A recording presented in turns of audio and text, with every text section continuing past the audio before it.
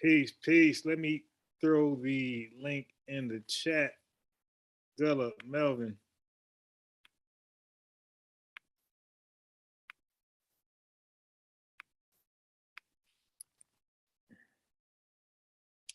Link in the chat. Let me.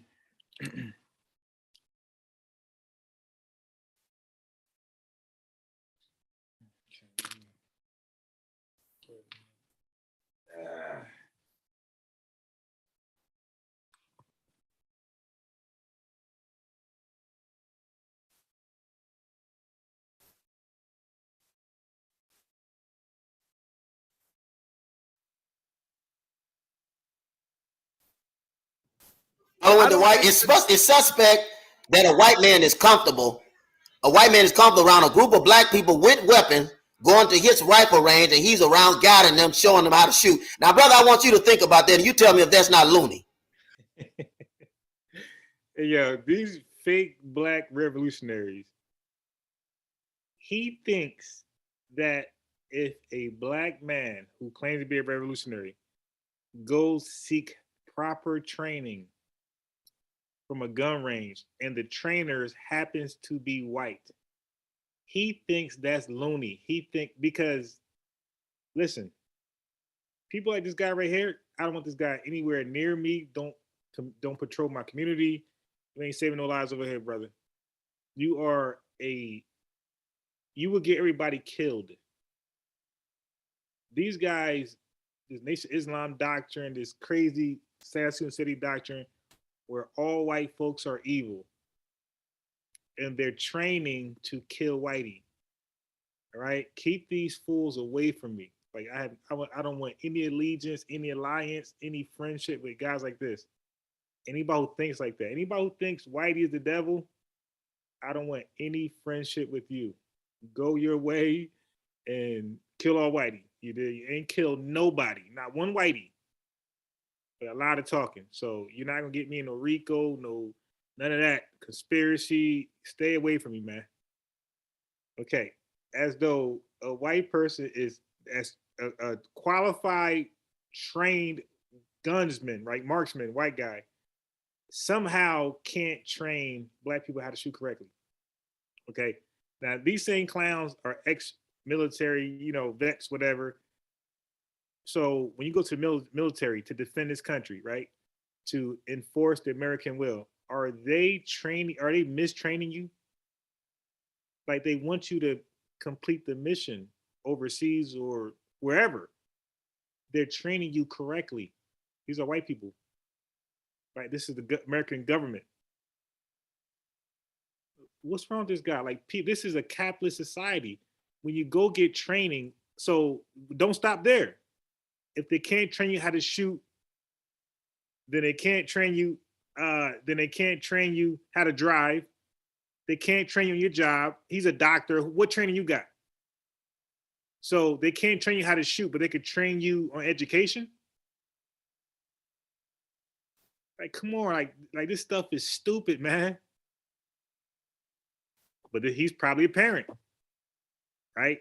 Black parenting has failed us. Okay, ideologies like this right here. Let me go further. Now, I'm not crazy. Going. I'm not going. I'm not going. That's crazy. And the thing about it is this. I don't think. I think the reason why, like I said, man, people have sent me information on Babu. That stuff ain't real. That brother he had words with me, and I had words with him, but it wasn't no disrespectful stuff. He even called me an agent. I know he was mad or upset, but.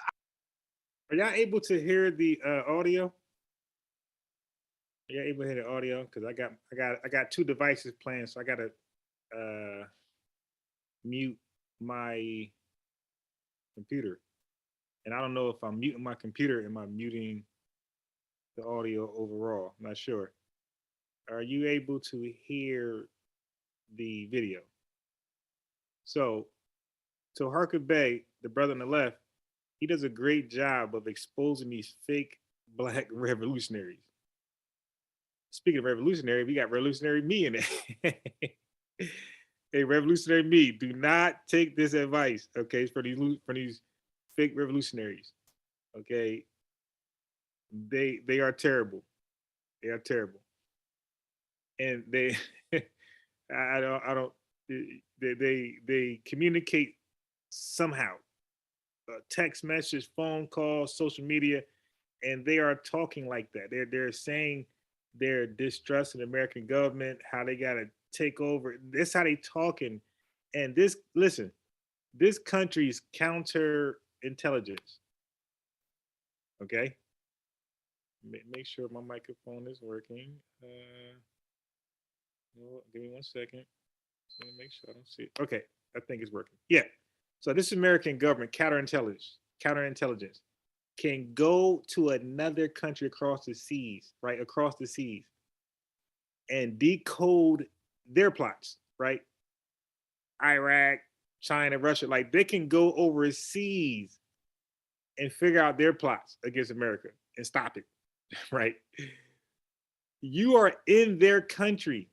You don't think they're better equipped to stop a domestic terrorist plan in their homeland? Listen, the way the American government works, especially the feds, they're not state or local county police officers, right? Where they stop you, as soon as you say something illegal. No, the feds, what they do is they want to lock you up for 10, 15, 30 years or probably get a chair. So they want you to keep talking so they can document 2-3 years worth of self-incriminating evidence. And then when they come to you, it's not for no petty 1 year. They're coming to you to bury you. They're trying to make an example, especially if you're trying to undermine the workings of this country. It's treason. Like, they're going to kill you. Like, you got to know what you're saying. You're talking about overthrowing the American government in some way or another. They're going to kill you if they take you serious. Okay? If they really think your plan can work, you're going to die on the spot. If they think your plan can't work, they're going to just lock you up for 40 years. Okay? So we got to stop this foolishness. And these people are 10, 15, 30 deep. An average, let's say, drunk full of white people in any town can take them out. An average group of drunk whites in any town in America can take them out. We're talking about just, people with Second Amendment privileges. Gathering together can take out these fake black revolutionaries overnight. Drunk as they are. With their rifles, because although they're drunk, they got a lot of gear. Okay? Look at the mass shooters. They're solo murderers. And they're armed to the teeth. More armed than these guys were here talking shit. And those mass shooters, they don't do much talking on social media. They don't do too much. I hate that. I hate this. They go out there and demonstrate. What Asar says, demonstration beats conversation. Those white mass shooters, nah, they ain't trying to conversate. They ain't trying to converse at all. They're trying to hurt. Look at this fool. I just don't see. And everybody's an agent, okay? And this is what Target Base trying to let them know. Like, dude, you got your fake counterintelligence. And his counterintelligence is based off looker shit. He's looking at this and looking at that, and that's enough to rule somebody an agent. No proof, no solid proof, no solid evidence, no 90%, 80%, 70% conviction rate. Just his suspicion, right, is enough to call another man an agent. And that's what Target Bay is saying. Like, dude, that's not enough to call. Because an agent, let's be clear, in the black community, an agent is the worst thing to call a black person. Okay, especially in like the hip hop street, culture, because an agent by attributes is also a rat and is also an informant. So the agent is worse than an informant. He's worse than a rat, because an informant is not an agent and a rat is not necessarily an agent. But an agent is definitely a rat and he's definitely an informant. He's going to inform the information he gets. He's going to go back and inform his superiors, and he's going to rat on whoever he needs to when it's time to lock everybody up and punish them. Okay, so this is what we're dealing with. All right, so let me go ahead and I think you guys can hear me when I go on mute, but because nobody said they couldn't hear me, so let's go. I just don't see what everybody else see with somebody. You like when I see somebody like you got people in Houston that are vouch for people like Babu. I mean, real thorough people. I'm talking about solid people. You know what I mean? Yeah, but you know something. Well, they don't know any. They don't know any better. And you know, and proof of which, I tell you the cheapest voucher for anyone, and people leaned on him before they knew he was an agent. Professor Griff. Now, Professor Griff. Now, Professor Griff is he just saying like, yo, I mean, like we are this stupid. All right, I'm tired of saying we can't be this stupid when the evidence just keep reflecting. Like we are this stupid. Look at Target Bay's face. He's like, Professor Griff is an agent. Like he just confirmed it. Like yo, he's like saying, oh, so he's confirmed as an agent now.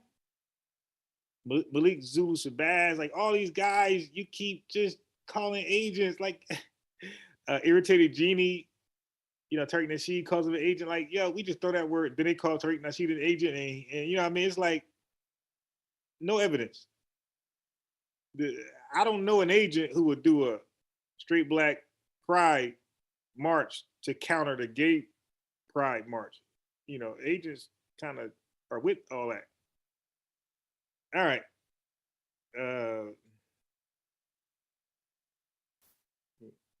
Let's go on. Professor Griff, when we were in Texas, and this is why we came to Texas, Makai X, great friend and young brother of mine, I never denied him when he did the Dallas shooting. I never denied him. He said, "Do you know him? Of course I do. Do you love him? I love him. I have no opinion." And I tried to make sure that I didn't put myself away from that evolution, because I said, now let's stop right there. Let's jump ship. All right. Here's an example of the youth, the parenting has failed us. Look at our youth.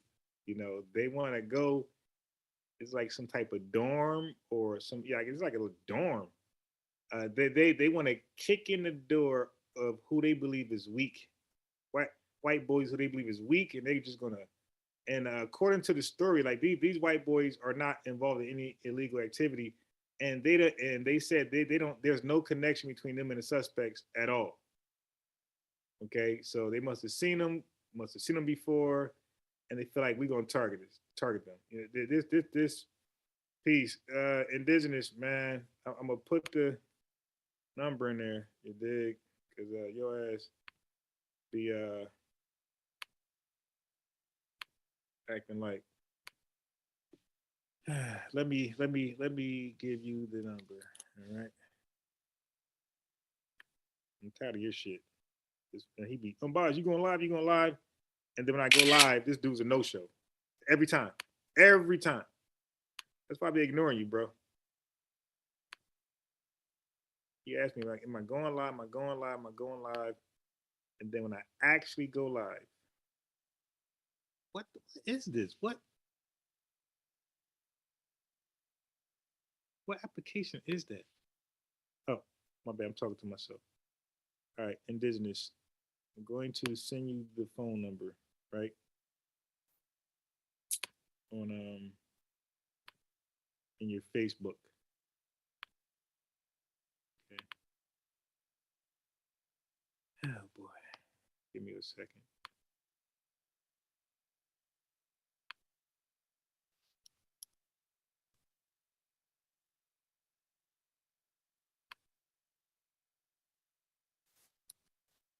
Okay, there we go.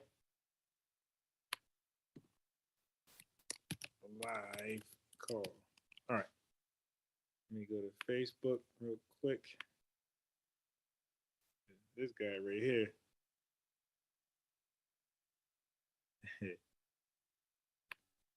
Yeah, I found some time. I was kind of bored. I said, yeah, you know what? I'm going to end up.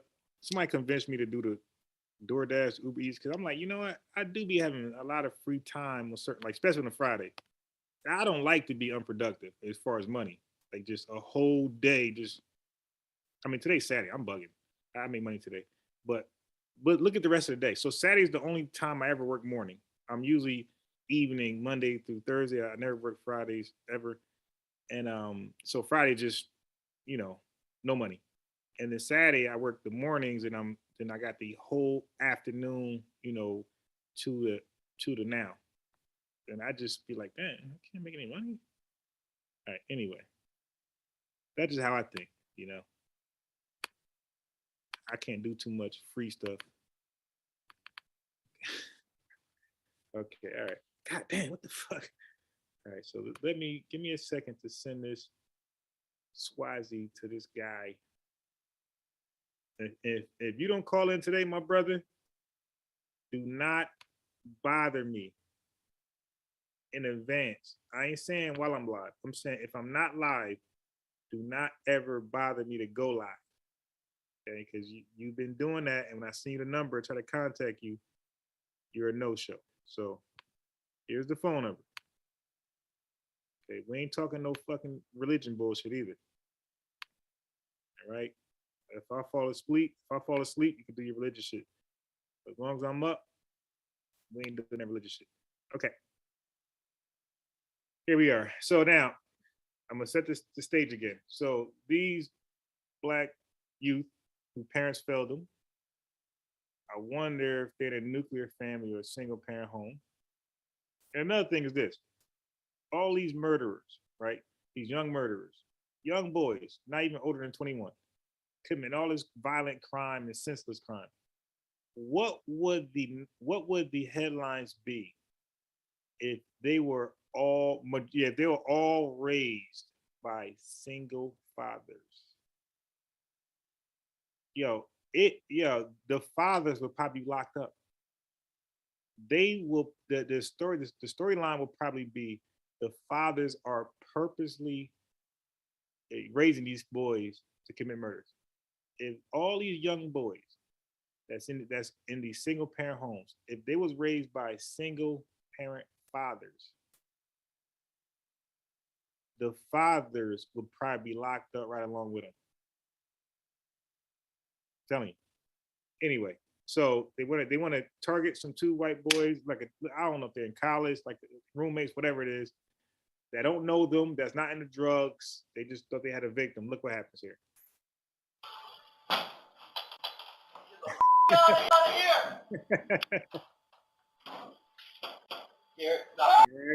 That's what they met. That's what they ran into. Look at his face. They really thought they was about to get in there and rob and beat people up and duct tape. What is in their brains? Like, what are they watching? What music are they listening to influence them to say, you know what? What drugs are they taking? What drink are they drinking? They say, you know what? We're going to kick my door open, duct tape them, rob them, and probably just kill them. We don't know what they got. It might be just like there's a skateboard over here. Wait, let me annotate that. It's a skateboard over here. Like, what are you really gonna do with two young white boys?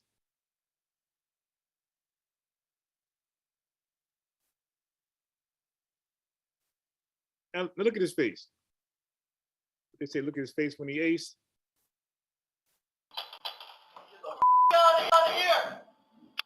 Now, I don't know if that was an air gun, BB gun, because that was a real gun. I think he'd have been dead right then and there. So he might have been hit. It might have been an air gun that just scared the hell out of him. But look at what they do with their lives. They go and try to kick a door open and risk being shot dead. And they got lucky here because the other videos, they were all dying. Okay. I'll go there last. What's this? All right, here we go. Look at this fool. In Detroit. This was about a year ago, so let's see what's going on. 4 News at 11 starts now. This is Night Care reporter Tim Pamplin. The man there, that's Jamal. We'll introduce you to him tonight. He got lucky a few days ago. Listen, I'm looking at that chain right now. Now I understand this is security camera footage. Okay, it's security camera footage, and it's not the clearest view. But I do not believe that thing is worth $20,000. I don't think so either, unless he's got diamonds all through it. Through it, yeah. It's like that chain does not look $20K worthy. All right, so the chain, let me give some backstory on this. The dude, the brother, had won the lottery. He won $30,000. So what this fool just did was, out of the $30,000, he spent 66% of the money on a $20,000 diamond necklace. Okay, you look how he looked. Look what he's wearing. He decided to spend almost all of his money on a diamond necklace. And when he won the money, he was definitely on to Channel 4 News, wherever his local news station is, and he was out there saying, "Yeah, I won the lottery," bragging and was happy. So people know who you are. Then you go ahead and go buy a $20,000 diamond necklace, and most likely he was on Twitter, Instagram, Facebook, showing it off. And as he was doing that, parenting has failed us. So some failure parents' kids was out like, "Yo, ain't that so-and-so around the corner, in the project building, 3rd floor, apartment C? Yeah. Oh shit, yo. You know what? We heard Rob and them was gonna get him. Now, hell no, I can't let Rob and them get him because then they're gonna have the chain. They're gonna be showing off and shit. Nah, let's get him first." Yeah, he be going to that gas station buy those lottery tickets about 12 o'clock. So this is what happened. It does, but all right, let me got it from the Indigenous. If you don't call in, don't hit me on Facebook. Ask me I'm going live. Okay? I'm tired of you doing that. Then I send you the link and phone number. You never call in. I don't know if you be bored, high, I don't know what's going on. But let's continue with the story. But it just kiosks in the mall. Man, come on. if that. But all right, okay. 20K. Let's go. Yeah. Oh, by the way, you are listening to JT the Pocket Watcher. Yo, you gotta subscribe to this channel. Like my man be exposing a lot of scammers and frauds, right? He be looking into their financial records and putting them on blast. He did Jay Morrison. He did just some people of note. He did Rizza Islam. He did what's the guy name? With Jumpin' Jack Tax. That guy, Jumpin' Jack Tax guy. He's like another Jay Morrison. He exposed them that those guys don't really have any money. They're not living lavish like they say. Anyway, check out the video. I hit the lottery. Coming up, I'll tell you what he bought with those winnings and how he ended up in this awful situation. Coming up on the Night Cam. Oh, Lord, there is a glitch in Michigan. I'm sorry. That was fast, man. He is fighting for his life to try to get back into the store, like getting back. Like So he bought a $20,000 diamond necklace in the hood. Look at his background. He's definitely in the hood, and he in that picture right there, he won the lottery. He was bragging about that, and now look what happened to him. Because our parents have failed the community. Okay, probably all parenting, but I'm zeroing in on the Black community. Parenting has failed us because we want to do. Dudes are more concerned. Fathers are more concerned with their sneakers. They're more concerned how their car look, the rims. Mothers are more concerned about BBLs and makeup and wigs, where the family structure is devalued. We are so self-centered. We put the value on ourselves and our materials. Dudes are more impressed with Jordans, designers, all type of foolishness, strip clubs. and moms are more focused on stripping and OnlyFans, and this and the value on the family structure isn't there, unfortunately. So as a result, this is the community that we have begotten. You dig? So let me go. So there's outside footage of the outside camera. Let's get to that.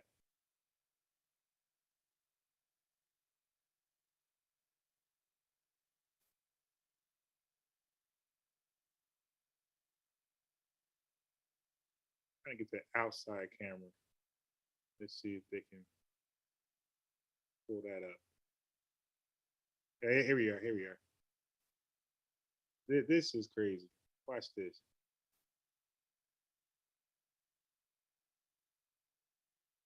I wonder which one of those cars this is. Is this a Chevy Scion? What do you think? Is looking real Chevy Scion? Okay, so that's a car he bought with the other $10,000. It's one of those man. It used to be. I don't know if you've been seeing these like small cars. Everybody, has. these compact. Yeah, deals, these real looks like compact. one of those smaller It cars. looks like now, one of those. The gas pump is kind of obstructing it a little bit, but to me, if I had to put my money on it, this is one of those compact cars. So it's a smaller car. Man, there's so much wrong with that. You should have paid. I bet you he got a car note too. That's the sad part. Yeah, you know he do. I bet money he got a car note. He should have paid off his car. If he would have paid off his car note, this would have never happened. Think about it. If he would have paid his car note off and put up an emergency savings fund and not bought this chain, none of this would have happened. None of it. All right, here we go. I'm gonna let it play, Attack people. at a West I'm gonna let Side it play. gas station. Yeah, thieves target a man because of the gold chain he was wearing. Tonight he's talking. I'm with our sorry, Tim no, hold Franklin. on. Look at the helper, the number 2 man. Look how the number 2 man is running. The number 2 man is running like a cartoon. Look at the way he's wagging his arms. The number 2 man, the guy in the white shirt, he's back there by the Chevy Impala right now. Okay, right. Watch how he runs up after the help. Look at this run. I'm gonna tell you right now, JT, pocket watching with JT. I am 5'9", 5'8", 5'9" with a good pair of shoes, about 5'8.5". A guy running like this, you're not jacking me. You're gonna have to put a little bit more masculinity in your run. Check it out. Look at the number 2 guy. Look at the number 2 guy because of the gold chain he was wearing. Tonight he's talking with. Did you see that? I'm sorry, you cannot jack me. He's running with his hand. Is his hands in his pocket? Listen, if you got a gun, it's a different story. But if you're trying to strong arm rob me and you're running like this, you and me, we're gonna tussle. We're gonna tussle in the street. We're both gonna look beat up. Yes, look at this. Thieves target a man because of the gold chain he was wearing. Tonight he's talking with our Tim Pamplin, who joins us from the scene with the night cam. Tim. It was a typical afternoon here at this West Warren gas station in Detroit near Indigenous. What's your thoughts on this?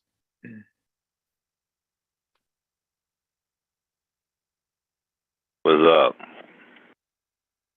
Hey, let me answer Lee Chu question.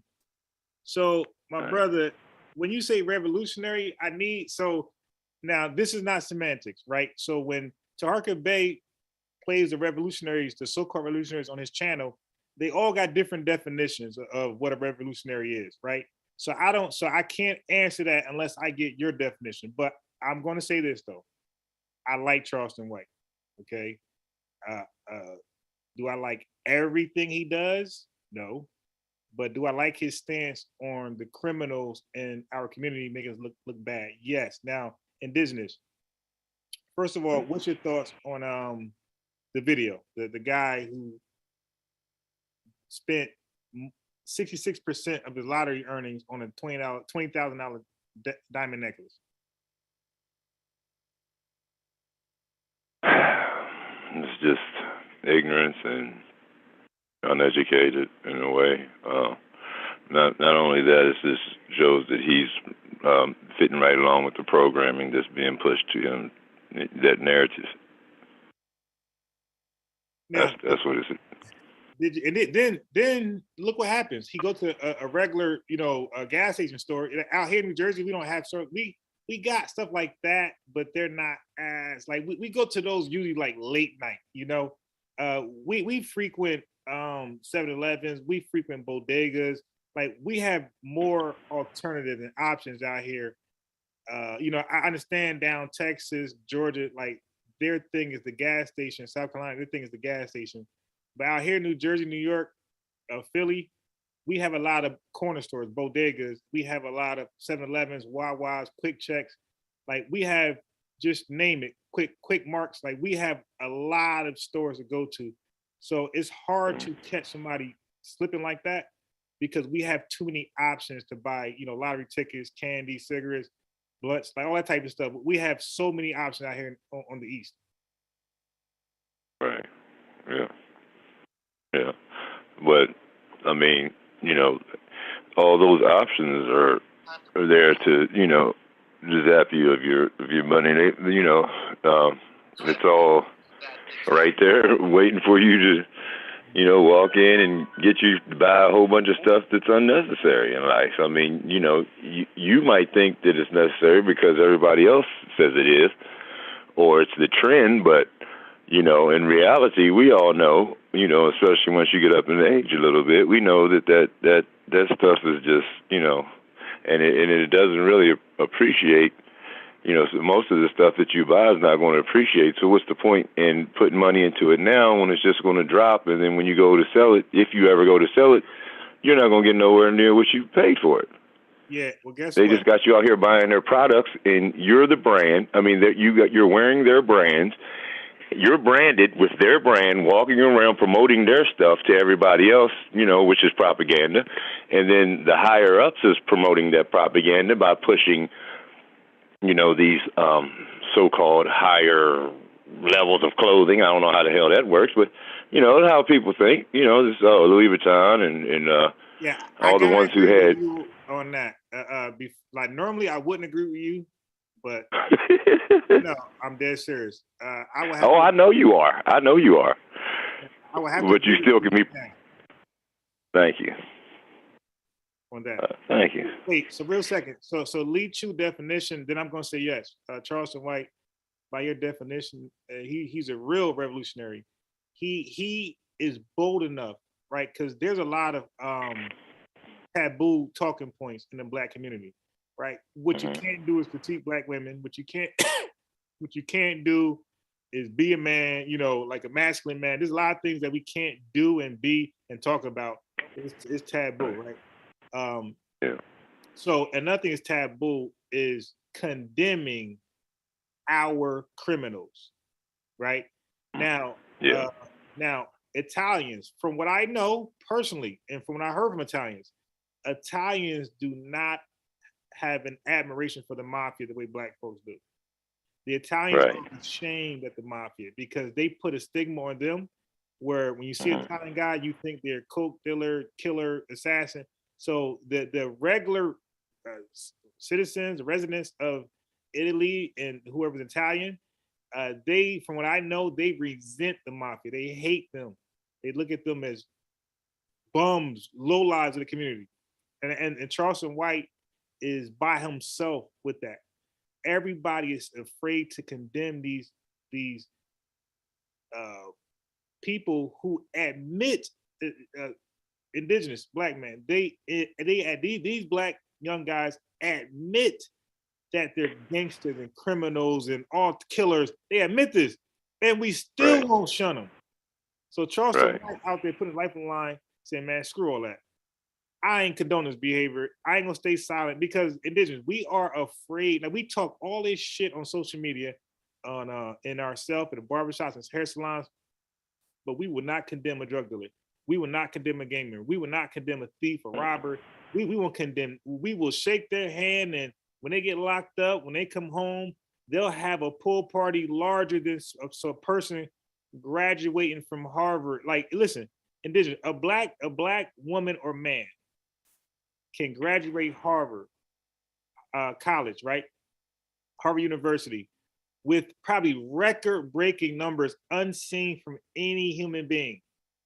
And he still won't get as many numbers as an ex-rapper going to jail, coming home, as far as a cookout and a pool party. Yeah.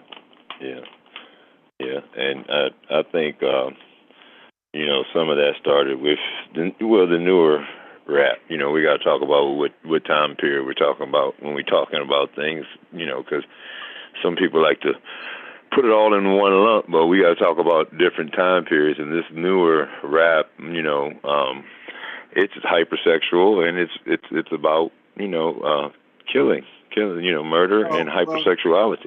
But indigenous, the newer rap, it didn't come out of just osmosis. It is birthed out of the rap before it, and the rap before it, and the rap before it. So way back with self-destruction, they've been warned you. Way back then, they warned you, you're headed for self-destruction, and we ignored the warnings. The people kept signing with, indigenous. So what happens is that the better artists, I think, didn't fall for that trick, the self-destruction path.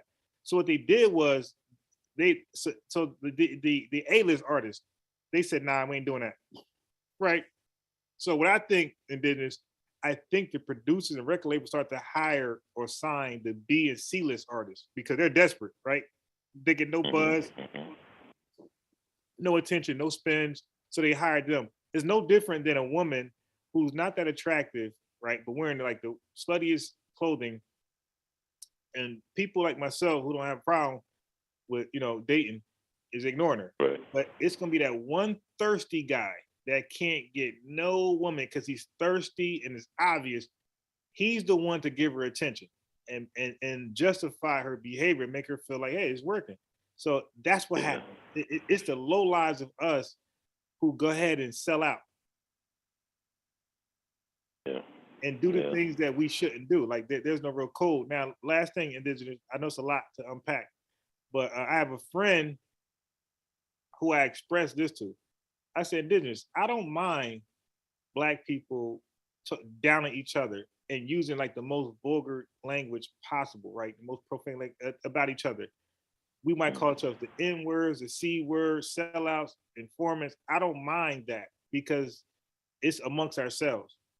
I was expressing to him because he made me feel uncomfortable. I said, my man, I can't respect anybody who would talk the same talk about us, but in front of white people. And he acted like he couldn't get it. Now he was supposed to be here. He was supposed to come on the live with me, and he talked that talk, but he ain't hop on. Okay, now what you feel about that? Like downing Black people, because we have some topics here where it get heated, right? Indigenous, we talk about Black, and I might be like, nah, he deserve it. You might be like, nah, we need justice, but that's amongst us. Right. I would never talk like that among a white audience. So how do you feel about that? People talking like that in front of a white audience, like downing Black folks hard. Well, I mean, my saying sums it up for me in a nutshell all the time. And it's, the programming is real. And they have us out here fighting for theirs and killing ours. And let me explain myself. We fight for the Democrats, we fight for the religion, we fight for the politics, we fight for nationality, and then we turn around and kill ours, as maybe on the street or through abortion, and we're taught to hate ourselves, but we have been programmed to hate ourselves. And, our hair and the way we look, the Dow test, we've all know about the Dow test.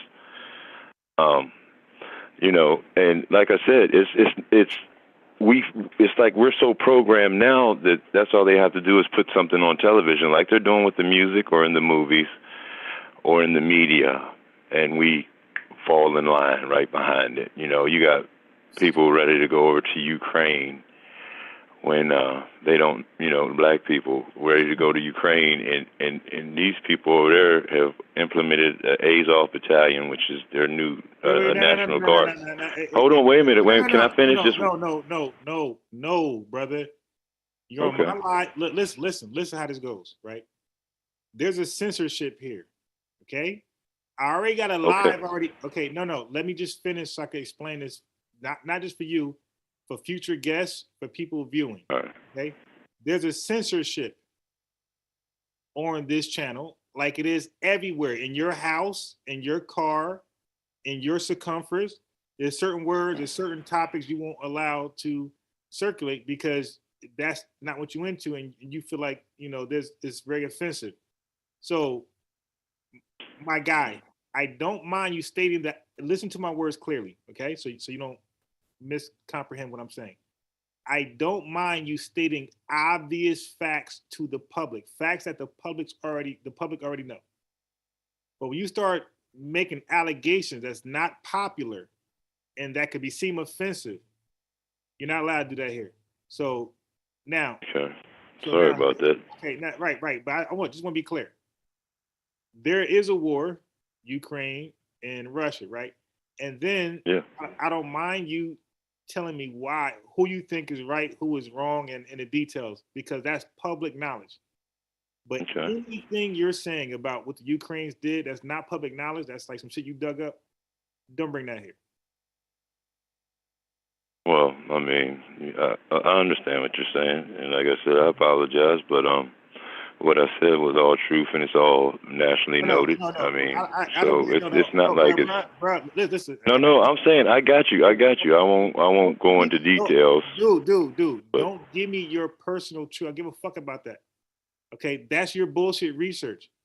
That's not obvious facts. So you could give us obvious facts about what's going on, but then you're going too deep. Why you going anyway, too man? No. I'm not going to argue with you about truth. I'm not going to argue with you what the truth is. I don't have to, because the truth stands for itself. So. All right, let me go ahead and mute you. Nigga, we're talking about black people, okay? You understand that? That's the subject. Black parents has failed us. That's the subject. Black people. Don't tell me about Jews. Don't tell me about Ukrainians, Russians, Italians. None of that. Okay? I mentioned Italians as an example of they don't tolerate their lowlives, which is the mafia. They don't look at them in admiration like we do, the black folks in America. We all screwed up and fucked up. Nah, that's not how they feel about the mafia. And they're Italian. So I didn't down Italians.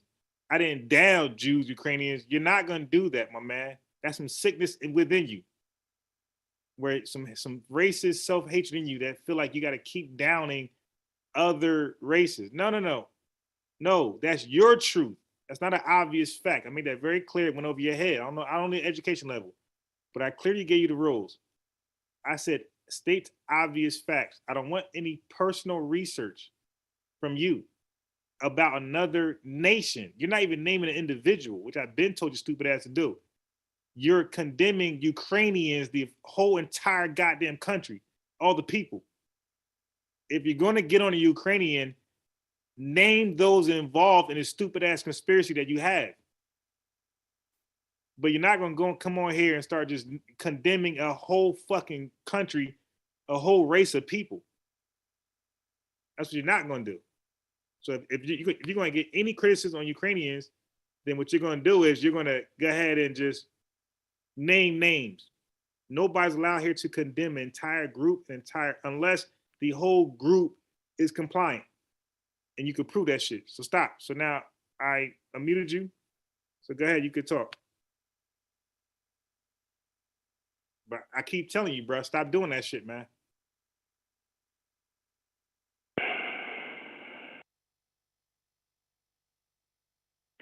All right, yeah, I'm here. Anyway, we're talking about. Anyway, no, but we're talking about. All right, we're talking about. Okay, right. Let me finish. We're talking about black people and our shit. Okay, we're talking about our shit. We're not going to divert and talk about somebody else's shit. We're talking about our fucked up community, our youth, the 14 to 22. Them niggas, the 14 to 22. They're going to jail for murder like it ain't shit. Yeah. Okay, that's nationally. No matter if it's California, New York. It's our house that need cleaning. You talk all that shit about Ukraine. Well, somebody could say, well, look at y'all community. Y'all fucked up. Y'all here killing each other like fucking savages. I was talking about volunteers from the U.S. going over there that were black. That's who I was talking about. So I was on the black topic. But then you went to condemn the Ukrainians. Okay. No, I didn't. I was just telling a truth. That's all. Since 2014. It's been 2014. Okay, let me mute your ass again. You ain't tell no fucking truth. That's your truth, nigga. Provide the link. Don't tell no dumb shit like that without a link. You send me that link on Facebook. Is your truth. Where that truth come from? Send me that link on Facebook right now so I can read it. You can't, only you. I don't want you saying some bullshit truth without a link to back it up. So many times you caught your ass lying on here, and now all of a sudden it's the truth. You said that shit about many things. You've been wrong over and over and over and over. What are you talking about? Then you laugh it off like it ain't shit. Nigga, I don't want to be wrong. I try my best to be right. And when I'm wrong, I feel ashamed. I feel ashamed. I shame myself. I feel ashamed and I shame myself. I go hard on myself when I'm wrong. You go out there and be wrong as a motherfucker and don't give a fuck. Like, all right, well, I'm wrong. Oh, well, I'll try again next week. Nah, nigga. It's not what we do here. Like, we seek perfection, excellence. We're trying to be spot on. We're trying to be correct. That's why we say source up or shut up. That's not a truth without a fucking link. Yesterday, you should have tuned in. We were talking our shit yesterday. We were debating. We were at odds. Me, Stu, Pease, Baruti. But guess what we were doing? We were sourcing up. We were providing links and reading our links. That's what we were doing. We weren't just talking saying, believe me, it's the truth. That's not how shit works, my man. That's how pseudo bullshit works. That's not how real shit works. Okay? So this channel, we're not going to do that here. Because you can't do that on the Garfield podcast. You can't do that on Sonetta. You can't do that on Unk shit or the Mossy Warrior Clan. You can't do that shit on Each One Teach One. Chief X shit. They're going to make you source up. So this channel, the standards is just as high as their channels. So I'll mute you again, but we're going to deal with black people only. Okay? We're talking about our shit. So now you're muted. Are you going to let me address what you said? No. Or are you going to cut me off again? No, I'm not. Dude, it's my channel, my man. What's wrong with you? I know. I just said, you keep on saying you're going to unmute me. Right. So, and you're talking crazy. Let me mute your dumb ass. Matter of fact, yeah, nah, you know what? This live ain't for you today, man. Yeah, you're gonna get the fuck up out of here. Nobody talk that dumb shit, bro. Anyway, let's continue with the show. I ain't done with that nigga right now. This fucking stupid nigga can't, no comprehension. It's my channel. I'm laying the rules and requirements, and this goofy motherfucker still want to argue. Like, what's wrong with you, bro? That's why you're not invited. That's why everybody kick you off their channel. You think you're gonna come here to do your bullshit? No, not here either. You go get your own YouTube channel. You start your own shit, and you can talk your shit there. You conspiracy shit there. I'm sure you'll get views. You'll get way more than me because people are into that bullshit. Because our community, our education level is fucking low. So anything real facts, real talk, not too much, glamour, that shit ain't gonna get no views. Each One Teach One is out there probably giving the best information probably of all of YouTube. And nobody's over there listening to him. Matter of fact, let me go to let me share his channel. Right here. Yeah, Saturday Morning Live, right? He only got 11,000 subscribers and he only had 267 views. He should have had 267,000 views for this type of information he be kicking. Like, his information should be in a school somewhere. It should be in elementary, it should be middle school, it should be high school, it should be college. You dig? It should be in teen centers, this type of information. There's nothing controversial about it. Now, this is facts. What he's doing on his channel is facts. And it's information that most of us, it's not known, right? It's not popular, but it's very important. You know, so he's kicking the most realest shit out of anybody I know who's streaming. And when Sean was kicking that vaccine shit, Sean was number 2. You dig? And then maybe, you know, Chief X and those guys, but Each One Teach One is the hottest channel right now with the information. All right. So anyway, back to the task. Yeah, nigga get emotional and hang up and shit. I was gonna bang on one anyway, but to respond to what? How to respond to the rules? I'm giving you the rules. I want to respond to the rules, nigga. What's wrong with you? Fuck out of here, man. You wonder why we ignore you when you be, want to go live? No, get the fuck out of here. I got time for that shit, nigga. I'm over here venting.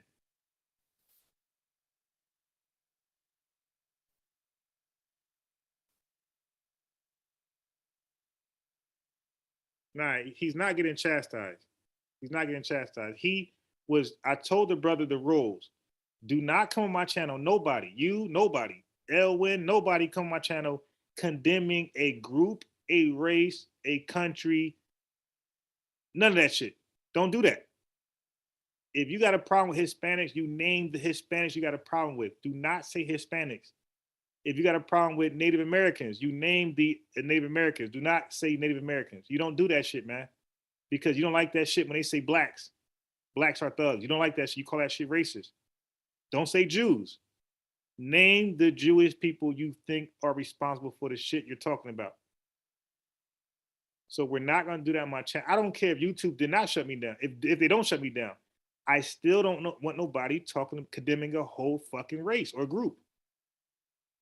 We're not doing that.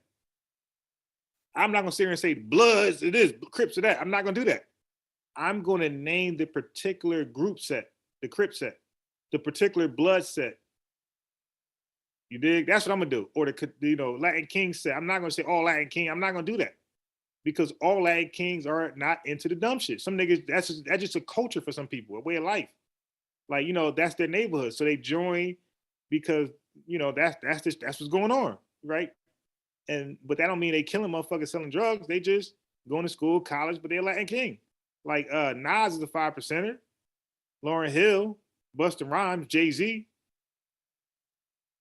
Okay? Rakim and all these motherfuckers. Okay, so that's it.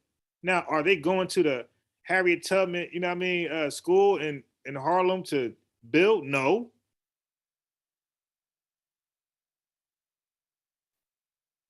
Lord Jamar, they okay, because that's the culture where they lived at. But if you ask Jay-Z, what's today's mathematics, you think he gonna know that shit? Possibly. So we're not talking down. Now look at this dumb nigga. So now he gonna come in the chat and troll. But you can sit and talk down on black people all day. You a stupid nigga, my man. I talk about the fuck shit that goes on in the black community. Now name a positive black person that's doing great things that I ever talked about. Okay? You can't name one. We talk about the fuck shit going on in the community, the shit that Charleston White talks about. We talk about that. And if there's a controversy, a black-white issue, cop involved, I deal with the known facts in the case. Your dumb ass go out there, we got fake revolutionaries and we got fake racists. This dude talk all this black, and whitey, Jew. And this fag nigga probably the first person collecting checks from these people. Paying rent on time. And we talked about this yesterday. Me and Melvin. And Stu Pease and Broody. We talked about it yesterday. White people who feel like the government ain't shit, They out there living off their land for real. They ain't trying to collect donations to buy a fucking farm and grow fruit and sell shit to y'all goofy niggas. They out there living off their land for real. They're killing the animals that visit their land, occupied land, and they're, cutting off the fur, and taking the meat out and freezing it and storing it for a year. You dig? 2 years. That's what they doing. This nigga doing all this whitey, but sitting there in ShopRite buying all FDA fucking products, all USDA products. Talking all this black shit, deodorant, everything is USDA, FDA approved. These niggas don't invent shit. They don't invent shit, and there's nobody in the community can vouch for them. Now, the one thing about me is that if you come to my city, Miss Tiff, you in New York, pull up. I'll bring you to I'll put you in my car, and we will travel, right, to different places and watch the love and respect I get and watch how people take me serious, and they're gonna look at me how I present myself on this live. I present myself on this live as somebody who's studious, who research, and watch everywhere I take you. Everybody's gonna confirm, yeah, this is who he is every day. They call me for advice. My boy, married couples call me for marital advice. You dig? What should they do? Blah, blah, blah. And I give all good advice. All right? This is what I do in real life. Because when you're really somebody, you attract other people to you. Other people fuck with you. And that's when you separate the real from the fake. When you really that guy, you really that woman, you're going to attract your people to you. They're not going to run from you. Okay, so you're gonna see in my hood, come to me in my hood, or not just my hood, Newark, East Orange, Irvington. Like you're gonna see me with the youth, the gangbangers, the youth, and getting respect, getting called OG, dapping me up when I pull up, and I'm involved in none of that shit because they respect me. I'm real. I'm not trying to be like them. They know I got my own style, I got my own thing. You know what I mean? That's it. These fakers out here talking all that shit and can't attract nobody to come to them. No youth fuck with you. What's wrong with this guy, man? And you know what? A couple guys that came up, like DJ Focus, he from my neighborhood. Hassan, Muhammad, from my neighborhood. And it's a couple people. Other I invite, T-Man, Mo, that argue with Double X, my neighborhood.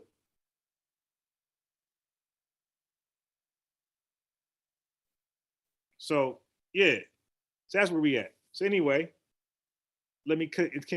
So I hate to, digress and do some other shit, but my man, I laid the rules down, respect them. It's not just respect my rules; it's respect people. You don't condemn an entire race or a group. That's called racist. How you condemn a whole fucking group of people? Because one or two might have did, or 30 or 100 might have did something wrong. How you condemn 30,000, 300,000, 1 million, 2 million, 6 million, 8 million for the actions of 300?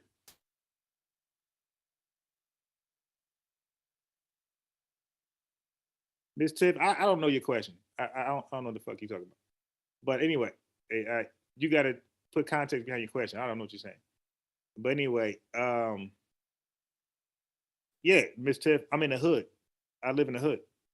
So in the hood, with the youth, they're involved in gangs. Like that's what happens in America. When you are in the inner cities, the parents who failed, their kids, the teenagers, the boys, they're in gangs, or at least gang influence. That's I'm talking about that. Yeah, those guys.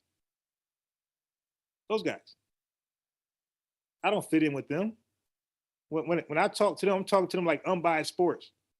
I'm talking to them with the subjects I want to talk about. We talk about no fucking fuck shit. We'll talk sports a little bit. We'll talk a little hip hop, who better who for a little bit. But then we're gonna go right into some real talk. And they usually get quiet, and it's usually just me and the barber talking, you know, or somebody else in sitting down, another customer talking, they just listening. I purposely changed the subject. This stupid nigga right here. Matter of fact, me block your goofy ass. Get up out of here. You miserable.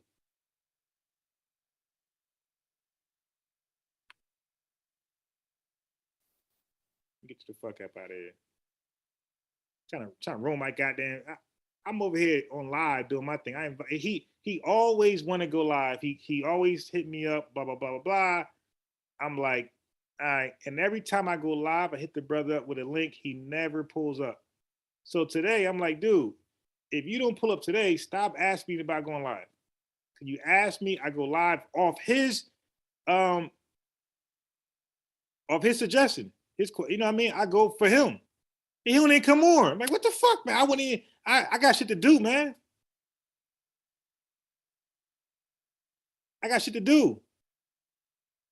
So I go live for him because he want to talk and he don't even come on. So now I'm stuck on live. Now I'm like, yo, Miss Tiff, Miss Tiff, Stuppies, Amber, yo, hop on live. You know what I mean? Join me, whatever. But it'd be him get me on live. Anyway, here we go. So here comes scamming shit here. So this is our community. We got to deal with it.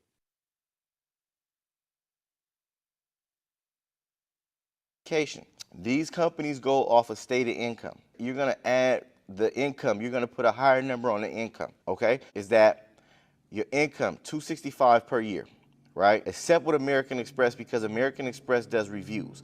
When American Express does a review, they'll ask for your tax documents and shut your cars down or drop your cars down to where they should be based off your income. You're going to put a higher number on the income. You're going to put a higher number on the income. $265 per year. We good with the funding? You guys understand that part? Right? When you're So this is what we do to each other. We got guys like this brother right here. That's below with the glasses, JT the Pocket Watcher. Subscribe to his channel.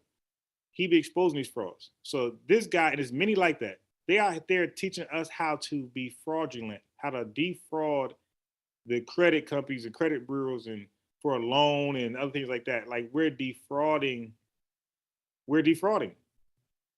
And this is where we're at now. Like it's no more teaching us how to trade stocks and sell real estate and flip a house, like the legit shit, you know, and whatever else. Now we're just, starting a Turo business. It's no more real sound advice for a business. Cryptocurrency, all that shit, that's real stuff. Now we said, screw all that. We're going to go to straight scamming, fraud, and this become popular. So that guy right there, look at this guy right here. Check this out. Bragging about scamming. What's up, everybody? This your boy King Hesson. Yes, this is my new music channel, and we're going to get it rocking. That channel. So make sure you go subscribe to money, relationships, anything you want to talk about. I'm giving away 3 unlimited to start making cash ASAP. And talking about CPNs, explaining them what they are, and like give CPNs illegal. Can I only? I'm not telling anybody go do anything at all. So today we're gonna be talking about CPNs. A lot of people are asking me like, what are CPNs? How do I get a CPN? Okay, so for you guys, a CPN is the latest scam, okay? A CPN is a credit profile number or credit private number, right? And it's the same digits as your social security number, okay? So what guys like him do is they act like CPNs are legal. So he'll ask you to pay for his Instagram, face-to-face interaction so he can teach you about how to use your CPNs, or you got to pay even more money to meet him live, and you got to pay more. Like the less contact with him for the information, the less money you pay. The closer you are to him, the more money you pay. And he's going to teach you how to use a CPN in place of your social security number, because you might have bad credit. A lot of things might be wrong. So you might have child support. So if you give your social security number, you're going to be denied the loan or whatever you're trying to get, the grant, whatever you're trying to get access to, it's going to deny you because of your bad history of payments and because who you are, right? You know who you are. Fix your fucking life. So instead, you're going to pay this guy to teach you how to use a credit profile number in place of social security number, which is fraud. and then trick some of these agencies to give you a loan or approve you for a credit card and all type of stuff. Now that's straight criminal, right? The FBI, everybody said that's criminal, but he's going to tell you how it's legal. This guy. Are CPNs illegal? Can I use a CPN? So today I'm just going to be talking about CPNs, explaining them what they are, and like giving you guys a clear idea of what you could do with a CPN. So basically, a CPN is a credit privacy number, which means, first of all, there's two ways to use a CPN. It's the legal way and the illegal way. Ain't no legal way to use a CPN. All right? Yo, y'all can just Google CPN. It's going you Google it. It's, you know, that's the thing. Like, we'll listen to this goofy nigga right here. 11,000 views on this video. We'll listen to him without any credentials, any proof of concept. But what happened to Googling it after somebody talked? So once he mentioned it, really CPN? Google it. See what it is. Google tells you don't do that shit. You're going to jail. That's what Google says. Use somebody else's identity or somebody else. Peace, top level. But this is where we're coming to. He's probably your father. Bad parenting. Like this is what we're doing. Like we're doing it to ourselves. These people are parents, and they're miseducating black folks. Now we talk about the school system. We need new Dr. Umar Johnson with a whole new fucking school because he believes the school system is that bad. Because white folks run it and they dictate, you know, the curriculum, blah blah blah. But what about this nigga? Like, we are doing it to ourselves. We are misinforming ourselves more than anybody today. His name and using it for your personal benefit. It's super illegal. This nigga. It is illegal, but when you make a CPN around your own name and use it for your own benefits, then it is okay. So that's another thing. The CPN to have this new profile, you can't use your full name, like your real name, and you can't use your address. So that's what he's saying right now. He's saying it's illegal if you use your real name. No, nigga, you got it wrong. It's not going to work if you use your real name because they're going to tie that shit with your real profile. So you have to give a fake name. Watch this shit. And a lot of people don't understand. Whatever you do under that SSN number for the CPN is not going to pop up under the SSN number that you were God given at birth. So let's say you don't have a CPN, so everything you're doing right now is under this CPN, this SSN number that you have right now. So boom, you get a new CPN. There's nothing under that CPN, and it's easy to build. So which means you can have up to 30 CPNs if you want to, surrounded by your name. And let's say you got LLCs attached to them. So now you're getting funded. So let me break it down. There's not a limit how many LLCs you can build around your name, and that's just more SSN numbers. So the more you get, the more SSNs you get, the more CPNs you get, you know what I'm saying? The more things you can do, and a lot of people don't understand. People use CPNs for tax reasons, and like a lot of celebrities have CPNs, and a lot of, you know, wealthy people use CPNs. So a lot of people. So what he's trying to say is that a lot of wealthy people use it because they don't want to be identified. You know, a lot of celebrities and wealthy people, they want to be, you know, a private. So from what the little bit of research I did on it, that's used for them. It's a separate type of profile for people on the A-list, right? Because their identity, you know, is important. You figure out who they are, you could stalk them, kill them, and so, you know, they're pretty wealthy, they're pretty powerful. So you know, Kevin Hart is not going to put Kevin Hart on his information. You dig? So from what I know, they're given a CPN to hide their identity, but they are more than qualified for whatever they're trying to use with it. So in other words, if they use their social security number, they're more than qualified for anything they're trying to get. So they use a CPN in replace of it.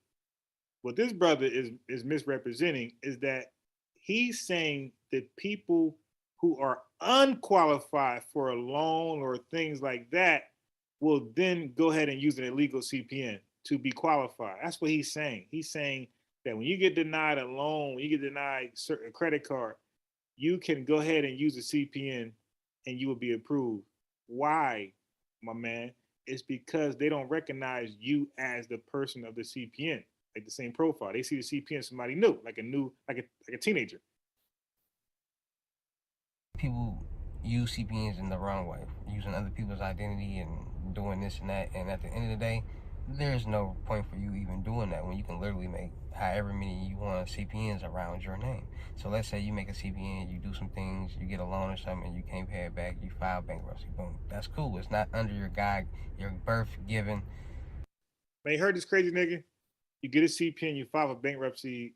You see, it's cool because that's not under your God-given birth Social Security number.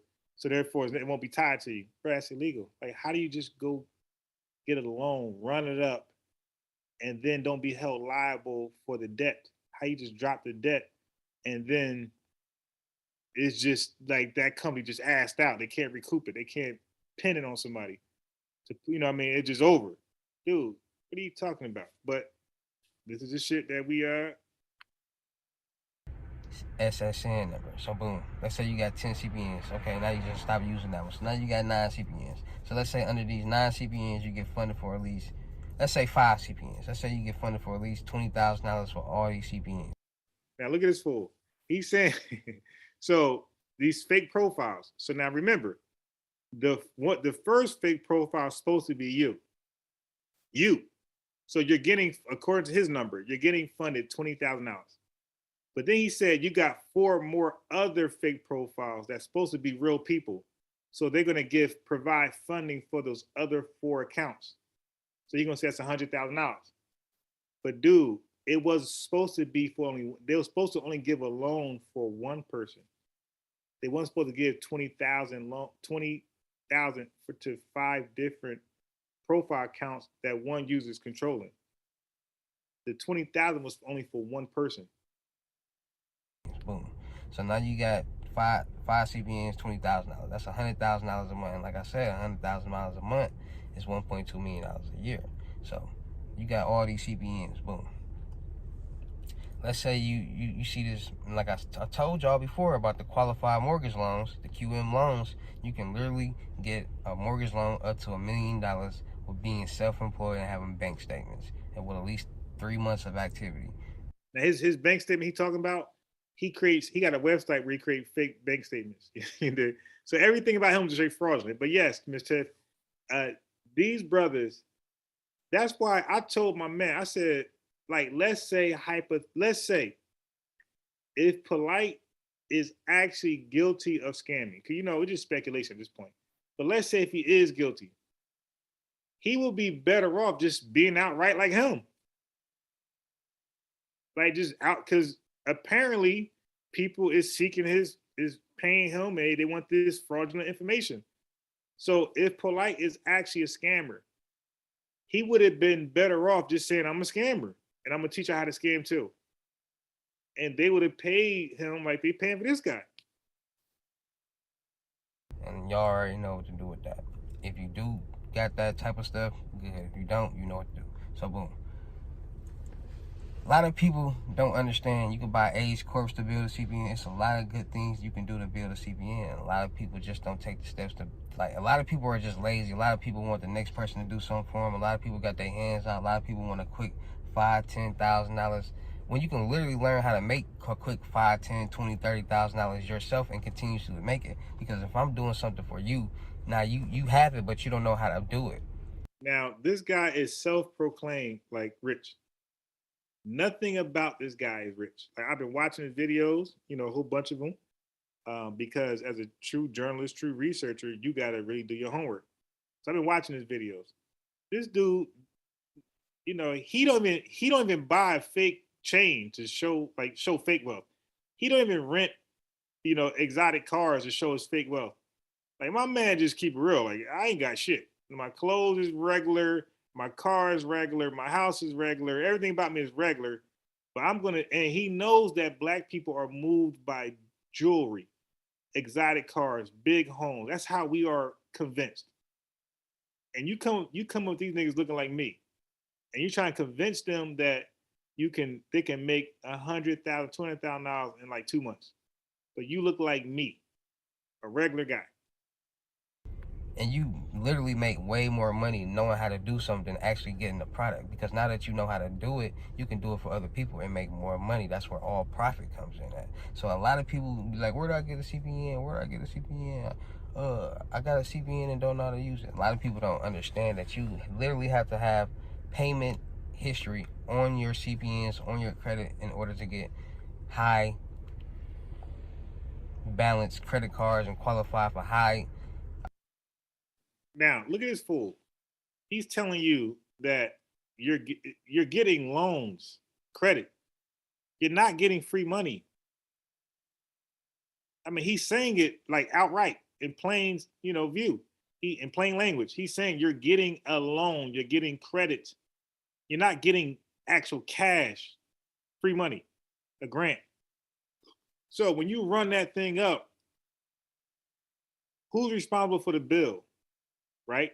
Of course, it's that credit profile number. Okay? Now, the creditor want to know, who does this credit profile number belong to? And, and it's like, well, we don't know because it's a fake, it's fake. So they're going to work to see who established it. And all this stuff is electronic. So there's a clear paper trail. This is why these guys get locked up fast, because there's no way to deny it. Like they can find you in all these locations, ping your cell phone, ping, your credit card, ping everything about you, where you're living at, and they can show you live in that vicinity.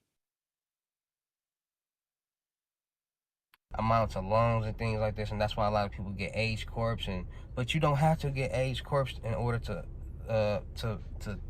fund to get a LLC or a CPN or your credit established. You just go do the steps. You can go get the tier 1s, which is the net 30s, the net 60s, and the net 90s, the Uline, the Granger, the sites that I told y'all already, the companies I told you already.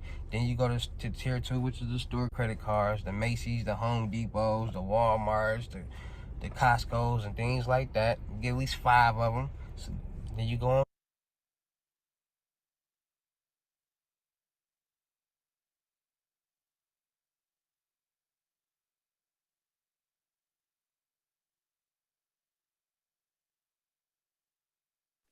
This says how to build $1 million CPN number, get approved for a Lamborghini and more.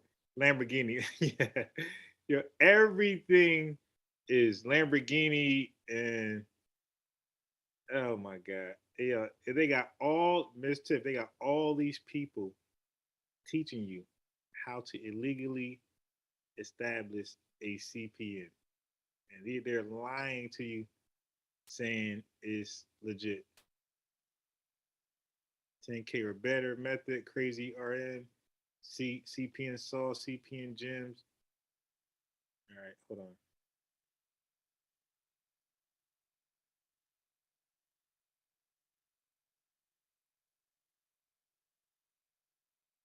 on. Hey, this is not that one.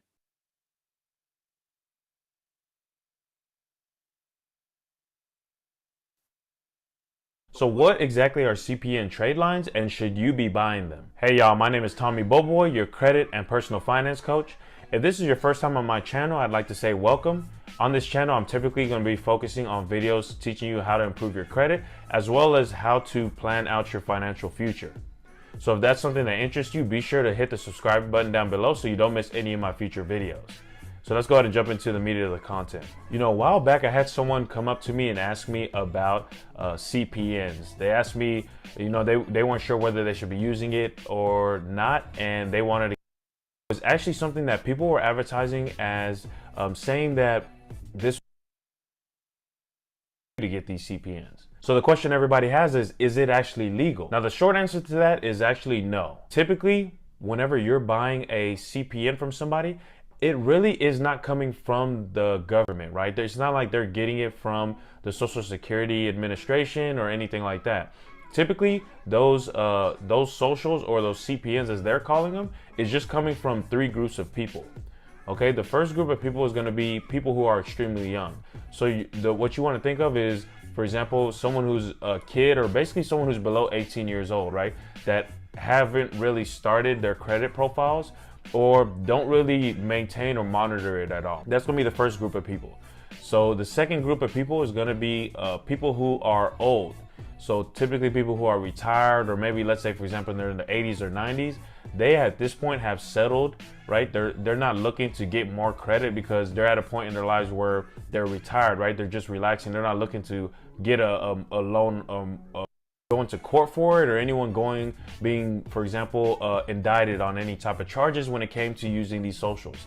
And after a quick Google search, it actually wasn't hard to be able to find examples of people who had actually started getting in trouble for using CPNs. Now, one of the first ladies that I found was a lady who actually was in my hometown, right? She actually lives in Dallas, Fort Worth area in Texas, and she was actually sold CPNs as what would be a quick fix for her bad credit. Now, the issue came in is as soon as she got that CPN, she started trying to use it for different applications. I believe she used it for an auto loan, and then she even got a credit card from it. Now, after a couple weeks or a couple months, then what ended up happening is federal agents ended up even showing up to her place of work, and they ended up taking her downtown and questioning her to figure out why she was using a fake social security. He said in a matter of weeks. Yeah, but you guys want a quick fix. Like, there's no quick fix. You gotta do better in life. Somehow get around correct people. Like, there's so many successful people out here that got stories on how to get out of your fucked up position. Okay. And the first thing you gotta do is shed off people who are in the same position as you. You have to get rid of them, even your significant other. They all gotta go. Then you gotta start hanging around only people who are doing better than you. Yes, it's gonna be a humbling moment because you ain't got shit. So when you go to hang out with them, they're gonna tell about stories about vacationing, about spending, savings, and this and that, investments, and you ain't gonna be able to contribute to the conversation at all. So what? You gotta eat that. Like, you put yourself in that position. You got to eat that. But you're listening, though. You're listening. So you're eating that. It's feeling bad. You're feeling like shit because you can't contribute to the conversation, but you're soaking up game. And then they're going to tell you what they're doing, what they're investing in, what type of fund they got, and this and that, and this and that, IRAs type shit. And you can ask questions. What's your IRA and Roth account? You can ask all these questions they're teaching you, right? So now you gamed up. And then that, believe me, that little motivation, their success is going to start making your wheels turn. And you're going to start trying to figure out, what am I good at? What can I invent? What can I service? What can I sell? Or how can I help this person? And you'll find yourself in a better position by just your wheels turning and you trying to figure some shit out. And once they see you trying to get there, you'll see that they start to support you, but they ain't gonna support no bum ass nigga with their hand out. That ain't gonna happen. But a person who's actually trying and failing or barely crawling, you'll see them reaching out. Like, hey man, won't you call this person? This person can give you a grant and it's free, and or this person has this and you could do that, and you get a discount on this. You'll start getting those type of handouts where they see your work ethics and your diligence and your commitment, and they'll start providing you with resources. That's how that shit happens. But you got to first set off the bum niggas around you. Security number and what was going on, things like that.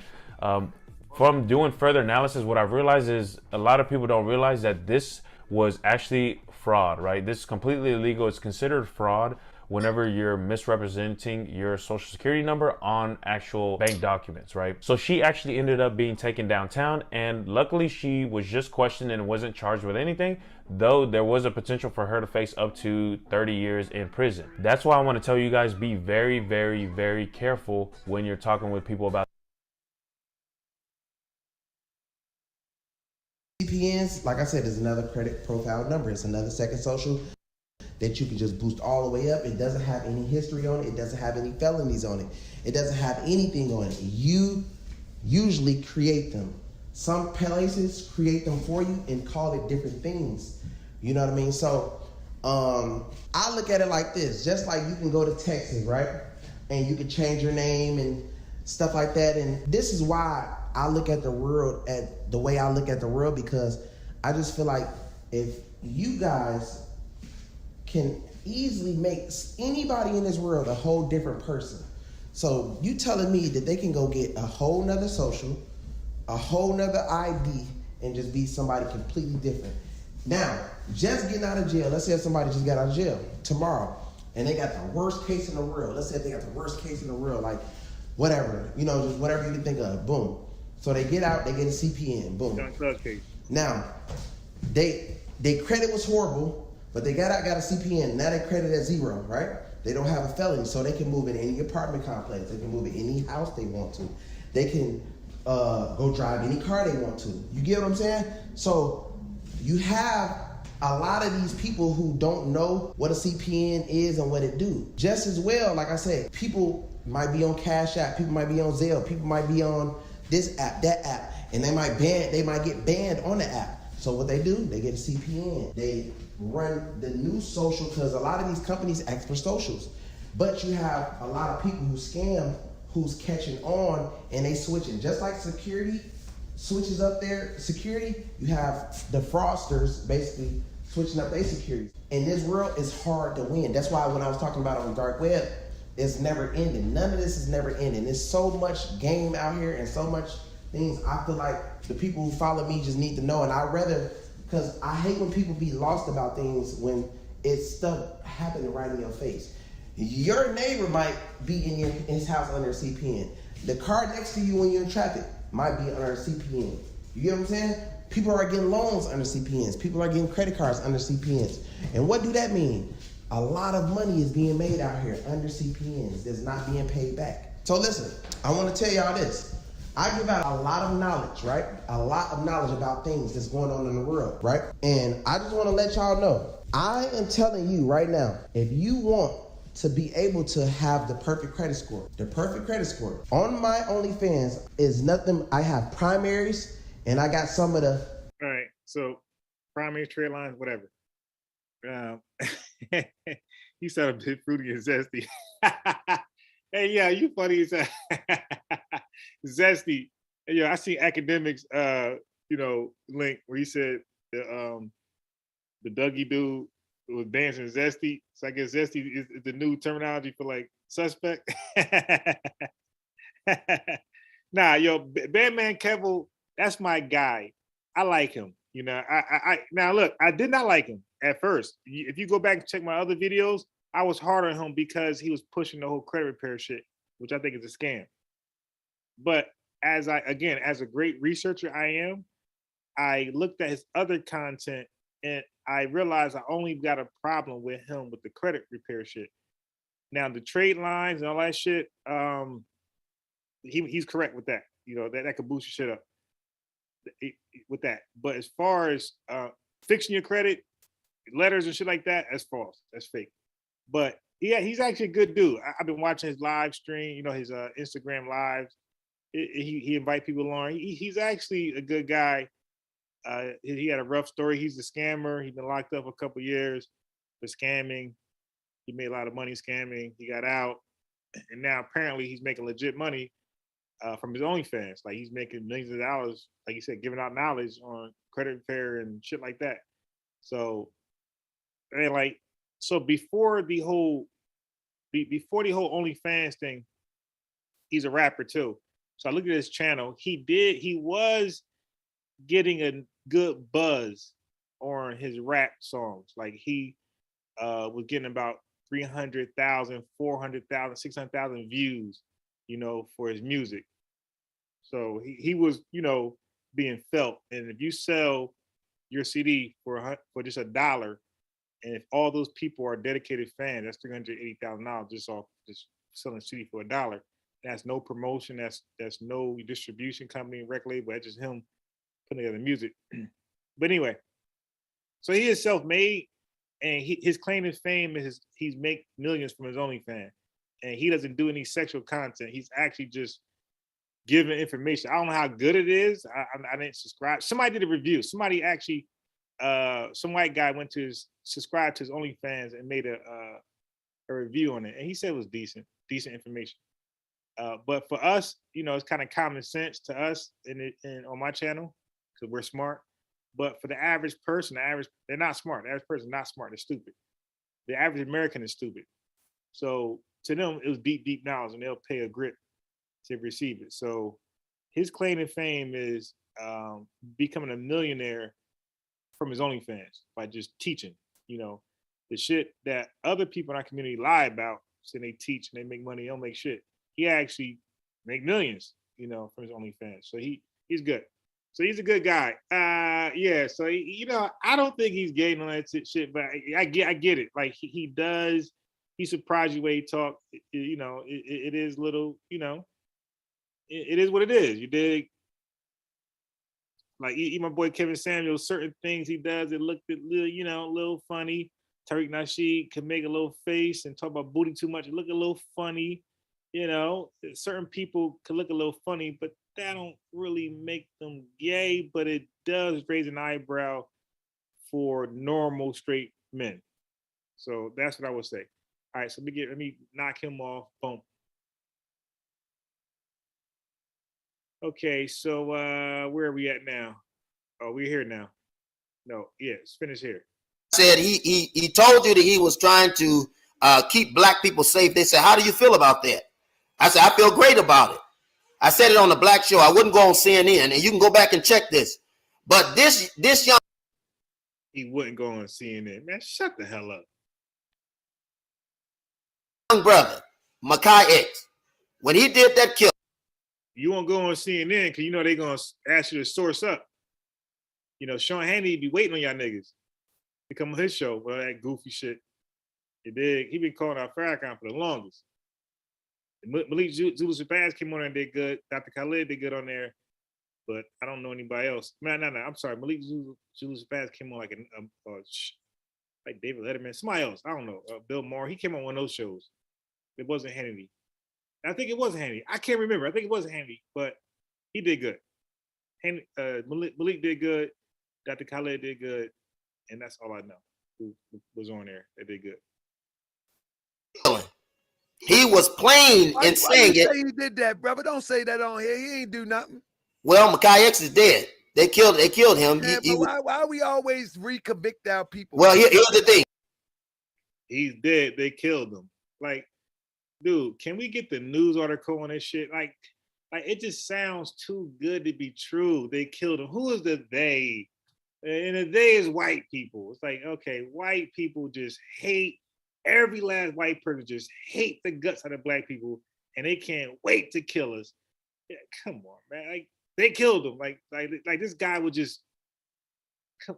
Like, what the fuck was this guy doing? Like, come on, like they be capping with this. They killed him like he was doing great shit, changing lives. People are in rehab. No more gangs in the city. You know, real shit for an agent to kill him. Like, come on, man. They killed him. Niggas will just be talking on social media, selling fucking final call, but they gonna kill you for selling a goddamn paper for a bean pie. Nigga, you ain't doing nothing with that. Now, if you give me a real conspiracy, if you tell me that every majority of black folks in your community do not buy from Burger King, McDonald's, or Wendy's because there's one guy, and that one guy ended up hung or killed or burned, I will probably believe that conspiracy theory. That one guy responsible for black people in large numbers, significantly large numbers, 80, 90%, not buying from McDonald's, Wendy's, and Burger King. And that community is like largely black folks. And that person ended up dead. I might buy that conspiracy theory. Now, it doesn't mean it's a government conspiracy. Government don't own those fucking companies or private owned companies. But I'm sure a stockholder or somebody affiliated with those companies making some type of money off them, some type of dividend equity from them, might want that nigga dead. You dig? But ain't no government conspiracy. That's just a nigga losing money conspiracy. So we got to be, we got to be realistic and logical in our conspiracies. But let's keep going with this fool. Here's the thing. Well, I'm not saying he was a murderer. I'm saying he was committing self-defense. The man's grievance was clear. It was plain. He said, look, these are a danger to us. Look, he did that. Look, so I'm 2 hours and 30 minutes in, brother. On Sunday, you're going to have the whole floor to yourself. But I will ask you, you know what I mean? I never like to call any situations what the media try to characterize them as. You know what I'm saying? I understand it, and I don't either, but I think we need to be clear about what true self-defense is and the limits that all of us have a calling to go, brother. There are many of us that are called to organize. There are those that are called to higher callings. I call them higher callings. But my respect for them is the fact that there are no hypocrites. See, we can't be hypocrites, and we can't vouch for some people when we know. No, what I'm saying is, brother, I want you to understand. Now, it's usually these old niggas. It's usually these old niggas who are just gone, like indigenous black man. Like these people, these old niggas, they come from that Elijah Muhammad shit, and they just hate everybody but black people. And they definitely hate white people. And white people can't do no good. If they do anything productive in the black community, it's a secret agenda behind it. They're molesting boys. It's always some secrecy behind it. And white folks all together, according to these goofy niggas, white folks all together ain't shit. They want to see black folks dead. Listen to what I'm saying. They believe all white folks as a collective, all caps, as a collective, want to see black folks dead and oppressed. That's what this goofy motherfucker on the right believe. This time that we living in, I've seen many people go to gun ranges with Europeans in the frame. Is that a good idea? Bro, no, but that doesn't make an agent. Yes, it does. Not enough. Yes, it. You hear the stupid nigga? He's saying if you go to a gun range with a white person, you're an agent. Yo, these black people like this, we need to excommunicate. Let them, in the Bible it says, let the dead bury the dead, let the dead bury the dead. Let these motherfuckers congregate amongst themselves, and that's it. Now, if they got a product or service that we could benefit from, okay, we'll hire them. We'll buy the product. We'll hire them for the service. But as far as fellowship, no. Go away from me. They go over there. All these indigenous black man people, get the fuck out of here. Get away from us.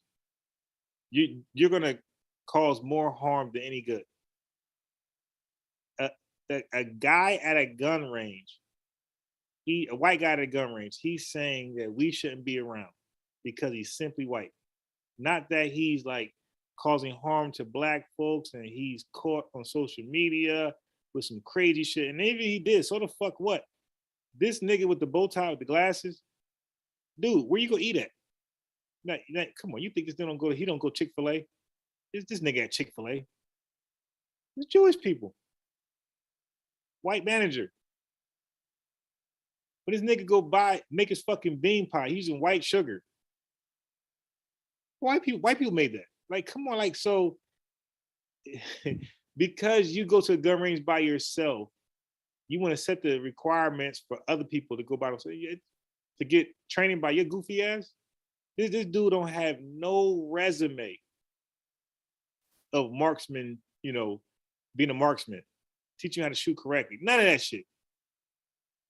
He don't teach none of that shit. But he gonna tell you to don't go to a qualified white gunsman at the gun range to show you how to shoot the target and hold the gun properly and blah, blah, blah, blah, get some game from him.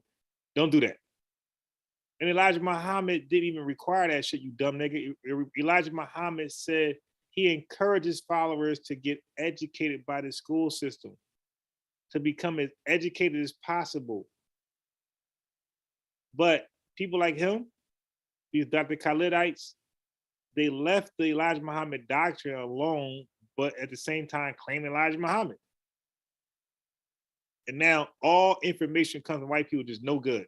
And I find that ironic because other people, Dice man, other nationalities come to this country, they get into our educational system and they blossom way more successful than this goofy nigga right here. Other countries see our education system as a gold mine, which it is.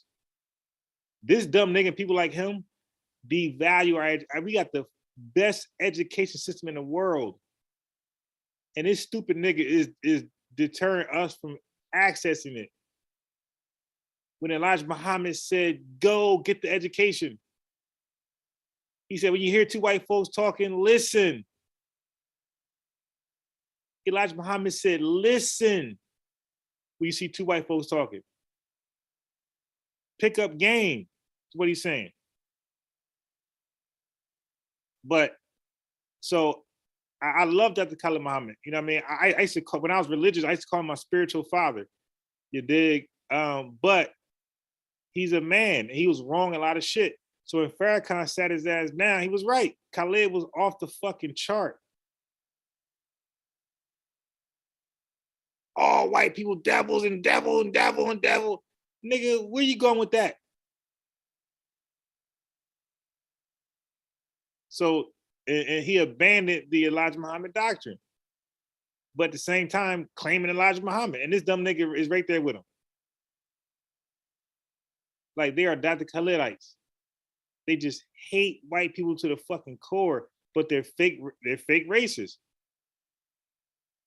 Because they the first people who be smiling white folks' face, saying thank you, holding doors open for them, and all type of shit. Fake racists, man.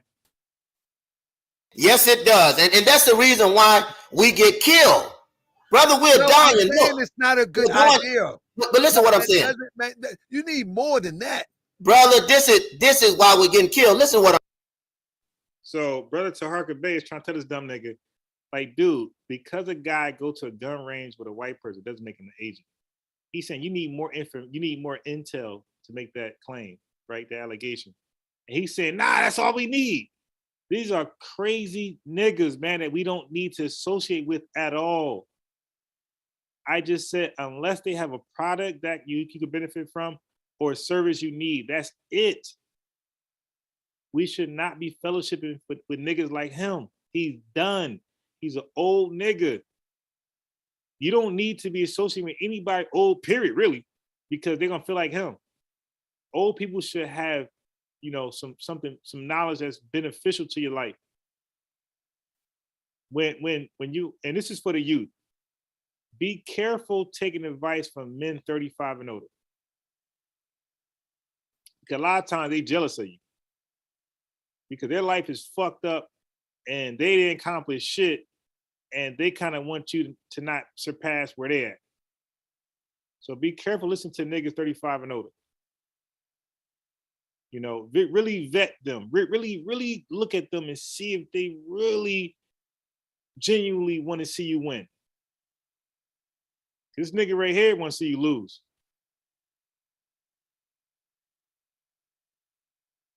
I'm saying. I understand your logic, but you can't be logical in a war situation.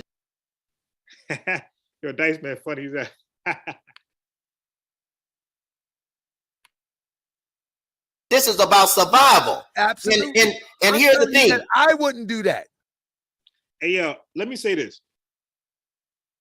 When I was in those religious, racist groups, I really believed that bullshit. Now, even though my employment, I was like a hypocrite too, because my employment was from white folks. You know, my manager white, you know, coworkers white. But I'm gonna tell you, I barely talked to the motherfuckers. I didn't establish no fake friendship with these niggas. You dig? I just worked. Hello, good morning, hey, and I talk, work, talk. That's it. And that's what I did, because I really believed that shit, that racist shit, when I was in that doctrine. And I felt so relieved when I got out of it. Like, oh, I'm so glad I'm out of that shit. Because you're gonna find yourself losing. Because you don't think it's felt amongst them, how cold, how you gave them the cold shoulder. Like, yo, so that means you're gonna always be bottom man, bottom woman in a job. And don't think creating for yourself, you're gonna be successful either. Because how many Black people are successful solely from Black people supporting them financially? Like, I'm talking about successful. $100,000 a year net in your personal pocket. Like, stop, zero, stop it. Like black folks don't, you know what I mean? Come on, you get all your products are bought from black folks. All your services are, you know, solicited by black folks. Stop fucking lying. Okay, you're gonna be a failure with that shit, or just an average check ass nigga. If you want to live comfortably, your product needs to be bought from everybody. Your services will have to be a need for everybody. So if you're a goddamn plumber, all races need a plumber at some point in their life. Well, if they own a house, definitely. If you're a roofer, right? All races gonna need a fucking roofer. And guess what? You're getting hired, nigga, if your price is cheaper than everybody else's and you're just as good as far as the your quality of work. If your quality of work just good as everybody else's and you undercut them, you're getting hired more than all them niggas. From white people, Hispanics, Chinese, and Indians, okay? And Russians and whoever else that come to this fucking country. Because people don't give a fuck about your race when you come in and fix their roof.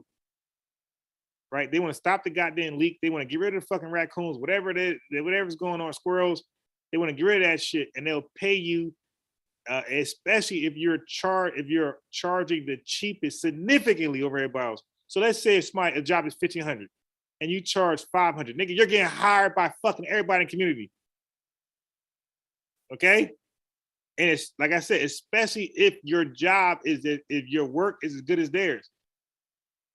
White people ain't gonna say, nah, that black motherfucker ain't hiring, he black. But you getting fucking hired. And they're gonna pass that word around. You're gonna be the hottest motherfucking roofer in the neighborhood with them prices. Okay? So like niggas like him, like we need to go see how they living. Stay with this nigga for a week. See how he making his money. And watch you gonna it's gonna be revealed that he around all white motherfuckers daily, lying ass nigga. He the agent. Fuck he talking. I know you wouldn't. And here's the thing. No true revolutionary would do that. Because we already know when we trying to get down to business, we don't want these devils around us. These devils. All right, so Diceman said, I almost lost a lot of my donors believing this crazy. The thing is, it's all a step.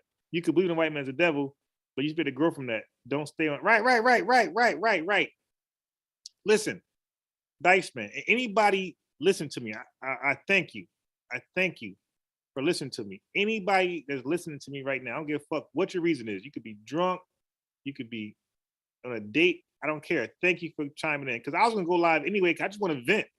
I want to give a shit. If there's 2 people watching, I'm going live. I just want to vent. Right? And I don't want to vent. Like I'm different than most YouTubers, as you can see. Like my content is all like you can't guess what I'm gonna do. It could be any fucking thing, you dig? So, and it's genuine. Like I'm freestyling. Some of this shit I ain't even thought I was gonna play. But white people, Diceman, they don't have a problem with black people viewing them as devils because they understand their dirty fucking history. Let me tell you that right now. They don't have a problem with you calling them a devil or seeing them as a devil. They actually understand it. Okay? Now, do they believe that they are individually a devil? No. But they do believe collectively in this country they did some devilishment. So they don't mind you calling them a devil or feeling like that. They're not going to automatically just not fuck with you. Okay? So it's the other shit you talk that get your ass out of business or out of a job. You start talking about we got to kill them and buck the system. That's when you can be fucked up.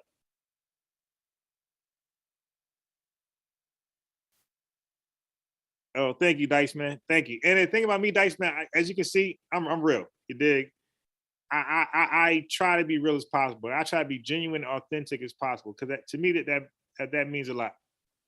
So if you was to call me, now look, I'm gonna tell you the type of person I am. If anybody was to call me and you had your significant other on the other end, somebody you're dating, right? A woman, Miss Tiff dating a guy. If you called me, y'all having a debate, and you called me to give my opinion, and my opinion is going to determine who wins that debate, do not call me. Because even though I know you, Miss Tiff, and I know Dice Man, doesn't mean I'm going to side with your funky ass. If I believe your date is right, I'm going to say, nah, he is right, she is right. So I'm not that guy to lie for you. So do not call me when you need a tiebreaker so you can win. Call somebody else. Because if I think your ass is wrong, I'm going to say, nah, Dice, you wrong. Nah, Miss Tiff, you wrong. He right. She's right. Do not call me to lie for you. I was never like that because my word, like I always value my word. So even right now, when I tell you guys something, although I got to source up, I understand that. But I like you guys to just be like, you know what, that motherfucker probably right. Because I'm biased. He's real careful. He's not gonna go out there and say some random shit and have a high probability of being wrong. So yesterday, talking to Stu Pease and Baruti about cocaine, powder cocaine, and crack, about which is addictive, and does the law justify crack possession more harshly than coke? And I'm saying yes. And I understand, like, black people sell crack and we smoke crack, and we don't do coke as much. In other neighborhoods, they do coke. So of course that law, that sentence is going to affect us more than them. But that doesn't mean they're the fucking same. That doesn't mean they're the same. It doesn't mean that they should be held with the same sentences. That does not mean that. So everything ain't a fucking conspiracy. Some shit is just scientific. I thought the same shit until I researched cocaine and crack, and them motherfuckers didn't. They're freestyling on a fucking live. They're freestyling on a live yesterday. I'm already prepped. I've been talked about this before yesterday. Okay? I got Michelle, I keep telling these niggas, I got Michelle Alexander book, The New Jim Crow. I was already prepped. I know the 94 crime bill. I know stop and frisk top and bottom. I know these shits. I know my constitutional rights. This is what the fuck I do. Y'all don't, and it's okay. This is why I go live. I share my information. I encourage y'all, to go, you listen to me and get game, get the saws, get the gems, how they call it nowadays, and get educated, and then follow up and, verify it.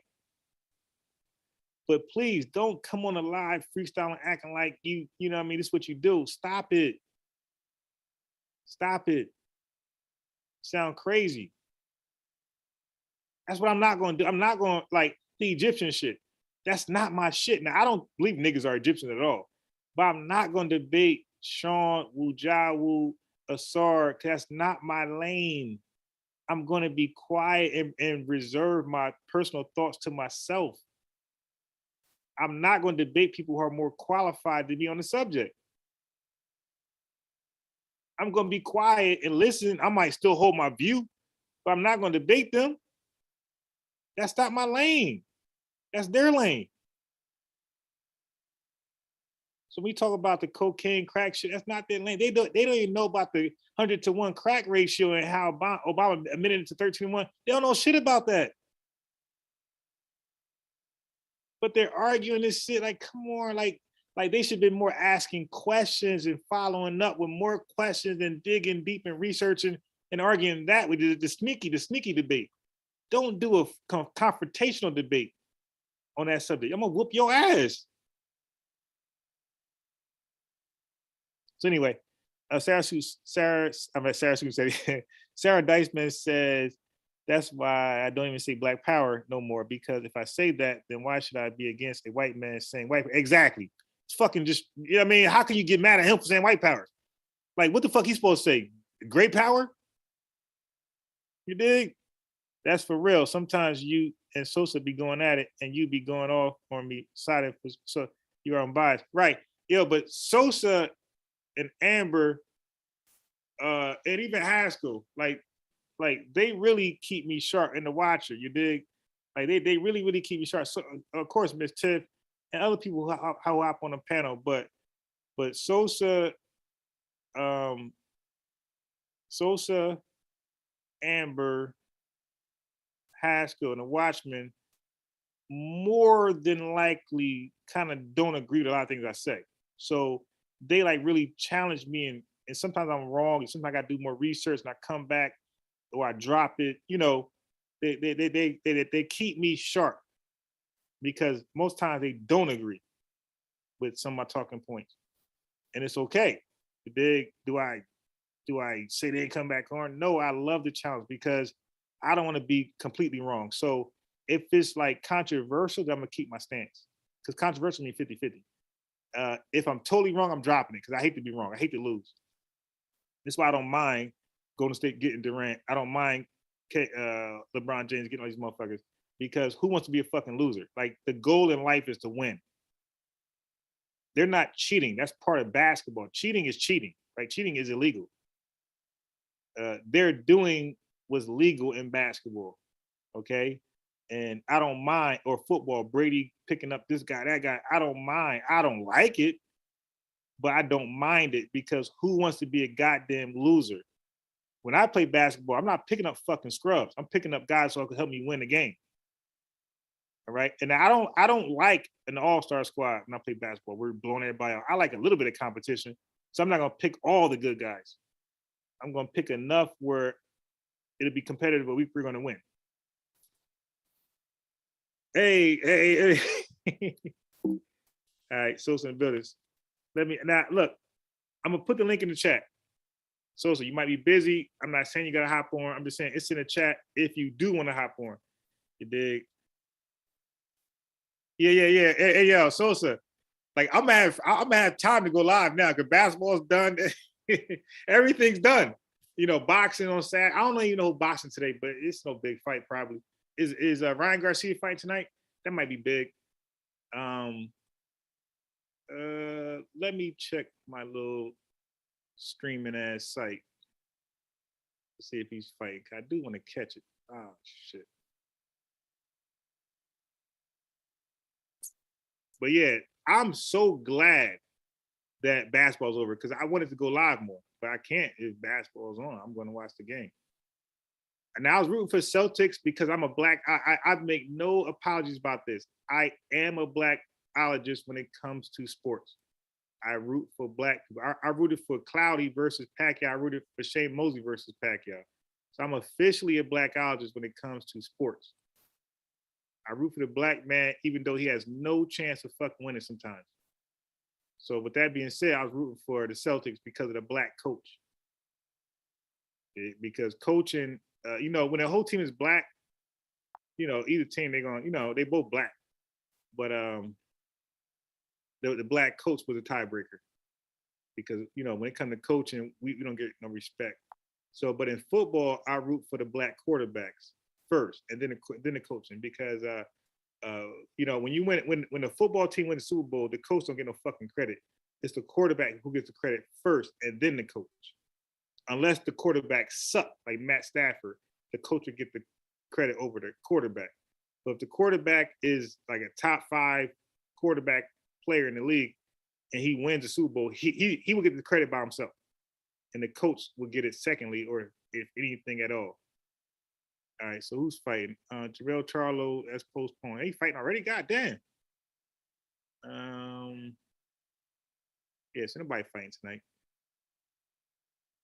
Nobody fighting tonight.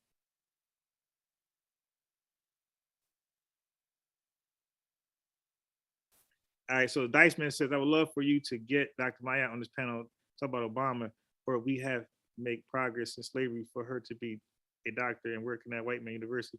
That's a cracker. Yo, listen, Dr. Maya, yeah, there's a channel called Fly Nubian Queen. I don't know if that's her channel, but they got a lot of her content on there. And that channel, they uploaded one of her videos on that channel, and it went like viral. It got like hella views. But Dr. Maya, she debated Pastor. God damn, I got. What's the pastor name? Pastor Bennett. She debated Pastor Bennett on since we progress, you know, slavery. And again, if she worded it better, it'd have been a better debate. But the way she worded it, Pastor Bennett won just from default. You dig? Just off the title of the debate, Pastor Bennett won that one. They uploaded one of her videos. What's going on, Sosa? Like viral, got like hella views. But Dr. Maya, she debated. He tried to close out tabs. I heard you closing out tabs.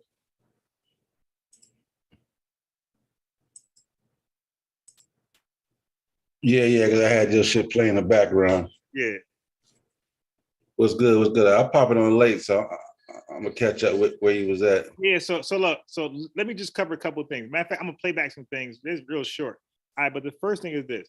Like, Indigenous Black Man, I had to block it. I ain't block him on Facebook. I had to block him from the chat because he started like trying to, he started trying to like trying to start a problem in the chat. Like, so anyway, he hops on, right? I'm already live. He hops on because he always say want to go live. Sosa always want to go live. And I haven't been live.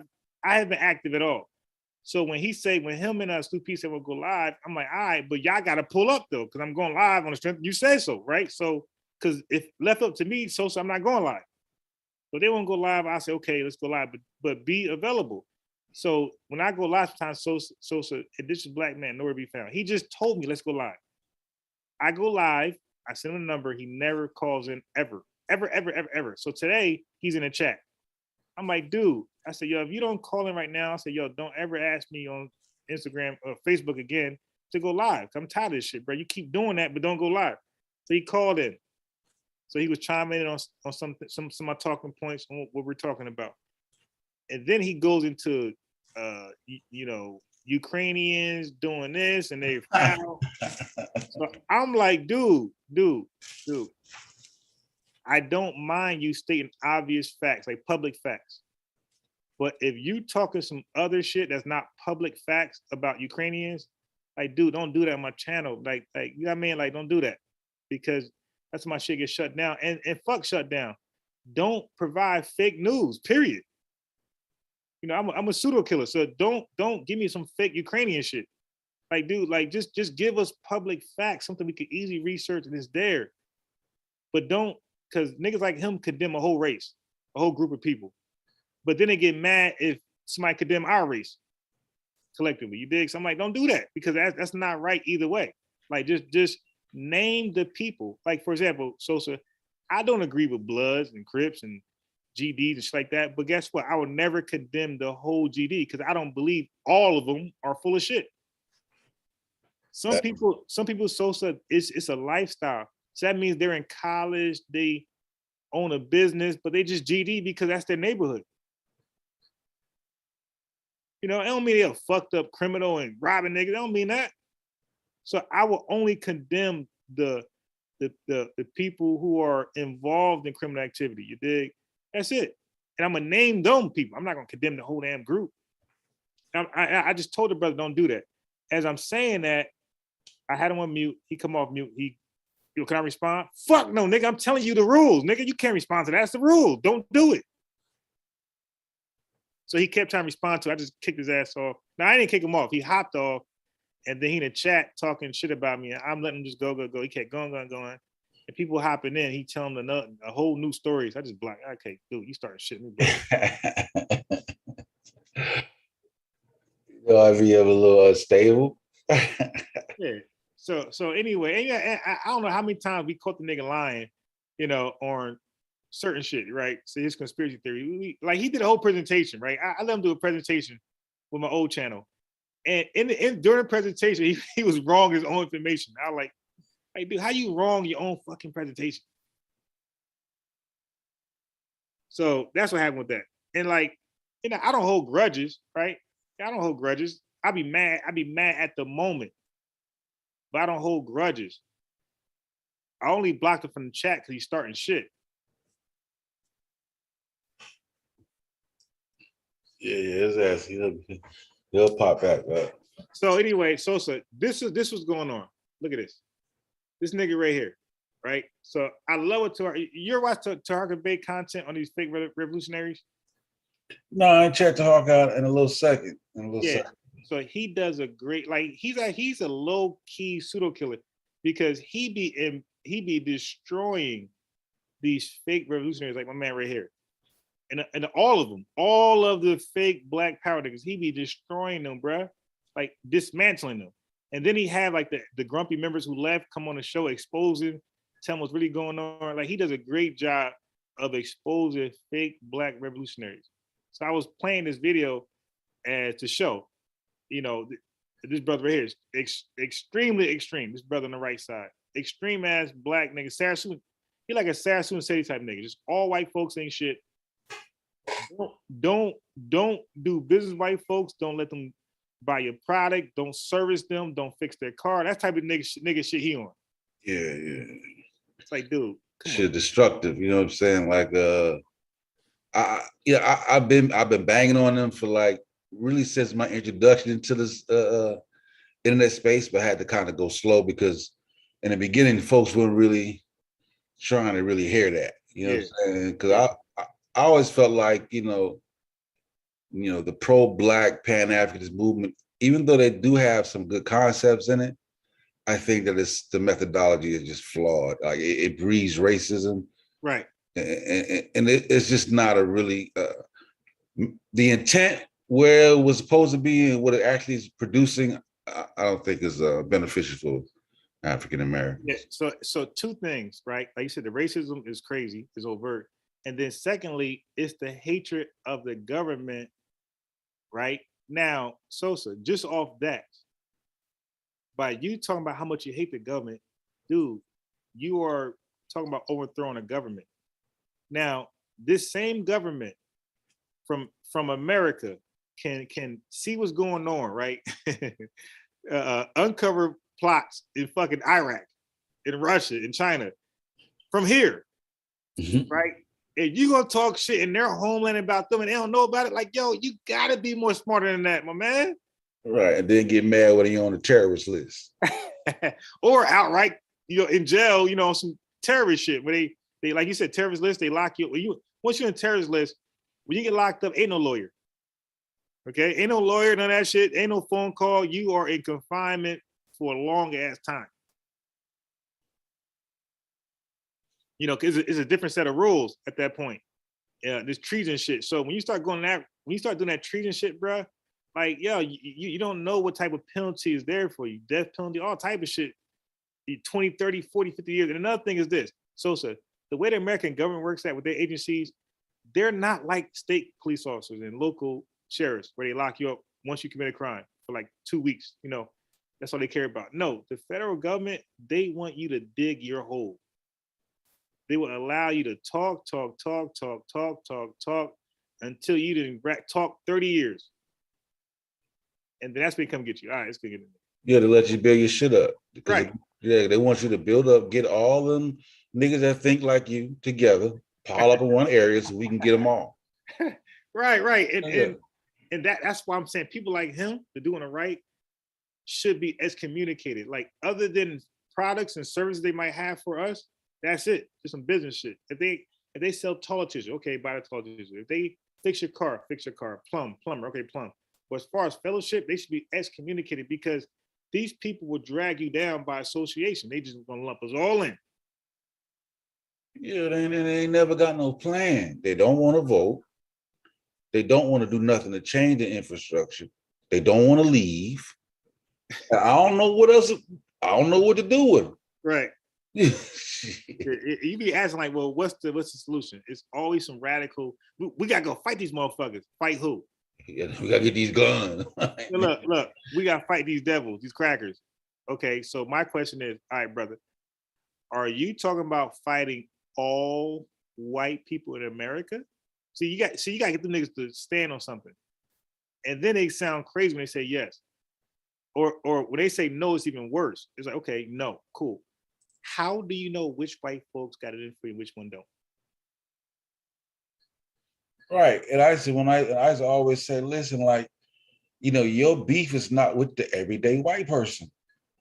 At all. Like the nigga sitting at a restaurant, like, you don't really got beef with him. Like, he ain't working towards, my nigga living his life, going to work, getting a job, you know what I'm saying? Trying to provide for his family. Like, he's not actively out there working against you. Nah.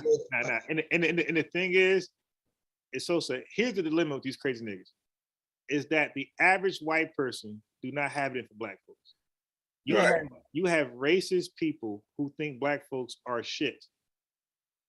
And they are your banker, they're your gas attendant, right? They're your the person in motor vehicles giving you a hard time. They're the person unemployment who's trying to deny your claim. They're your politician, they're your lawmaker, like they're your federal judge. They are in these positions, bro. And even low shit, like they're your Starbucks fucking coffee maker. You dig? And wherever they are at, they're gonna cause you distress because they don't fuck with you. and like their doctrine is different from this. This nigga doctrine just talk. It's just talk. White folks who don't like black folks, their action. You know, it's not always about murder and like physically harming you. Like I said, distress. You come to Dunkin' Donuts, they're gonna say, no, you can't use the bathroom. I'm calling the cops. Like that's what they're gonna do, bro.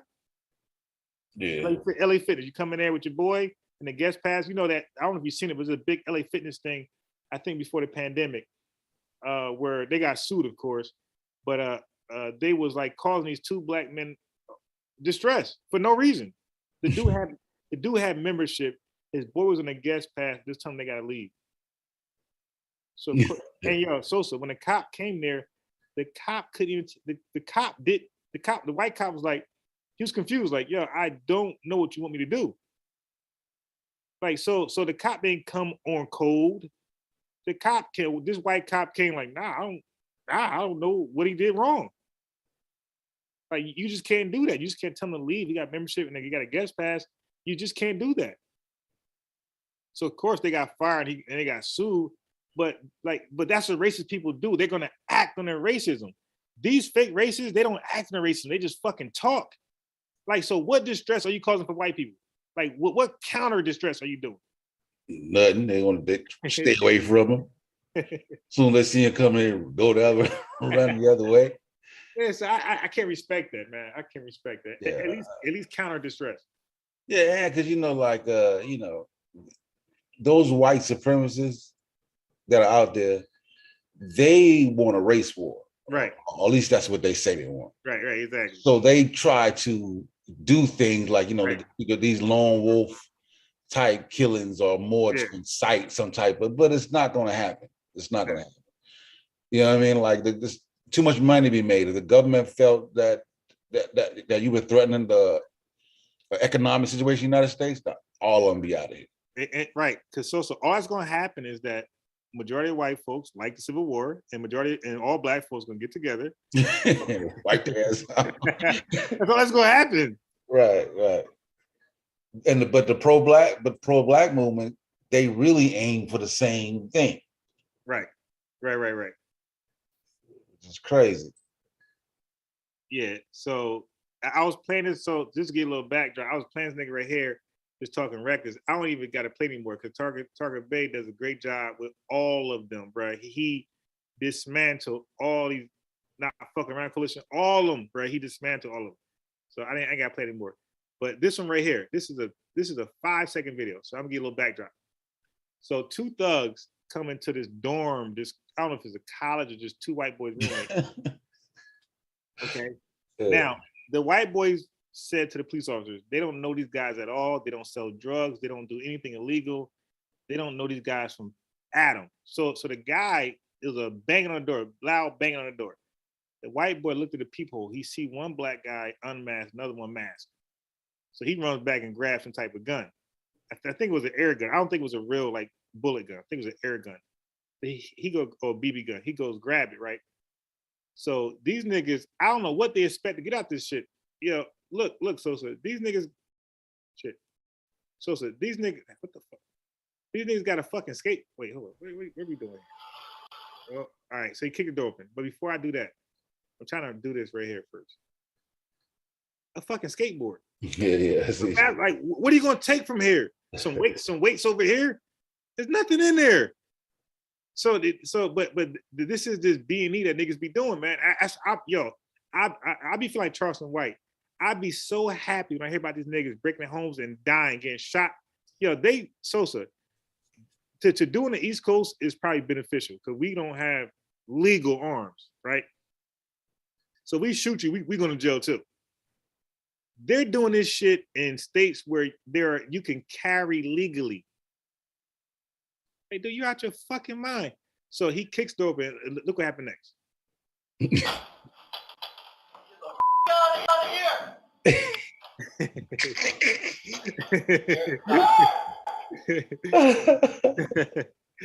So I think that was an air gun though. Because if that was a real gun, he wouldn't have ran. Yeah, that Charleston White be cracking me up. Like people hate what he have to say, but it's real shit that people don't really want to hear. Bro, but listen what I'm saying, Sosa. I'd be laughing. They have me dying and laughing. Sosa, I believe I'm the first person to say this. Right? Correct me if I'm wrong. I always said if you gave black people their own territory, like Elijah Muhammad said, their own state, whatever, we will be no different than racist white people amongst ourselves. We will be oppressive, we'll be robbing and killing, we will do everything we're doing now. Everything. Nothing would change because we're fucked up. We're corrupt. All right. So Charleston White. Before I say that first, let me say this. If you talk to an ordinary Italian, they don't admire the mafia like stupid niggas. They hate the mafia because the mafia gave them a bad stigma where they think all Italians sell drugs, do hits, and all type of shit. So Italians hate the fucking mafia. They think they're the low lives of the community. They thought they broke down like, the image of the Italians, like the Italian pride. Italians don't fuck with the mafia like that. They don't fuck with them. And they think about it. When a mafia does these, when they go, I forgot the proper word. I got brain freeze. But when they extort motherfuckers, who they extorting, bro? Their own. They go into Italian sub shops and tax them motherfuckers. The union, they fucking with their money in the union. So the Italians themselves feel the oppression from the mafia before anybody. They attack their own first. So they don't fuck with them. And guess what? They proudly say it. So Charleston White is the only black, like notable person who actually condemns the criminals in the black community. And you would think we should all do that. So you got one black man of notoriety condemning the criminals. He's not condemning black people. He's condemning the fucking criminals. And he's by himself. Like you would think it'd be a way like, yeah, fuck all this. So that's telling you that we embrace the criminality. I think less than that. I think that the voices that are loudest in some ways do. I think his spill is, and I agree with, it's entertainment in the way we view these celebrities who do violent shit, and we be like, free that nigga. Like we'd be like, free Young Thug. Like, really? Like, you know what I'm saying? Like, this nigga got like serious charges. But because we like his music, you know what I'm saying? And we like some of the drill rap shit, because I always been saying that drill rap shit is straight destructive. That's just a dead end. Like, we got to get rid of that shit. But I think like as a whole though, the black community, we don't really rock with that shit. No. Wait. Sosa. We don't rock with it in silence. We don't come out publicly. There's no Facebook, there's no TikTok, there's no Twitch, there's no Twitter. Who comes out publicly condemning this criminality behavior among black society? Yeah. I would say we need more of that. Right. Well, brother, I think too, like within the hood, especially we deal with gangs. It's so. But here's the thing, though. It's a very dangerous. You know what I mean? Like, because you know what I mean. Like to live in the neighborhood and be that guy. But so gang neighborhood. But so here's the problem, bro. Like here's the problem with that. We expected white people to out their racists during the 1930s, 40s, 50s, 60s, 1890. We expected, we charged all white folks with racism because they refused to out the small percentage. So according to the numbers, they say only 10% of white folks who actually own slaves. So that means 90% of white folks didn't. Right, but they didn't oust the 10%. They didn't condemn them. They went along with it. So for that reason, we condemn all of them. So now it's on the flip side. there's a small fraction of us being like this criminal behavior, this reckless fucking crime shit. But the majority of us, like white folks, will not oust them. So that's why I say we are no different than them. Yeah, like I see the point. I see the point you're making. I just think like I'm not pushing back like that, but I just think like we do need that. We do need it more like a Twitter, a Facebook feed. Or, like you see it more in like in Atlanta. It's more, we got a lot more middle classes, so you have those type of situations in the community and neighborhoods. Anytime a crime is committed, they got like a little app niggas log on to. They know who did what, who broke in. You know what I'm saying? They're more active versus like projects, apartment complexes. You know what I mean? Yeah, but what I'm saying is, brother, the world is looking at Black America. So when they see a gang culture, right, or criminal culture, and they don't see the non-criminals ousting them publicly, they think we're all compliant. I mean, that's just common fucking sense. Like, for example, when we talk about other countries, like third world countries, and they're wilding, and nobody like really ousts the, the rapist or the, child molester or the burglar. Like, we'd be like, they all fucked up. That's how you just naturally think. Oh, they all fucked up. So that's how we're viewed, because we won't, we have to publicly oust them and say, nah, I ain't with that shit. That's crazy.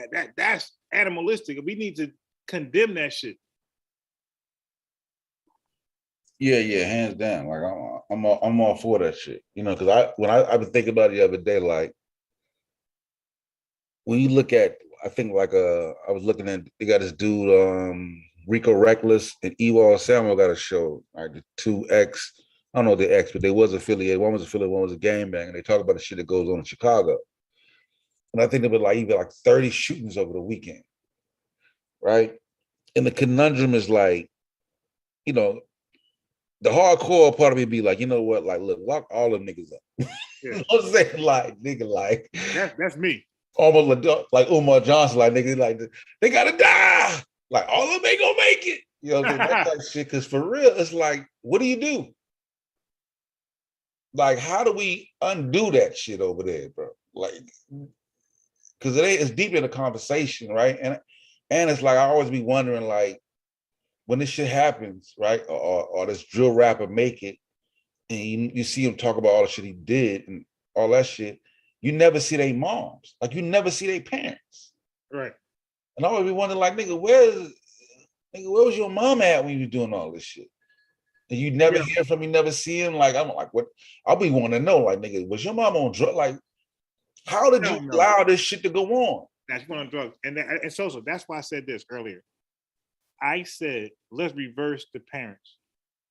If these murderers, these criminals were primarily raised by single dads, can you just imagine the flat that we would get? Bro, they might have a law where they lock us the fuck up. Where they might say we are purposely abetting and abhorring, these criminals. Like we're feeding them. Like we're fueling them.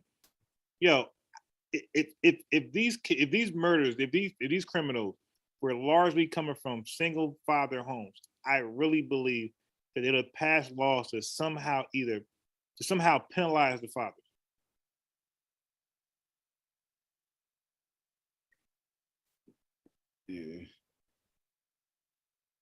Yeah, most probably. I'm just like just flabbergasted by the fact that nobody asked us, like, nigga, where your mama at? Right.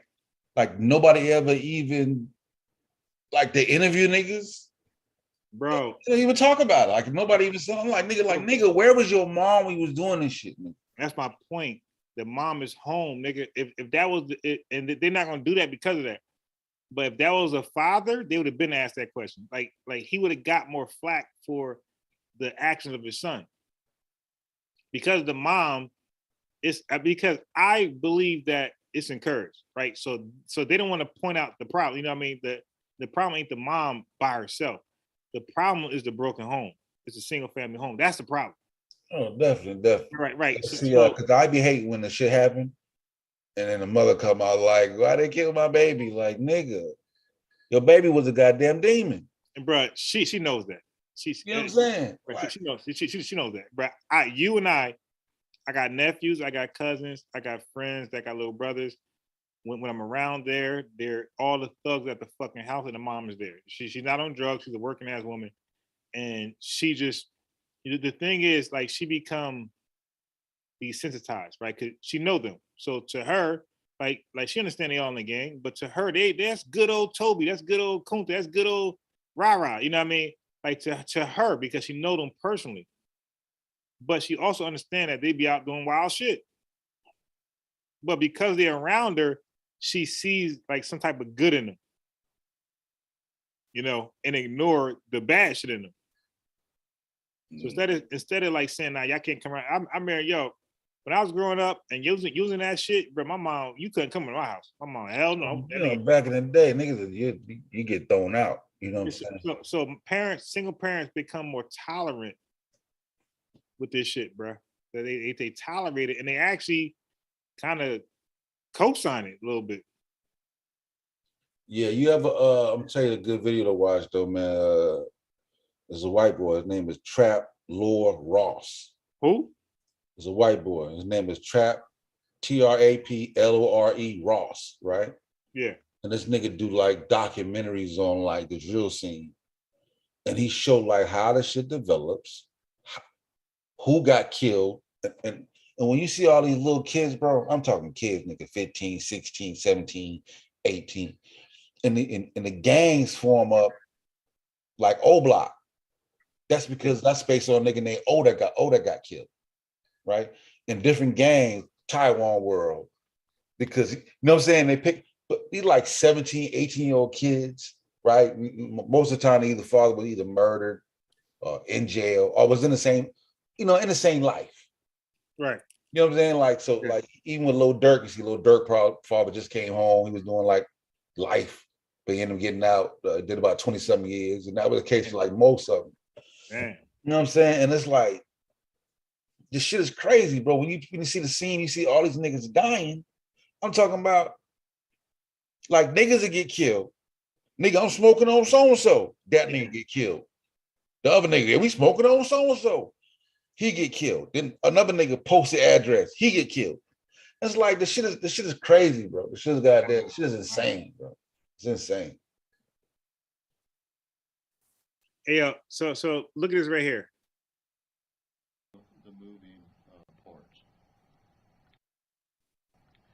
As of today, we have arrested 3 of 4 individuals in the murders of the 2 16-year-old victims. The subjects in custody are 20-year-old Tyrese Patterson, 23-year-old Stephen Monroe, and 18-year-old Devondre Williams. We are searching for 18-year-old Terrell Sampson, who's being charged. What was this one? Bro, this is a couple days ago. This is 4 years ago. Bro, you hear the ages? 18, and yo, they got them as low as 14. Bro, something is fucked up, man. Yo, all of these killings are 23 and younger. Yeah, younger than that. I've seen niggas get knocked off. You watch old bullshit, 17-year-old nigga killing, they killing 30. Like niggas get killed on a bicycle. I'm like, nigga, what? Niggas riding this bicycle. Like I'm like, nigga, these little children, nigga, like, but at the same time, it's like, it's gonna be unpopular. But goddamn, a lot of they need to just lock everybody up, bro. Like, fuck it. Yeah. We need a clean slate, nigga. Fuck it. Like, I'm sorry, bro. bro. Yeah, fuck it. They're all 23 and younger. He just told you 3 arrested. Title 3 arrested, one in killings of teens, not teens in Bono, Florida. Now listen to the detail. Watch the details. for the attempted second-degree murder in the homicide of Noah Smith. In the addition to the murder charges in Noah's death, Devondre Williams is facing charges of second-degree murder and attempted second-degree murder with a firearm for the homicide of Camarion. During this investigation, we made other arrests for various felony offenses. While they were not involved in the activity that has been occurring in South Bunnell and in parts of Palm Coast. In total, we have made 9 arrests, and we are searching for the 10th person. Hey. So let me... 10th person, bruh. These are young. That's 10 teens. That's 10 that's 10 mothers. Yeah, you seen goddamn what they're doing in New York with the goddamn drill scene. Like most of them niggas got D-Thang, K-Flock. They locking the whole goddamn squad up.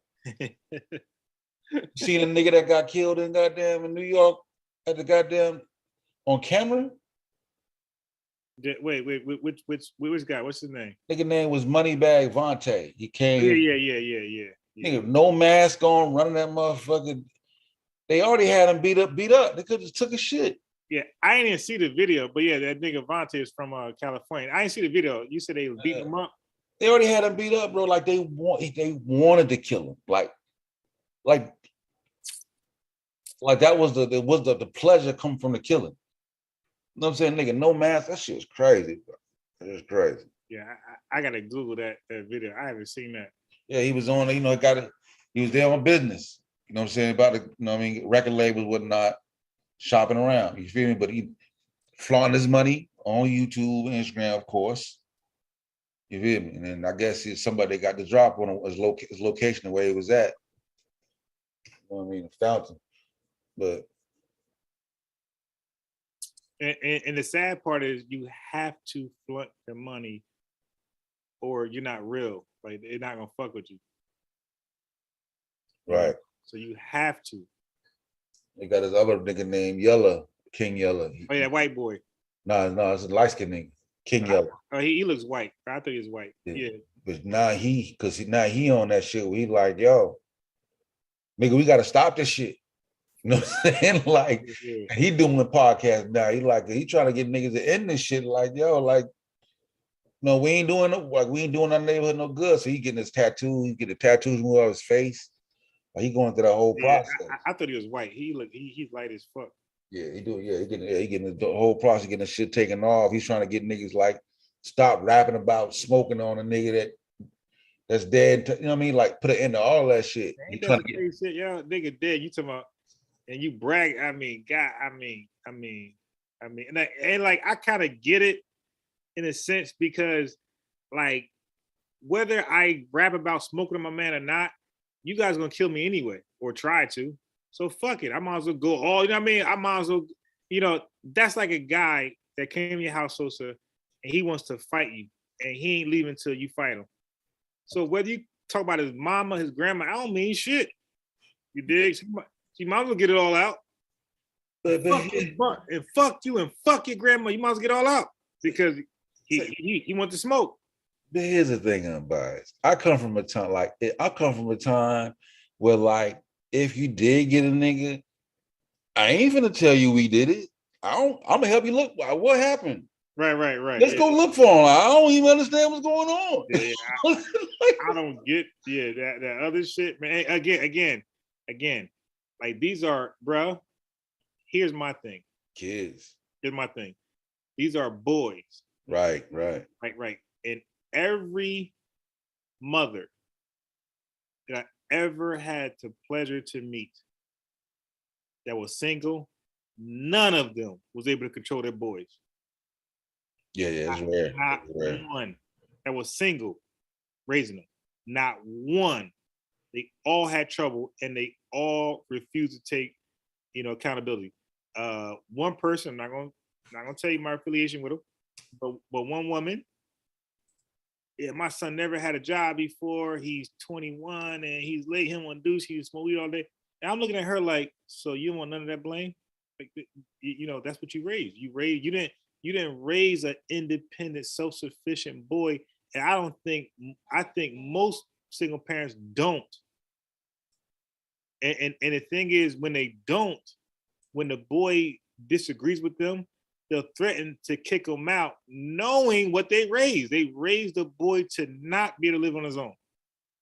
So you didn't give him the worst threat of his life. Like, yo, I'm so dependent upon you, mom, because you do everything for me. You always pay for all my shit. And now, because I won't do this, you want to throw me out. I guess I gotta do it because you raised me to be dependent.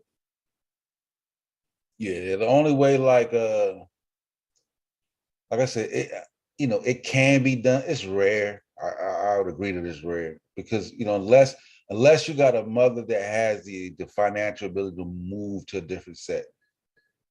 Because otherwise, boys don't hang with their mamas but for so long. So, a boy's next family is his clique. Yeah. And his clique normally gonna be local. Yep. So, whatever they own, that's what he gonna be on. Yep.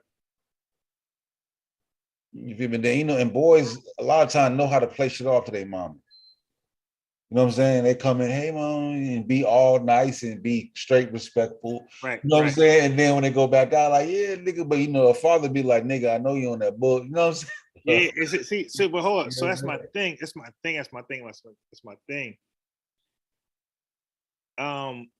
The catch-22 is this. When the guy, because I did I had a live before, it was kind of touchy, but and they missed the point, but they finally got it. It was okay, if the guy is home with his single mother, and if she raising him the way she's supposed to, wouldn't you think that this nigga had the most respect for all women? Yeah, it seemed like right. So my queen. That should be the all day fucking language. So ain't no whole bitch thought that nigga my queen. You would think that. Like in reverse, if a dad is raising a daughter, you would think he would raise her to value men, like good men. How to recognize a good man.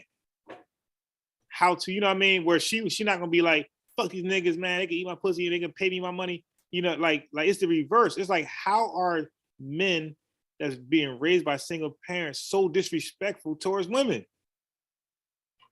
How the fuck is that possible? How's that possible? Yeah. It's a crazy dynamic. You know what I mean? Like, cause I was raised by my grandmama. My mama had me when she was young. Got pregnant when she was 15. Right. So back in that day, that's when my mom went to the service. Back in them days, like when you have a child young or you fucking up when you're young, to redeem yourself, nigga would go into the service, try to get their life together. So I was raised with my grandma.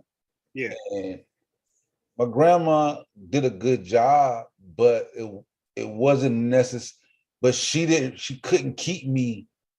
It's not necessarily that she kept me away from everything. You know what I'm saying? Right. Like it just so happened that we did move to a different area, and I did make a lot of mistakes. I did a lot of wild shit. I just didn't get caught up all the way up out there. Right. I've been shot. Like I said multiple times. You see what I'm saying? Like yeah. I rode. I could have been the one. I just skated. You know what I'm saying?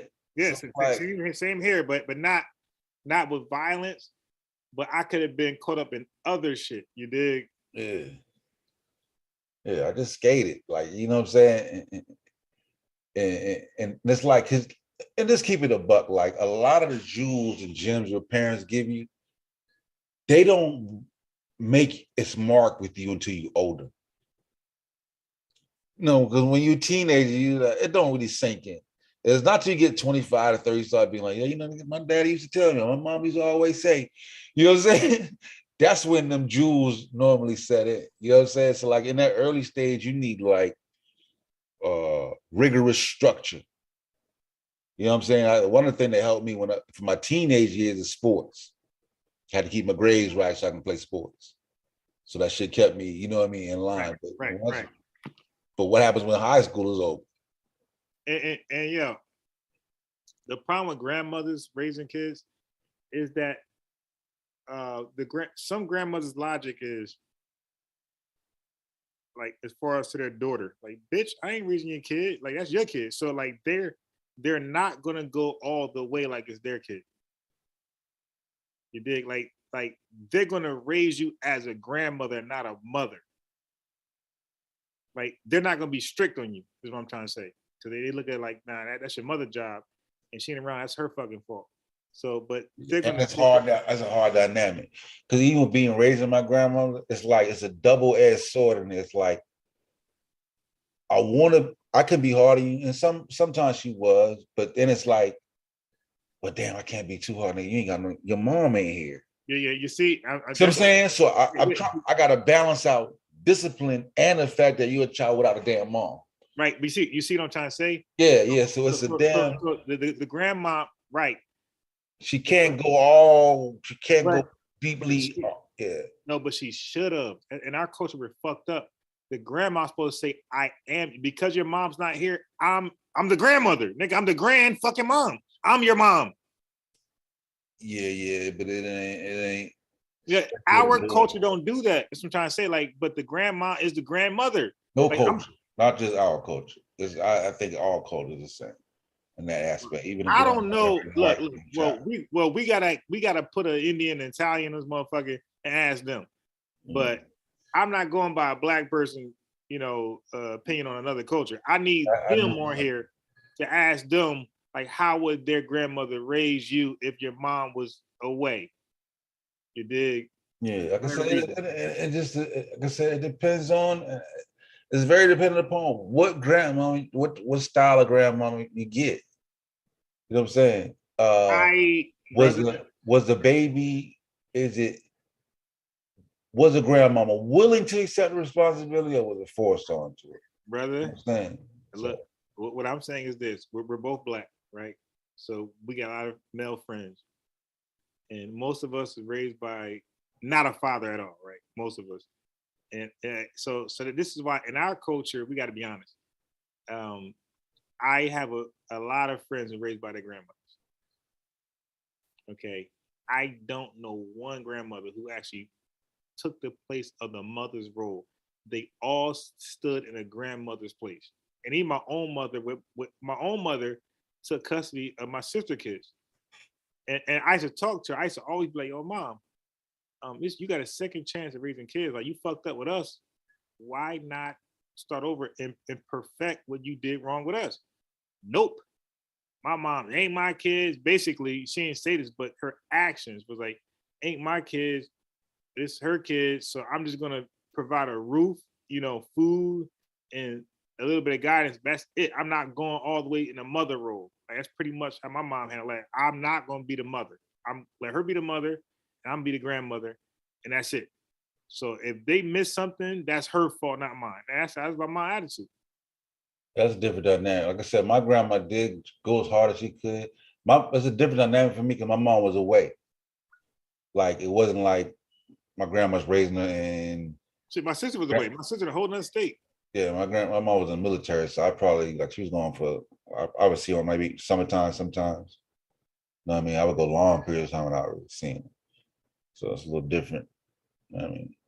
But like I said, it's still different. It's still mom and a child, and it's still son to a male to a woman. Like, it's a different dynamic. Like even when I with my daughter, I have to reframe my day to make it, because if it was my son, I naturally know what I'm getting into. Because he a man, he a boy. I know how that do. But being at my daughter, being at with my daughter, I have to refocus my day, refocus my aim.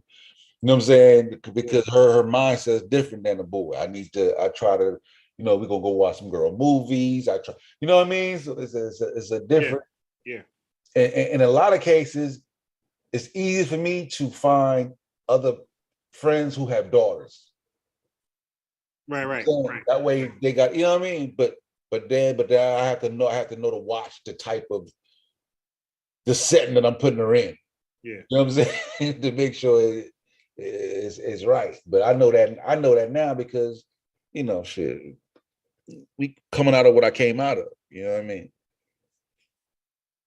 I think the next generation, you know, I think the goal is for the next generation of parents to be better than the last generation. But that's some Jesus shit though. Like people got to prep. Yeah. That's what I mean. By prepping for it and actually talking about it, actually. Nigga, yeah. Do you see women on OnlyFans? That shit ain't happening. That shit ain't happening for us. I don't watch. I ain't seen OnlyFans like that, but cause I know it's anecdotal. I know it's anecdotal.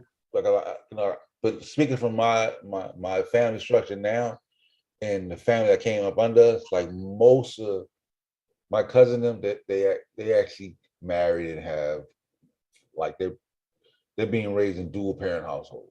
Right. That one person compared to the 40 others No, I'm talking about for my family. Like, nah, most of the girls and kids are being raised in dual parent households.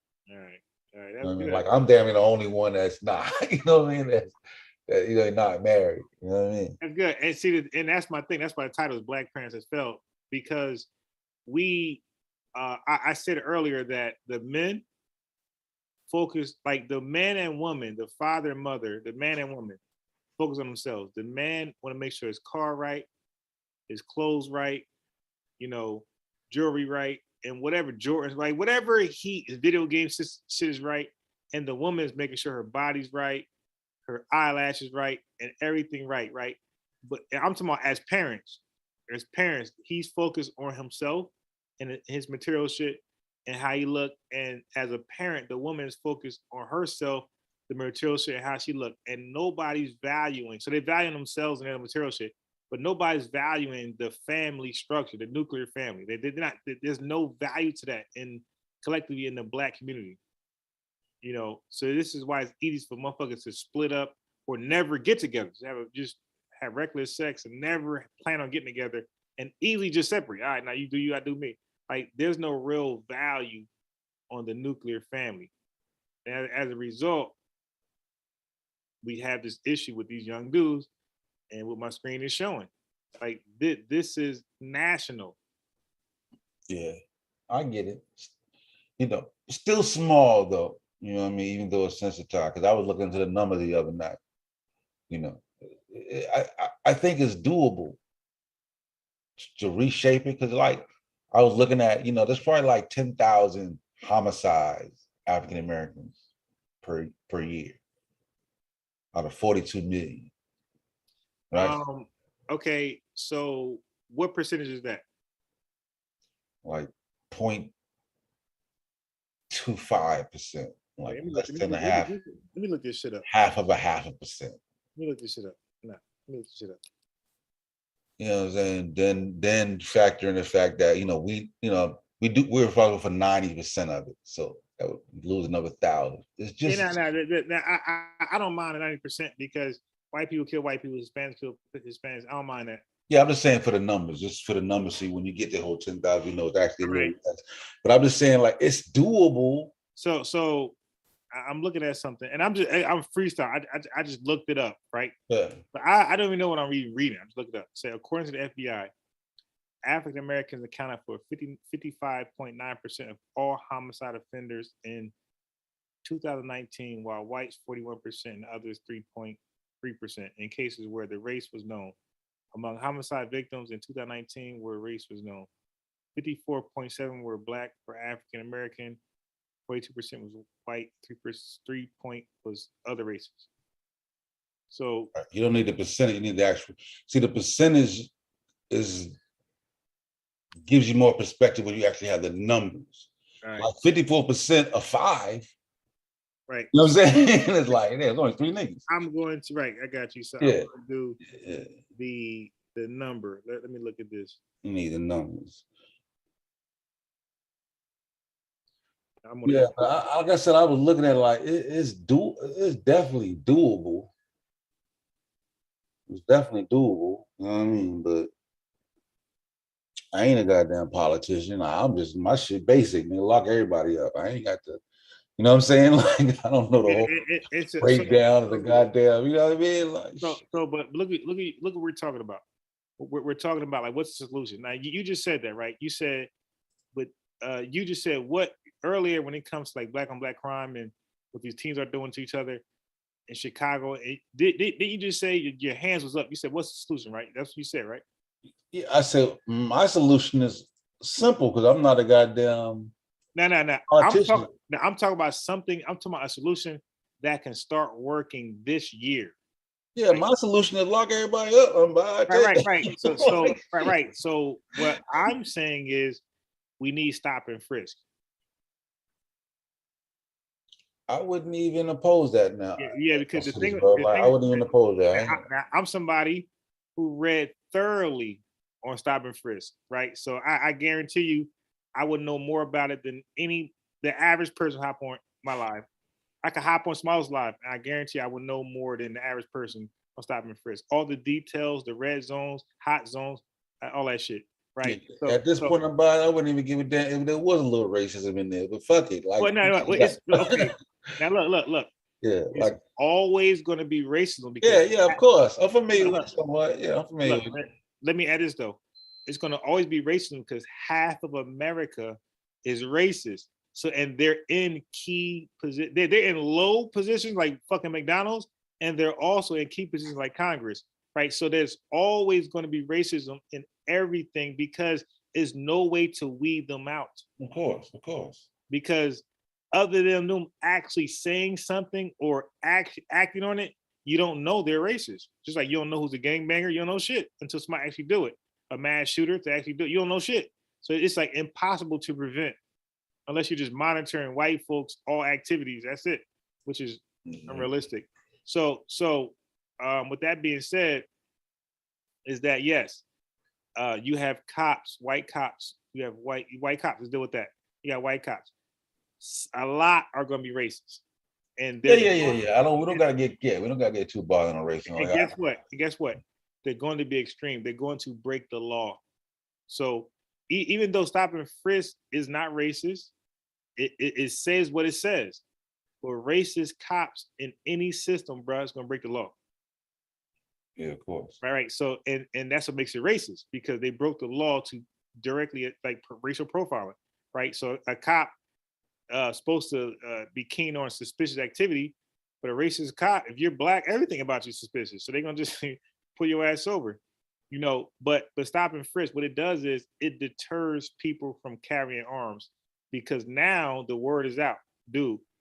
You in that car, you black, you know that fucking cop pull your ass over because they're racist, right? Some are racist, so you know you're getting your chance of getting pulled over is eightfold. Yeah. So that if you got a gun in that car, you're gonna fucking jump before you even kill anybody.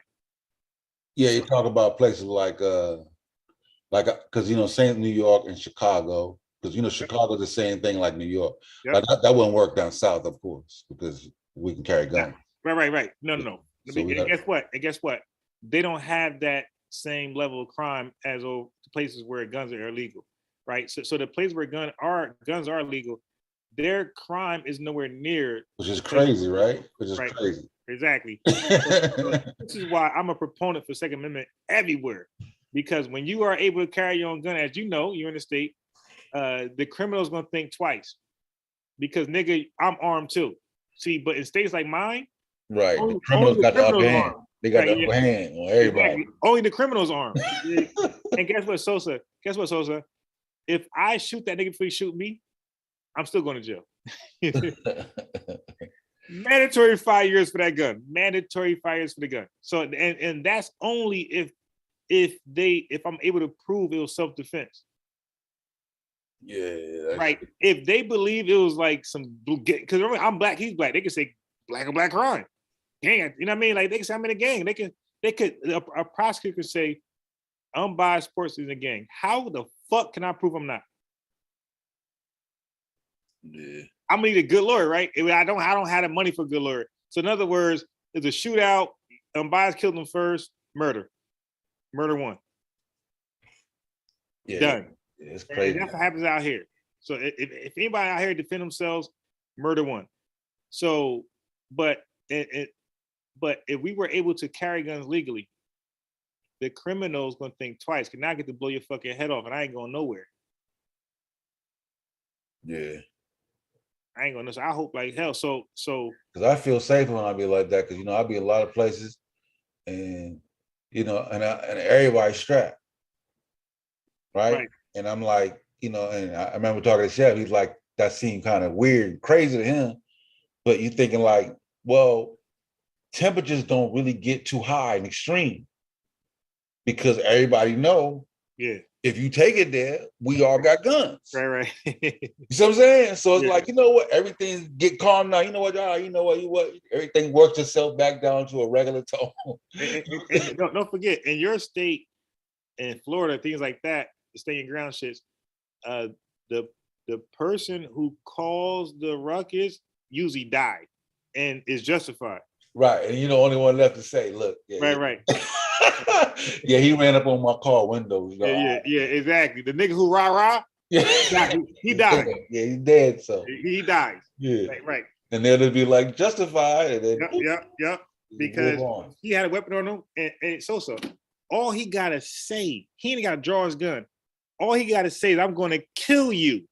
Mm-hmm. You can blow a nigga head off if he approach you. You blow his head off. Yeah, I saw an old dude head killing motherfuckers. He came to the car, bamming on his guy, try to bam it on his window. Yep. That's right. Can't do that. And an Uber driver driving a girl. This dude girlfriend was like kind of tipsy, and she called an Uber driver. And the Uber driver came and pick him up. He's like, no, don't put her in the car. But nigga, she paid for me. She wants to go. I'm gonna let her in the car. So the boyfriend got mad. He trailed the nigga, right? But he got in front of him and pulled over, blocked him, whatever. So then the Uber driver like stopped with like the guy got in the car. And he going, say, nigga, I told you to, white. They were white. He said, dude, I told you don't take my girl. I got a gun. I'll fucking shoot you. Right? Yeah. He never had a gun. But the fact he said that at nighttime and approached his car, boom, nigga did. Nigga did. We take this shit up in court because I ain't saying that you shoot me. The Uber driver had the cameras that he was ready. His shit was recorded, audio, all that shit, bro. All that shit, yeah. So he got acquitted. I mean, he never got charged. It was justified, yeah. But that needs to be. And look, I think, I don't smoke weed, but I do think marijuana, the freedom of marijuana, I believe that can lower crime to a degree. I think that will definitely help lower crime. I think in cases in states where they have done that, they've shown that it does. It's one less thing that a nigga, that a nigga fight and kill over. Right. You know what I'm saying? Like some states, like Oregon, take it a step further. Like, nigga, you can get caught with goddamn heroin and go, they still ain't taking it. You know what I'm saying? Like, yeah. Do you know, I think it's Kentucky. 3 bags of weed, bruh. Yeah. Like 10 fucking years. Oh, damn. I didn't know that was like, oh shit. Yeah. 10 years. Like somebody got caught recently. I think a rapper, somebody, three bags. No. Oh yeah, Montrezl Harrell. I ain't looking. Yeah, bruh. I ain't looking at his case. I just saw he got caught, but that nigga facing like 30. Nigga, God damn. That nigga had 3 bags. Damn, that's like Jim Crow or something. Yeah, bro. Yo. Some states, man, be on that. But yeah, so. I'm good with the stop and frisk in places like Chicago. So if they're not gonna do stop and frisk, but they need to, especially for Chicago and like our area. But they got a camera on every fucking corner, they got cameras all over New York. Every time they kill a nigga, they got the nigga on camera, they go get the nigga, they still kill a nigga. Right. They don't give a fuck. They don't give a fuck, bro. The niggas ain't even had no mask on when they killed the nigga in the stove. Niggas ain't wearing masks no more. That's crazy, bro. But that's all mask off, our future. Shit. Shit don't make no sense, bro. Then do a video with the shit they stole from a nigga on Instagram. Yeah. or the same clothes. Like niggas kill Young Dolph. Yeah. Yeah, come on. Man. Like, dude, how do you rock the same fucking hat that you wore in other photos? Like, I thought you do a crime, you go to fucking Target and buy some bullshit. Some champion sweatsuit, right? That's it. Yeah. And buy some fucking Crocs. You shoot the nigga, you throw that, you burl that shit. Like, you don't buy shit, you weird. What's wrong with these dudes? Yeah, niggas is crazy. Yeah, niggas is wild. Like I said, it seems doable, but it's gonna take I think the Rico shit is most probably the way that's gonna go down. Rico stop and frisk is gonna do it. Now, let me say this. Like, I had to educate Stu Peterson, a couple niggas last night on this stuff because I remember Unc did a show with crack cocaine versus crack, right? And I talked to Unc privately and about that. And Unc was right. I was unfamiliar with crack versus cocaine as far as being the same exact thing. I didn't know that, right? So, so I'm over here trying to research crack and cocaine, and they keep saying cocaine. I'm like, what the fuck, man? Where's crack? And I never found it. And then the light bulb finally hit me, like it dawned on me. So it said, oh, that shit is cocaine. So Unc was right on that, but he was wrong when it comes to the difference of how you consume it or how addicted it can become. Yeah, addictive qualities of crack cocaine. Right. And that's what I was trying to educate the brothers yesterday on. And they read articles which supported me and they still argue. I don't get it. Like, it clearly said when you smoke or inject, it becomes more intense. I said, bro, what the fuck more intense mean to you? Yeah, we don't have to debate that because we know when the epidemic when niggas started breaking the niggas' houses, taking TVs and selling. I even said that. I said, like, bro, cocaine had been around for a long time. And we never had that problem. Right? I said that. I said during the coke area, there was no petty crimes, niggas breaking the cars, none of that shit going on. I said when the crack epidemic came, all that petty crime started. Niggas selling their babies and all type of shit. And the niggas can't keep it. And then the thing is, you could keep a job. You cannot keep a job. Right. Yeah. I said all that, and they ignore blackologist. They ignore all that shit, and they want to keep to their point. I'm like, all right, okay. Yeah, because I had some niggas, some partner that grew up that they did coke. The worst I would get is when I would get a call 3 o'clock in the morning. This nigga just won't goddamn talk all right. So I know my phone ring is 3. That's it. Oh, nope, I'm not finna answer that. Goddamn want to talk. You know what I'm saying? Right. 2, 3 hours. That shit had your ass up. Right. Yeah, he the only one up. You think he does? Yeah. So now the thing with crack. So now again, I'm not glorifying the streets. I'm not saying you got to do this, but sometimes anecdotes count. So crackheads, like you just said, crackheads, because they smoke crack, they're up. It's an upper. So what they do is they also take heroin to calm the fuck down, go to sleep. When they smoke crack, bro, I'm literally in the streets talking to these motherfuckers, man. Okay, because I see myself as a journalist. I'm talking to them. They don't sleep for days, they tell me. They gotta take heroin to go to fucking sleep. So they are crackheads and heroin addicts. Yeah. And I told him, I said, bro, if y'all want, I can go back to Newark. I could pay a motherfucker to go on live and talk, give me their experience. I could easily do that, bro. I could easily get a guy, a crackhead, pay him some money afterwards, of course. Can't pay him right then and there. He'll bounce. I could promise him just a 10-minute. You damn right he gone. I could promise a 10-minute interview, right? And look, and I could say this to him. I could say, bro, is this your first time meeting me? He gonna say no. Like, we talked before, right? Yeah, because I talk to motherfuckers, bro. I'm not these scary niggas that don't talk to their people. I talk to people, like real conversations, and I, throw a little dollar here, a couple dollars here and there if I have it. So I'm able to do that. So I was like, I can get these motherfuckers on camera and tell their story, and tell you how high how long the high lasts and all that shit, and tell when they did coke, the difference, they'll tell you tell you what the difference is. You know, but most like niggas ain't just satisfied because at that point it's just a debate. Like you just want to hold your position. Like for example, you know how it be sometimes. That's what I stop arguing. Like, because I think if we can't agree to simple truth, then okay, it is over with. We can't. So my boy, right? One of my boys, I talked to daily. He like both of us be kind of hard on. Now look, indigenous black man had this shit fucked up. I'm hard. Okay, let's be clear here. I'm hard on the criminals of black folks. I'm not hard on good, hardworking, successful, or just hardworking black folks. I'm not hard on black folks who pay taxes and don't do anything criminal. Okay? I'm hard on the fucking criminals, indigenous black man. So don't say I'm hard on black people, because I said point to a lie where I'm hard on somebody who's working and just living life. I'm not hard on that person. I'm hard on the criminals. The niggas or the niggas who don't do shit in life. I'm hard on them motherfuckers. So my boy be hard on them too, but in a different light. Because he called me on three-way with somebody white, and he was hard on black folks with the white person.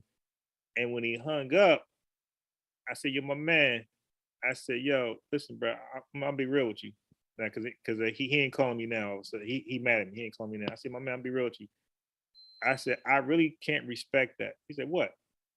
I said, I can't respect our personal conversations you bring to white people. I said, because to me, you are downing us to uplift them, because you ain't say shit about them. And you're kind of like making it like it's the truth about it. You know what I mean? It's one thing to say an opinion, but when you like, I can't say what he said because, you know, he probably listening now, he'll probably cry. But I'm just gonna say this. like there's some shit that we say amongst each other about each other. Oh yeah. That needs to be. That you don't say everything. Everything ain't on the open, bro. Exactly, because it's giving them a pass to feel the same way. Like you don't do that. Yes. And he act like he couldn't get it, and then the nigga act like he wanted to come on live and talk about it and debate. So okay, come on, win. And of course, he never said a date. It's family protocol. You do the same shit with your family, like yeah. So, but I'm gonna out you about this shit in front of the goddamn. No, there's some shit.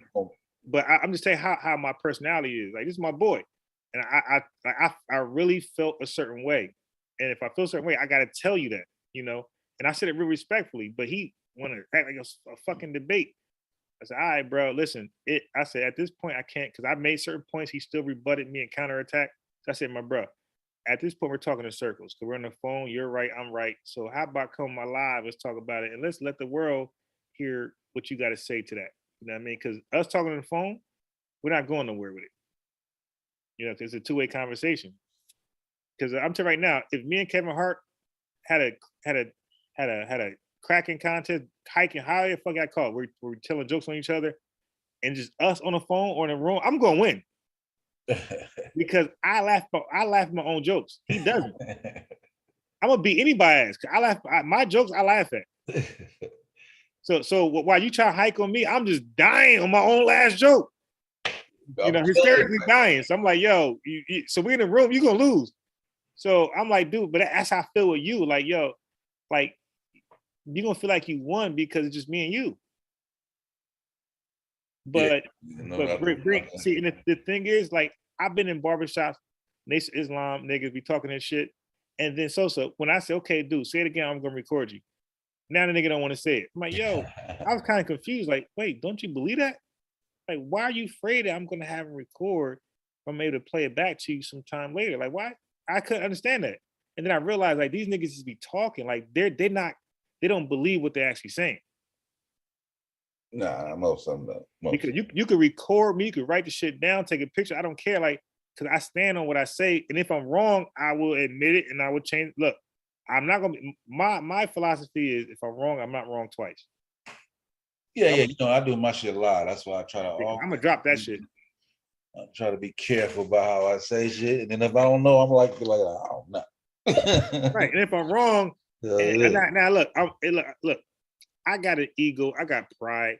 So if I'm wrong, I might not admit it right then and there because it's a hostile environment, right? But I will admit it the next day though, like yo, and I'm gonna do it on live. I'm a man. I'm gonna be on live and say, yo, Sosa was right about that. I was wrong. Yeah. I mean, that's human nature. You know what I'm saying? Yeah. So first, you're gonna fight in the beginning anyway. You'd be like, nigga, let me look this shit up, nigga. No, I got something. Nah, we got that beat. All right, hold on. You know what I'm saying? But you'd be like, you know what? I might be able to find something. You get to look and you're like, you know what? That motherfucker's right. Like, I remember one time it was me, Uncle Double X on three-way, and I said something I was absolutely wrong, and Double X caught me. He was like, "You'll say it again? You is wrong." And like, you know him, he wants to thrill. So Uncle was like, so he was like, ask him. And normally I would say, yeah, I was wrong, but I like, man, I ain't wrong because because I didn't want to give that nigga that satisfaction. You can't get Double X. I said, nah. Anybody else, I would have said I'm wrong, but your ass, no, I'm right. You be looking, you be waiting. Yeah, so I told Unc in private, yeah, I was wrong, bro. I'm not gonna say that shit with Double X on the phone. Fuck no. Yeah. Do my shit live. Like I said, everything I say is live recorded. And you know, I don't really be tripping on that shit anyway. Like you see someone, like you just gonna make me. I ain't gonna be wrong again. Like shit. No, right, and that's me. Like you'll catch me wrong twice. I mean, once. It won't be twice. Now, Sosa, here's the other thing. I want you. So let me get it back. So you look at my screen. This is another thing I posted up, right? Oh, I think I seen this shit. When nigga got a car with his chopper. Oh, it's a different one. Nah. Not like that. Okay, so first of all, this is JT the Pocket Watcher, right? This is okay, good. That's my guy. He be exposing scammers and fraudulent people. Yeah, I fuck with it too, and I've been watching that Earn Your Leisure and put me up with. There's a couple of pseudo niggas on there, but when they talk to business and shit money, I be watching. Yeah, and then the Earn Your Leisure. The thing is, like, they get a benefit of doubt. A lot of scammers come on there, but what they will do once they find out who you are, they'll delete your fucking video. Right. That's good. But that's a low key good thing, because the thing is, if you see them on there and they're not on there, that means they're a scammer. For sure. They delete your shit. So, JT the Pocket Watcher, people request certain people to look. You know, he's a real accountant, and he look at your financial records for your taxes. Your taxes are public. Yeah, I watch him. Okay. So anyway, this video right here, this nigga was a lottery winner, right? He won 30 bands. The nigga beneath him. No. They're both accountants. Those two both accountants. On the right side. on a screen camera. In the video, yeah, in the news shit. Right. Which one? The nigga at the car or the nigga on the other side by the pump? I had the car running. Oh. This nigga won 30 grand from the lottery. He told niggas at the gas station he won 30 grand? No. He told social media, Instagram he did. Crazy. Crazy. Then he bought a 20. Look, he won 30 grand. He spent 20,000 on a diamond necklace, nigga.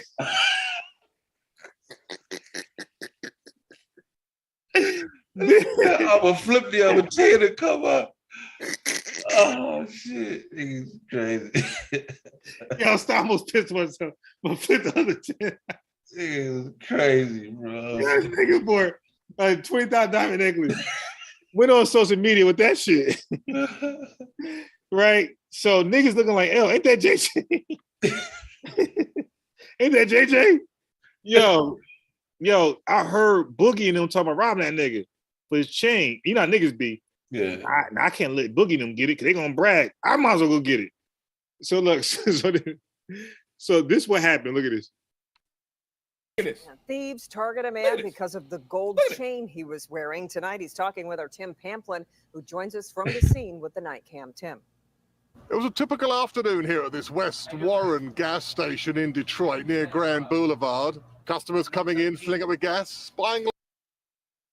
So they didn't kill him. It's in Detroit, Michigan. They just beat the shit out of him and took the shit off his neck and bounced. Respect them gangs for doing that shit. Yeah. They didn't even, they knew the nigga so well. That's why they didn't come with guns. they knew he's an easy target. They just beat this nigga ass, take the necklace and bounce. We ain't gotta kill him. We don't need no guns, no knife, no bat, nothing. We just gonna punch him in the fucking face and take his necklace and bounce. Love it. It was smart because if they actually get caught, they're not doing no heavy time. They doing like a 3 to 5 for armed robbery. I mean, strong arm robbery. Not armed. So they're good if they get caught. And if they get caught, they can say, yo, tuck this chain. You know, we'll give you a little something off it. But I do my 5 years. I come home, I got, 20 grand. Because diamonds don't devalue. Yeah, I just crazy this nigga that nigga wins 30 and spend 20 on it. That nigga did the straight Kanye West, nigga. Yeah, I bought a necklace before I bought a house. Nigga. God damn. Yeah, this nigga, and then the other 10, he had a little car out there. And it was nothing like a decent, just a decent little brand new car. But he had a note on that bitch though. Like it wasn't like bought brand new because he had no money to buy brand new. But I just don't understand. Like, if you know you ain't that dude, why would you even think you could just walk inside a gas station with 20K? If damn somebody know you, like, bro, you a lick. Bro, you can't walk in the gas station with a $2,000 gold chain. That's what's crazy. That's all. I don't think it's just extra stupid, bro. Yeah, You just begging to be robbed. Bro, I had an $1,800 gold chain when I was like 24. And I put my life at risk everywhere I went. I'm dumb and young. I'm not knowing that. And I'm not even tucking it. Sometimes I'll tuck it, sometimes I won't. You dig? And I'm in like just hostile environments, certain, house parties. And luckily I never got robbed or, beat the fuck up for it. I don't know, cause like maybe I looked it tough and they thought I had something on me or down with a gang.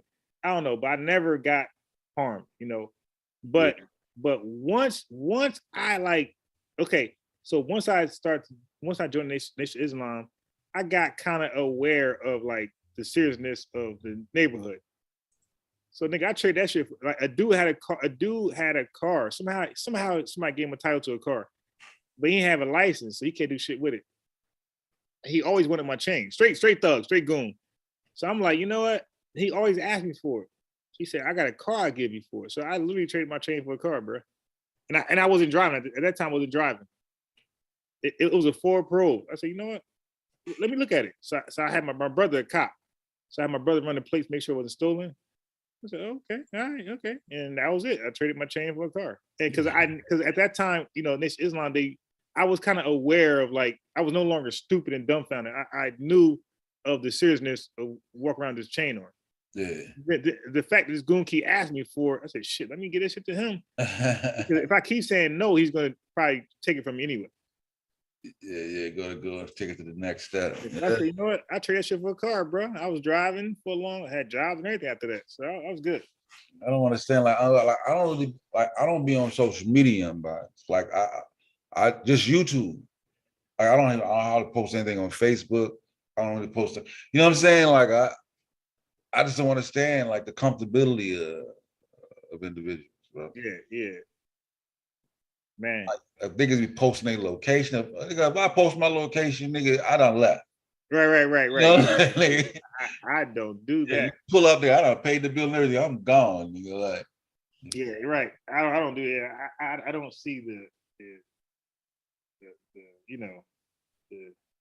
need for all that right there. Yeah, and when you got pocket full of money, it's like, yo, that shit's archaic, bro. Like, I was in the store today and I saw an old lady paying for shit in cash. Nigga, that shit looked like caveman type shit. You know what I'm saying? Because it's like, it's rare. Right. Yeah. Like using cash still? Like, come on. Yeah, you know what I'm saying? And if niggas walk around with credit card, nigga, there'll be way less robberies. Because now you gotta rob a nigga. You gotta hope he give you the right pin. Or you gotta take a nigga to the goddamn. It's too much. Yeah, but you only can get for so much after that ATM. Exactly, it's too much. Nigga would be like, man, fuck all that shit. Yeah. But that's I love the credit cards because when a bum asks for money, I'm like, you only got a credit card, bro. I love that shit too, and it's the truth. I ain't got no cash. Yeah. I don't got debit. I got credit card. Even though I do keep a little cash in the car just in case I lose my car. I learned that from. No, you gotta do that because sometimes, bro, your tire might blow. Something fucking you gotta keep tire shop ain't taking no credit cards, man. Right. So I keep a little couple hundred stab. I ain't finna. I know I ain't gonna break that out. You have to have about $130 in your pocket just for an emergency. Yeah. Hey, yo, check this out. One time I was in Newark and my car, the battery is fucked up. So I was I was parking lot pimping. I wasn't in the spot, in there. I was outside of it, parking lot pimping. We call that parking lot pimping. So I'm out there trying to catch chicks, hey, what's going on? Going in or leaving, like, hey, what's going on? So I try to get in my car, my shit wouldn't start. Oh shit, bro. I'm stuck in this motherfucker in Newark, in the worst area. I'm like, So I had cash on me. I paid a couple goons to give me a fucking jump. Get me the fuck out of there, you dig? Yeah. So yo, let me get a jump. I give you $60. They're like, okay. I basically paid for that night, what I mean? Yeah, all right. Give me a jump, get the fuck out of there. But that's why you need cash for shit like that. Yeah, always. I listen to this white dude, his name Clark Howard. He advised 200, so I make sure I keep at least 200 cash. All right, yeah, that's same smart. scenario. You need your little backup. You know what I mean? Yeah, because you never know who you need to help push your car or. Look. One time I was going to work and I got a flat tire, some goofy shit, and it was like one of those narrow two-way streets where you really can't, you risking like car accident. So I pulled off, and the street I pulled off on was like a little hill. Like, what the fuck? Yo, I tried to jack the car up, and the shit rolled over the fucking jack. I'm like, oh my God. Bro, I did that shit one day too, nigga. I was hot. Yeah, a white boy, again, so you can't be fucking racist. A white boy came out there. I mean, it was hot as fuck too. White boy came out there, gave me a bottle of water, helped me with the car, and I got the shit tire on heat with his help, and that was it. Got out of there. I ain't, he ain't want the money like that, but that's a case where your racism would have backfired on you. Bro, how about one time? This is before I fucked up. I had the Honda, and they get this little ass jack where you gotta pump the shit up, and they slowly go up, but it's small as hell. And I fuck around and ain't had it on a solid metal base. Like it must have slipped a little bit and went in between. So guess what? Out of the bushes pop up a J. You know what I'm saying? Like, shit, I'll go get you a jack. You know what I'm saying? Like, I ain't had no cash. You feel me? Yeah. Oh shit. But he still did it for me on the strength. Wait. You said a J? What's that? A junkie. Okay, I got it. Yeah. You got to tell you a smoker, but I was like, yeah. He's like, I'm gonna go get a jack. So he ran off, but I'm still trying to flax nigga down. I'm thinking like, this J ain't who's a J fucking. You know what I mean? Carjacking shit, right? But sure shit, he come back with that shit, right? So he did it. I'm like, listen, I ain't got no cash. I'm gonna run to the ATM and you know what I'm saying? And his face was hurt because he's thinking like, you're not gonna come back. Yeah. And that's what I'm trying to say with me. Like when I go certain places, bro, and that I'm not like kind of hood, it's not really my area. I don't know anybody. When a junkie like that asks for money, I give it to him. And I give it to him often, like every weekend if I'm gonna be around that area. Because now I got eyes now. I got Yeah, I do that. You know you down. Yeah, you need that cash stuff. That little experience, I was like, God damn, you won't catch me like that. So I do everything. I keep the cash. I don't carry all my credit cards on me. I leave some, like I got a couple banks. I keep a bank card at home. You know what I mean? Because like one time I lost my I lost my wallet. Nigga, I was ass out. You know what I'm saying? Right, because you gotta have them send you some cards. That shit take three to 4 days and shit. Yeah, nigga, I'm like, oh shit. I'm like, damn.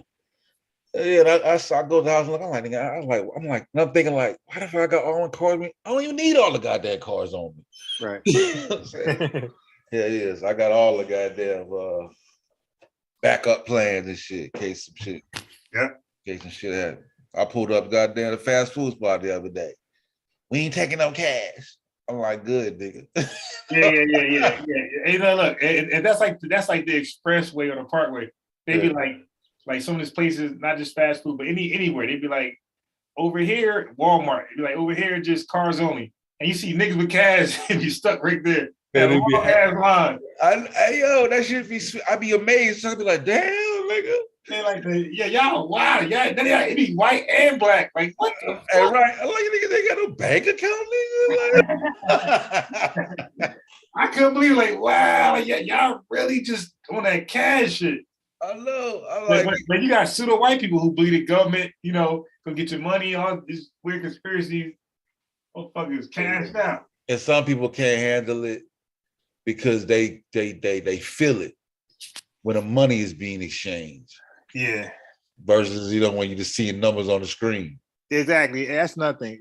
That's a downfall about the debit card. Because you don't see the money leaving. Yeah, just digits. Yeah. And then you don't see the digits because you're using the card. Like you got to go look at it. Yeah, and he'd be like, God damn.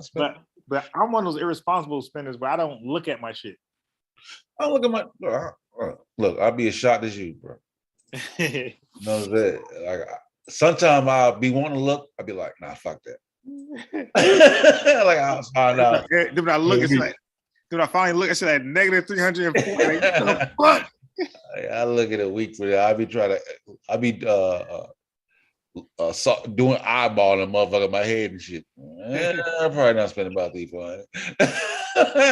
hey, yo, TD Bank is the goddamn worst, bro. Who?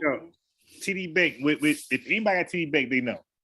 If you spend money right now online, Walmart, like a good $20, that shit won't reflect to Monday.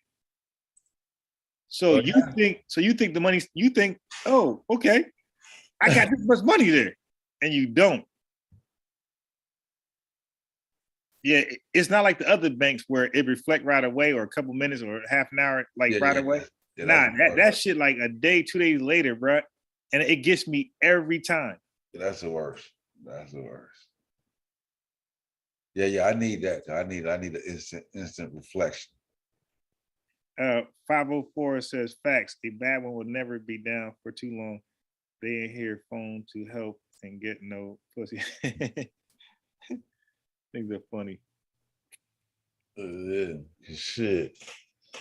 I don't know. Like I said, I keep a little cash if you want to ride around. You know what I mean? Like, now this I do too sometimes because I see Dice Man said I be getting mad when I see a bad baby on the side of the road. I'd be like, if the pussy that good, you should be able to call someone on speed dial. Facts, bro. Listen, I used to tell my partner, I don't even fuck with a girl, she walking. Yeah. It's different in New York because people walk around, but in the South. Yeah, New York, but not New Jersey though. No. Look, New Jersey, you need a car. New York, you don't need a car. All right, man, because I'm like, yo, because my boys be like, yo, pull up, let's look at it. I'm like, bro, she walking. Right. If she look good, you think, well, we don't even gotta waste no time with that. No, but if I ain't gonna lie, I will holler if she walking, but it's straight demon time. It's no respect. Yeah, of course. Yeah. If it's worthy. Yeah. But you know she ain't no good, bro. Right. And guess what? But I already know that going in. Like, you know what? Amber will laugh, but I'm like the thought king. So I see a thought. I'm like, I got it. It's easy. I got it. Hey, where you going? Hop in. And they actually get in too. Shit, they walking. I ain't saying that. I'm just saying, like, that ain't choosing type. You walking. That's just we'll just leave it at the blank space. You know what I'm saying? don't have me on live and shit. You know what I'm saying? Right. Fuck around, make it to a political space and be like, 2022 said, nigga, bitches ain't shit because these bitches get licked by now. Oh yeah, that's a fact. That's a fact. You know what I'm saying? These niggas hell that I mean, like niggas that get shit from 15. I'm like, nigga, who kept that video? Yeah, that's why we gotta say this right here. This is just for entertainment purposes only. Don't believe me, I'm a goddamn liar. I'm under influence of liquor. Do not believe me tonight. If you do, you a damn fool. Okay, I've been drinking, and when I don't know what I'm saying. I'm just saying shit just for shits and giggles, so I get more likes. More views. I mean, my partner is riding around, right? Because we talk about just how standards change you get older. So we was like, because we went through this. We was on the west side of Land Crew riding through, right? And we like, yo, he's like, I wasn't fucking nobody around here, right? The neighborhood, right? I think it was.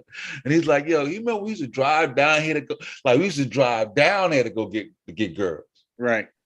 Hood chicks. You know what I'm saying? Go to You know what I'm saying? It's like now nigga drive out that shit like, nope.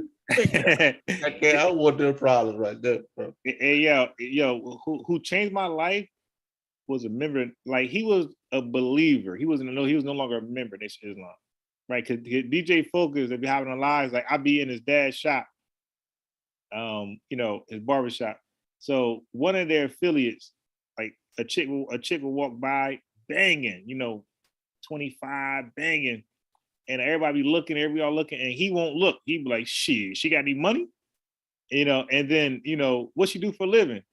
So like that kind of, so like stuff like that, bro, like that, I'm going to naturally like be attracted to that. Like, wait, you ain't looking? So then I'm like, yo, why you ain't looking? He's like, what she got going on? She's a regular woman, no job, and he was breaking it down. Like, he changed my life. So now I'm like, on your time, I'm like, wow, like that makes sense. Like, yeah, if I'm gonna holler at a woman, she gotta have her shit right. So from that point on, I don't just look at, I don't lust over a regular ass woman in tight clothing or pretty or cute. That alone doesn't win me. Like, you have to have your life in order and some type of like career. Yeah. And he the first person that had me think like that, because I was like just looking at anything cute, a bum bitch or not. I'm like, yeah, I don't care. I want that. Yeah, I forgot to put me up on that shit too, but I forgot who exactly was. But I remember when my mindset changed, and it was on something like, yeah, like you got to have a job. Yeah. You know what I mean? Like, I don't care if you be in college. Like, I got to see you, just when I'm younger, see you progressing towards something. You know what I'm saying? Like, you gotta have something good. Yeah. But that's a standard, but that's the type of thing you're supposed to have, though, both ways. Yeah, right. Both ways. But as men, we just be like, I'm gonna knock that down. Yeah. And they'd be, you know what I'm saying? And they'd be like, what? I can mold her. Yeah, nah, you look. As you get older, that shit's a lie. Yeah, right. That's that 32-year-old talk right there. Right. They could be like, ignore all the red flags as a youth and shit. I can mold her, nigga. She already damaged goods, nigga. You know what I'm saying? For the rip, this shit ain't gonna work out. You still like, nah, it might. Right. Nah, she a little feisty, but I'm yeah. Nah. Yeah. She be hanging up all the time and she be spazzing, but in time. Yeah, nah, I got different advice for the youth if they ever listening. Nigga, it's over. Just have fun for the moment. You ain't doing nothing with that chick mind. That shit, like, they gotta be raised that way, not by you, but somebody else. Yeah, and like most of the time in life, and this is the sad part about love and relationships, like the best scenario always is the one that gets, like, the person don't become who they are till they fucked over the good person. You see what I'm saying? So when that person come to you, you're either the one about to get fucked over, you know what I'm saying, or vice versa, because like normally a nigga straighten up and he'd be like, damn, man, like she was solid. I was fucking up. I just fucked that whole shit up. You know what I'm saying? But you don't fuck it up with her so bad, she ain't fucking with you no more. Right, yeah. So now you move on to somebody else, you ready. But that don't mean that person been through that shit. Yeah, exactly. Yeah. She on bullshit, you ready. Right. She on bullshit. Yeah. Hey, look, that's true. And look, then she fucking with you, and she like, yo, that nigga was solid. Like, so now she good. But the next nigga she fucking with, he on bullshit. Yeah. I'm trying to tell you, bro. Like, and that cycle, that's a real cycle. I mean, it's a cycle, man. That's just crazy, bro. Yeah, that's it. And like, you pretty much, how in the church they say, listen, you need to stop slutting around and find a husband, and he ain't fucking nobody, but certain women feel that shit. Like what you just said, like I think every male and female went through that, where they had a good guy, passed on them, and now I should have had them. Now they stopped playing, and the next guy they met playing. And like that's exactly how the culture is, man. Yeah, keep going on and on. You know what I mean? Because you always be like that though. Like I think your mind, you know, when you're younger, you just the superficial shit seem more than the substance for some reason. You know what I mean? Like I always be that way. Like, you know, a sister pick a thug over a dude that got a square. You know what I'm saying? And the dude to pick a bad one over a chick that got a job somewhere. Right. But she a stripper though. Yeah. And like niggas minds be but you gotta. I never understood the opposite. Now, I ain't talking about Atlantic. I know y'all culture a little different. I'm saying up here. I never understood the fascination with the stripper. Like, cause out here, strippers ain't loyal for shit. That's everywhere. But it's like, why would you believe they are? Like, cause niggas be wifing them up. Oh yeah. And like it's like a fascination. Like, I got a stripper, and we be like, okay, like, dude, and that's your girlfriend? Like, yeah, like, what the fuck wrong with you? Like, yo, that ain't nothing going on with that. As a catch on by, it's like the stripper, right? Is like that animal in the jungle is venomous. You know what I'm saying? If any woman has been fine-tuned to just dog a man out, that scenario sets up. You know what I'm saying? So you're like she used to niggas trying to get her. Yeah. Some bullshit. You know what I'm saying? So some type of way you be feeling like, if I can work through all that and still get her, I'm a bad motherfucker.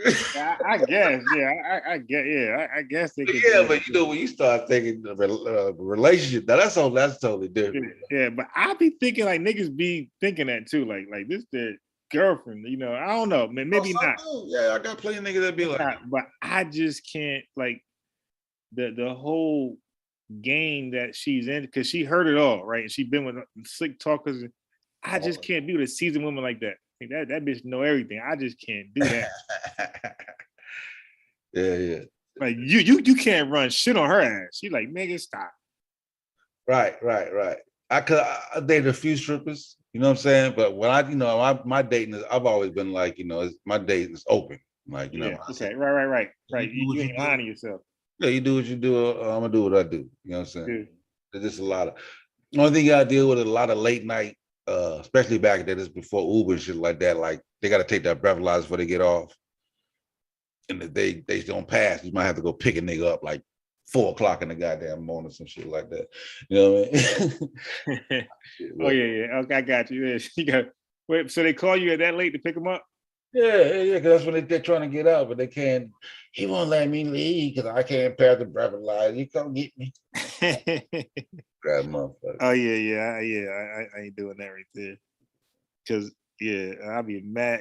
I'll be on some ridiculous retarded shit in the morning, like for no reason. Like my man, like okay, so I picked up a new business, right? Where I'm like a mobile car detailer, but I haven't been mobile because I got all the shit here. Yeah. You know, to do it, through your car. So I told the dude, my boy, I said, so I haven't really been like, I didn't have my debut yet. I've been still in like practice, like just doing niggas' cars, making sure my shit getting tighter and tighter and tighter, you dig, before I fuck somebody's shit up. So I had my boy, I told him like, yeah, man, come through. I do your car. Yo, so this nigga called me in the morning. For some reason, bro, I'm just not a morning person. I answered the phone angry as fuck. Like, yo, what's up, man? Like, yo, I'm still coming through. And I told a nigga what time to come. And so he's in the right. I'm like, got this attitude with this nigga. Like, nah, listen, man. I had to like catch myself like, oh, what the fuck I'm doing? Like, I told him this time, you dig? But in the morning, so if a woman called me that late, bro, my weird, crazy ass would be crazy, bro. Cause I'm like a different person in the morning, like 7, 8, 6. I'm like just super angry. Yeah, I don't be angry, but I'm not very talkative in the morning. You know what I'm saying? Yeah. I'm not. Yeah, when people start talking in the morning, I'm like really like, dude, like, nah, I'm not. I'm just like very just laid back, observant, quiet until I'm ready to talk. As I awaken a little more. We're dealing with strippers, is a whole another scene. They schedule is reversed. They work nights. Right. Like a lot of times, we get up. Or if you're going to link up, but if you see somebody bad at strip club, you link up with them at the after hour spot, 3-4 o'clock. You know what I'm saying? When the shit get to popping, that's where everybody gonna meet up at. So yeah, now you said that, I'm gonna tell you this. So they got gentrification going on in the north. And I had a live before saying how white folks moved in the worst parts in fucking north.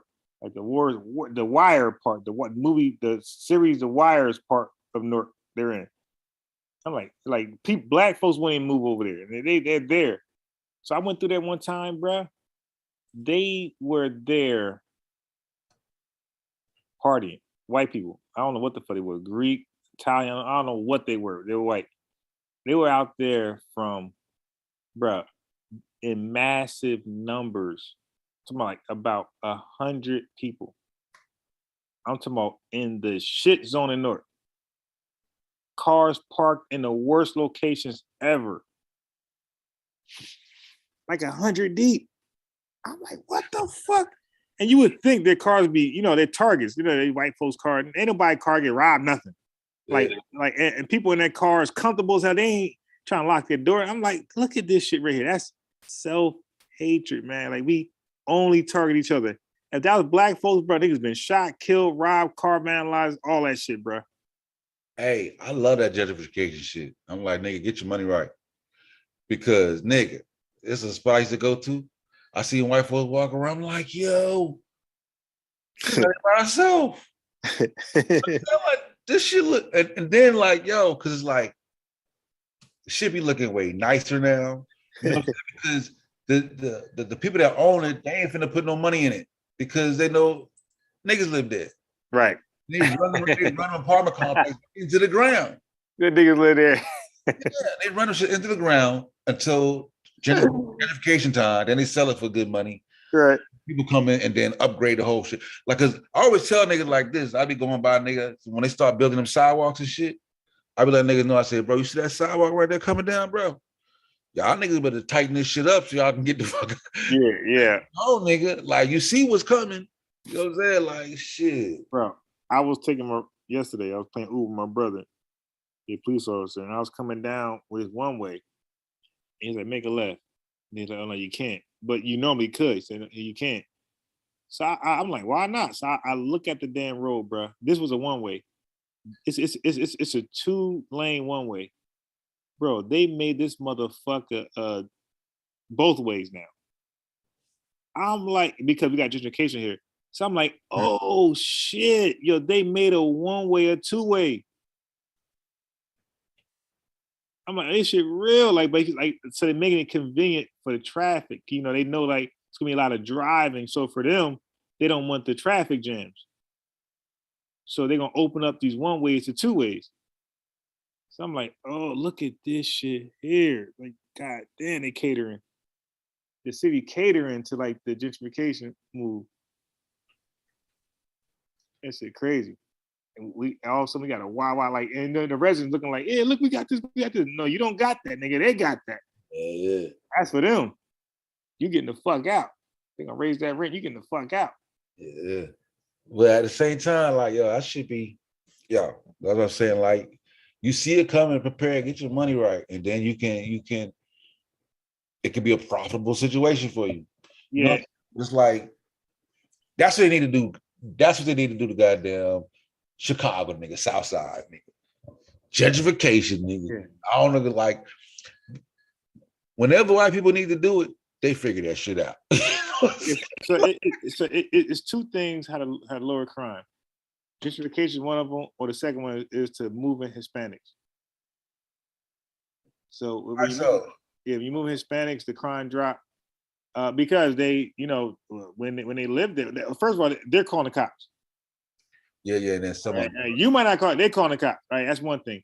And secondly, when they move in, that means you're moving out. So it's less black. It's less black. It's less black people in that area because they got to move somewhere, right? That means it's an occupied. It's vacant. So if you think about any majority black neighborhood, when Hispanics come in, the crime drops. That's all black neighborhoods where Hispanics came into. Yeah, I never paid attention. Yeah, all of them. The crime drops when Hispanics come in. I know when Hispanics come in, they some of them gonna be on papers, so they're not gonna be out there breaking the law. They're gonna keep everything nice and tucked. Yeah. The crime falls. Because people, you know, black folks start moving out, and you know, it'd be mixed, and nigga ain't gonna feel so comfortable doing a criminal activity, you know, in front of a Hispanic person who don't know anything about the street codes. They like, nah, nigga, I'm calling the cops. I see who did it. I got your license plate number. You going to jail? You did, like, and a lot of that plays a part in that. But yeah, when Hispanics move in, bro, that's a maneuver to like drop the crime rate. Yeah, they need to do that shit. That's what they need to do. The goddamn south side of Chicago. They gentrify that motherfucker. Now, Miss Tiff, when I say Hispanics, I ain't talking about the nigga Hispanic. I ain't talking about Dominicans and Puerto Ricans and Panamanians. I ain't talking about them. I'm talking about Mexicans, you know, South American Hispanics. Oh, Miss Tiffany, Miss 5'3". Yeah, I'm talking about them. Yeah, because New York kind of wild. New York, yeah. So I might be talking about New Jersey then. But look, I heard, you know, because I ain't never been, but I heard they was like, they were saying they gentrified the Bronx or like Central Park or some shit. Some area. Yeah, like over there by Sonetta, I heard they a lot of white folks over there. yeah. So Miss Tiff, maybe in New York, cause New York is his own little shit, his own little. Yeah, LA, because them niggas are turning up. Them niggas like, you got gangs, nigga, we got gangs. Nigga. Yeah. New York a little different. So Miss Tiff, I met New Jersey. New York a little different. Yeah, their rules a little different. They wild out there. They don't understand how to use the bathroom. All right. Yeah, New York a little wild. So I met New Jersey, but the rules changed in New York. I don't know why. Like you would know more than me. I don't know why New York is just so horrible with crime. Like they're really reckless out there.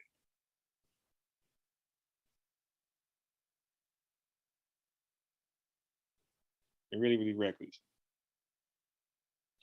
Matter of fact, New Jersey gets a lot of their bad attributes from New York. So like we look at New York and we borrow from you guys. So whatever the hell you guys are doing, you pretty much set the trend for us.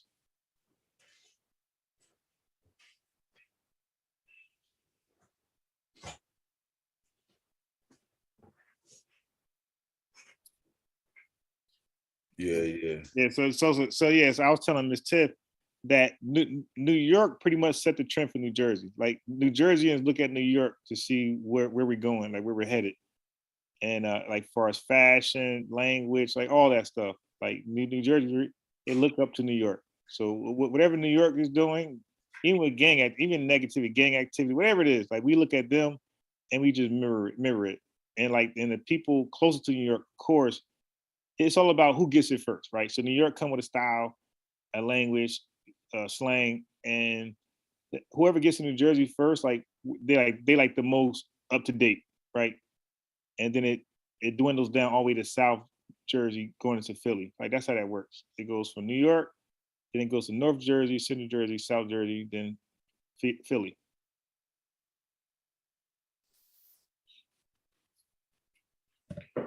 Yeah. They need some goddamn the Mexicans here though.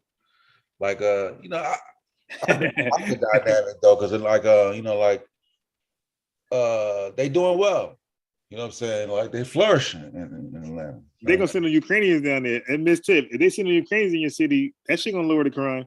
I heard that. I heard they might do that. But Mexicans doing well though. Like I like and the level of women is increasing. You know what I'm saying? Like they picking up the eating habits and more into right. I'm not definitely, and that's why it's not just Kevin Samuel. It's even like women dating coaches, right? They tell you that how you look matters, especially if you're dating. How you look matters. Like your opportunities widen the better you look. And we're not talking about just throwing eyelashes in the fucking wig. We're talking about actually looking good, like getting in shape and that type of shit. Face clear, that thing. Because you got some women who are just destroyed, and they think they throw a wig on eyelashes, they're cute all of a sudden.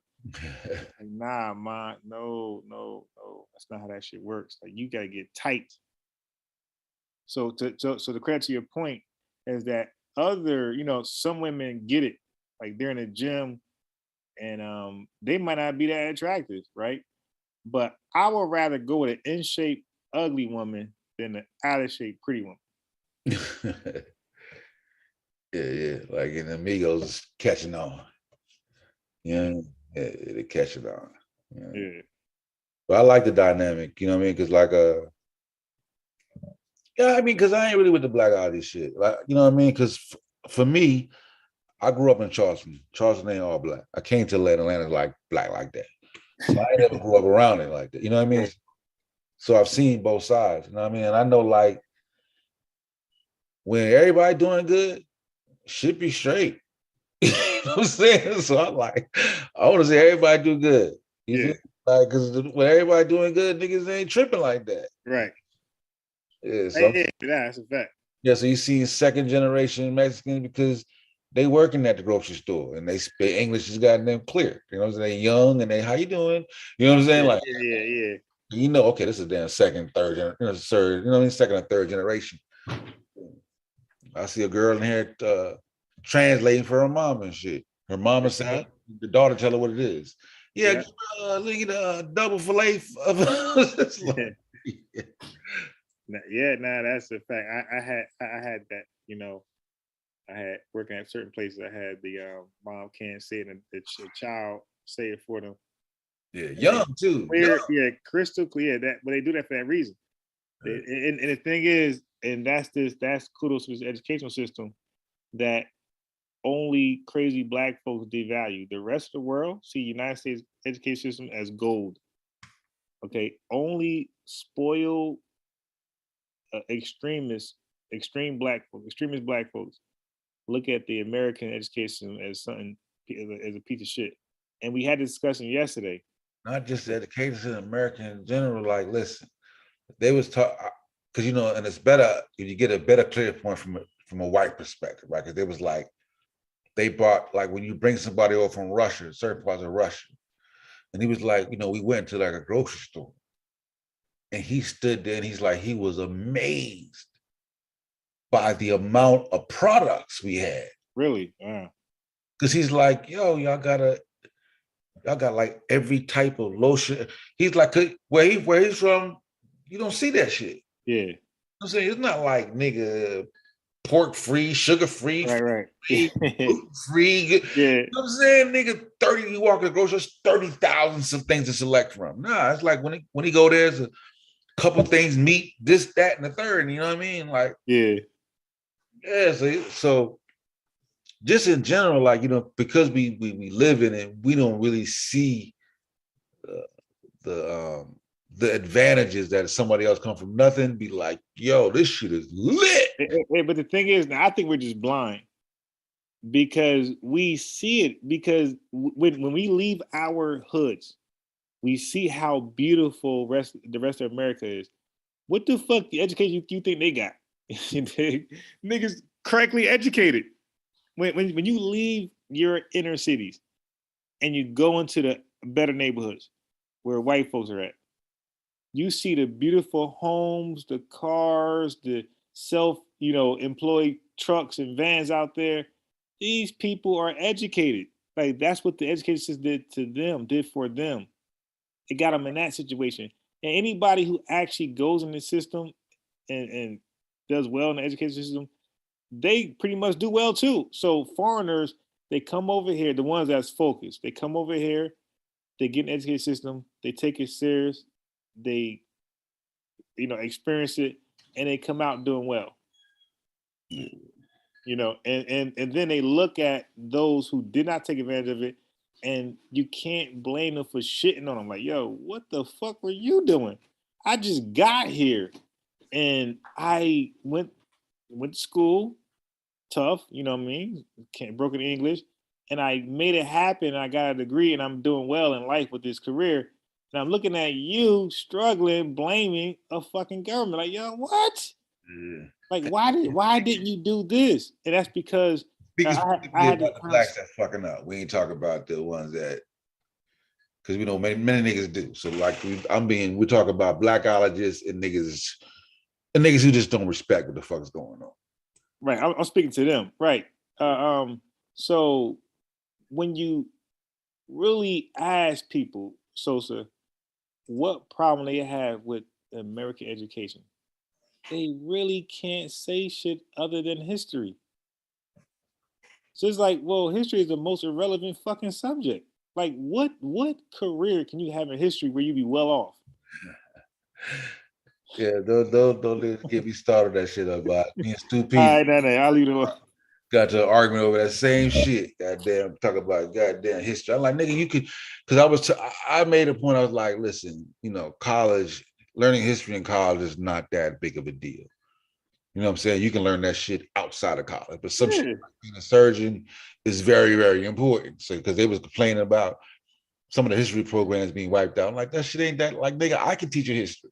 You know what I'm saying? And we had a big argument. Stupid refused. History is the most important thing.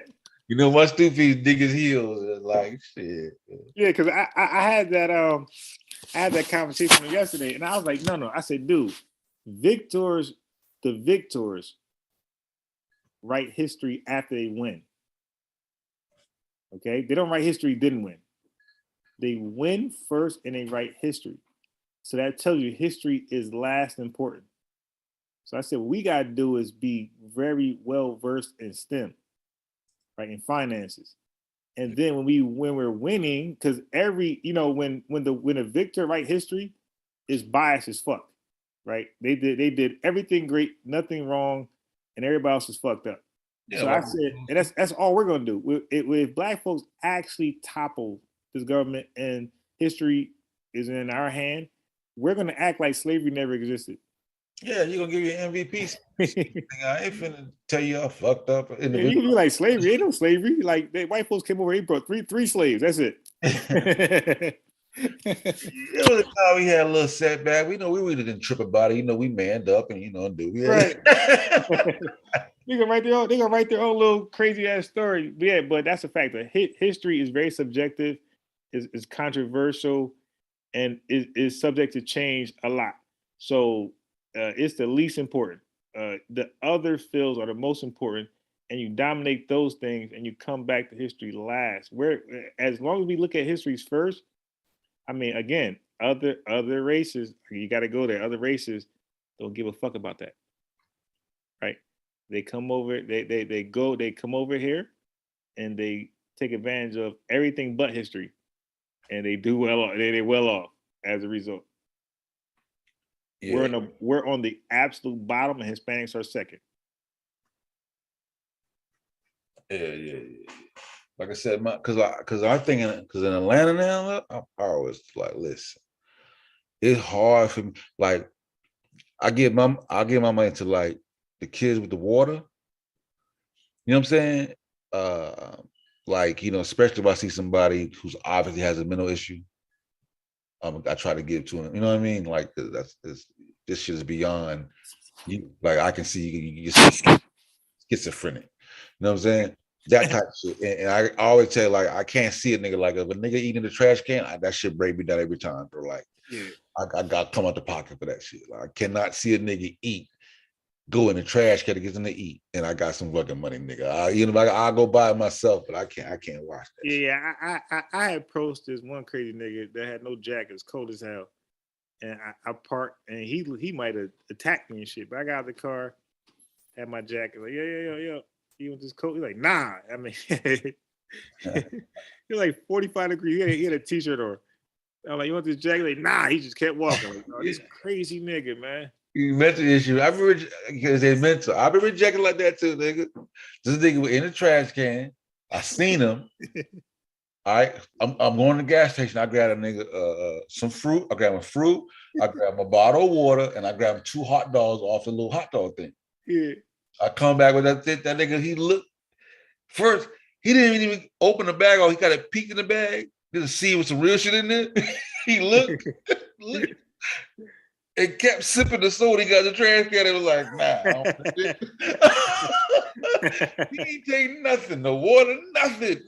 I just left it right there, and I just feel me out. He said he can't sip in the soda. He found a trash can. That nigga, he was like, I don't want that shit. That nigga, I ain't know what to say. But he definitely had, like schizophrenic or something. You feel me? Like I was like, that shit fucked me up, dog. Hell nah. That nigga sound good. So that's another thing. So what should be done with the schizophrenic people? Ain't nothing you can do.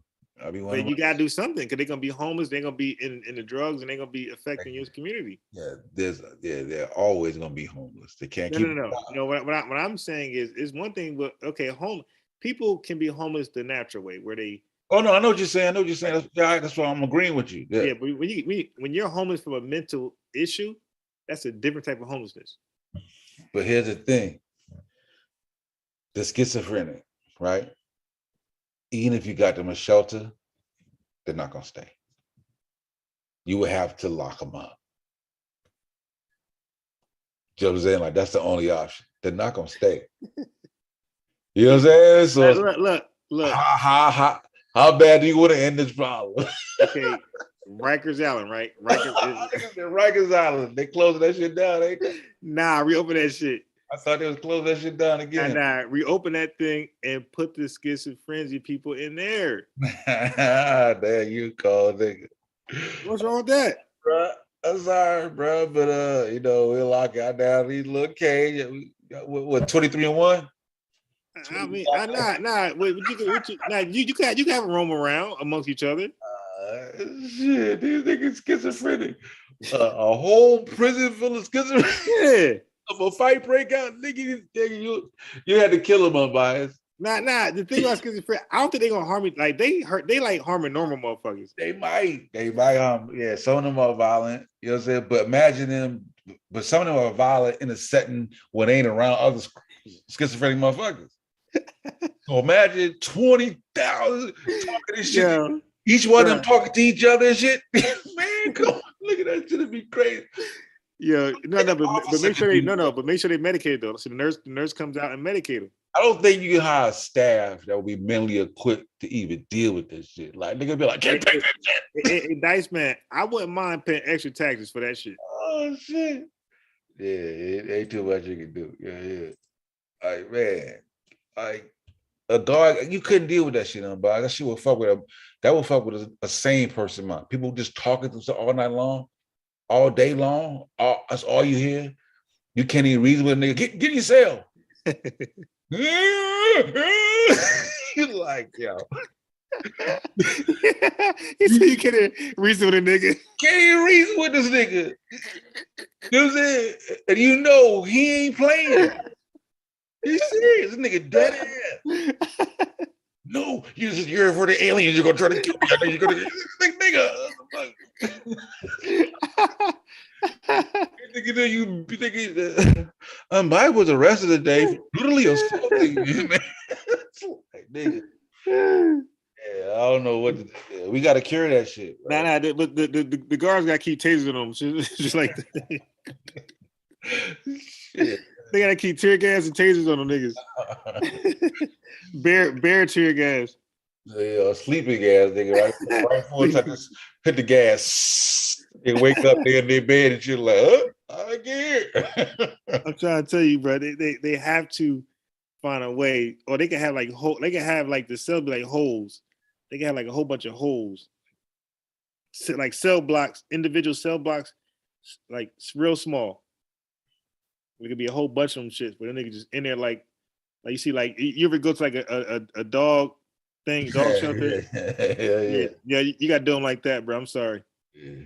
We got to just cure that shit, man. We got to find a way to cure it. Well, Elon Musk was putting together like he got something. I forgot what it's called. The Neuralink. Yeah, there you go. There you go. There you go. That right there. I think it's coming. That right there is gonna be the cure to that shit.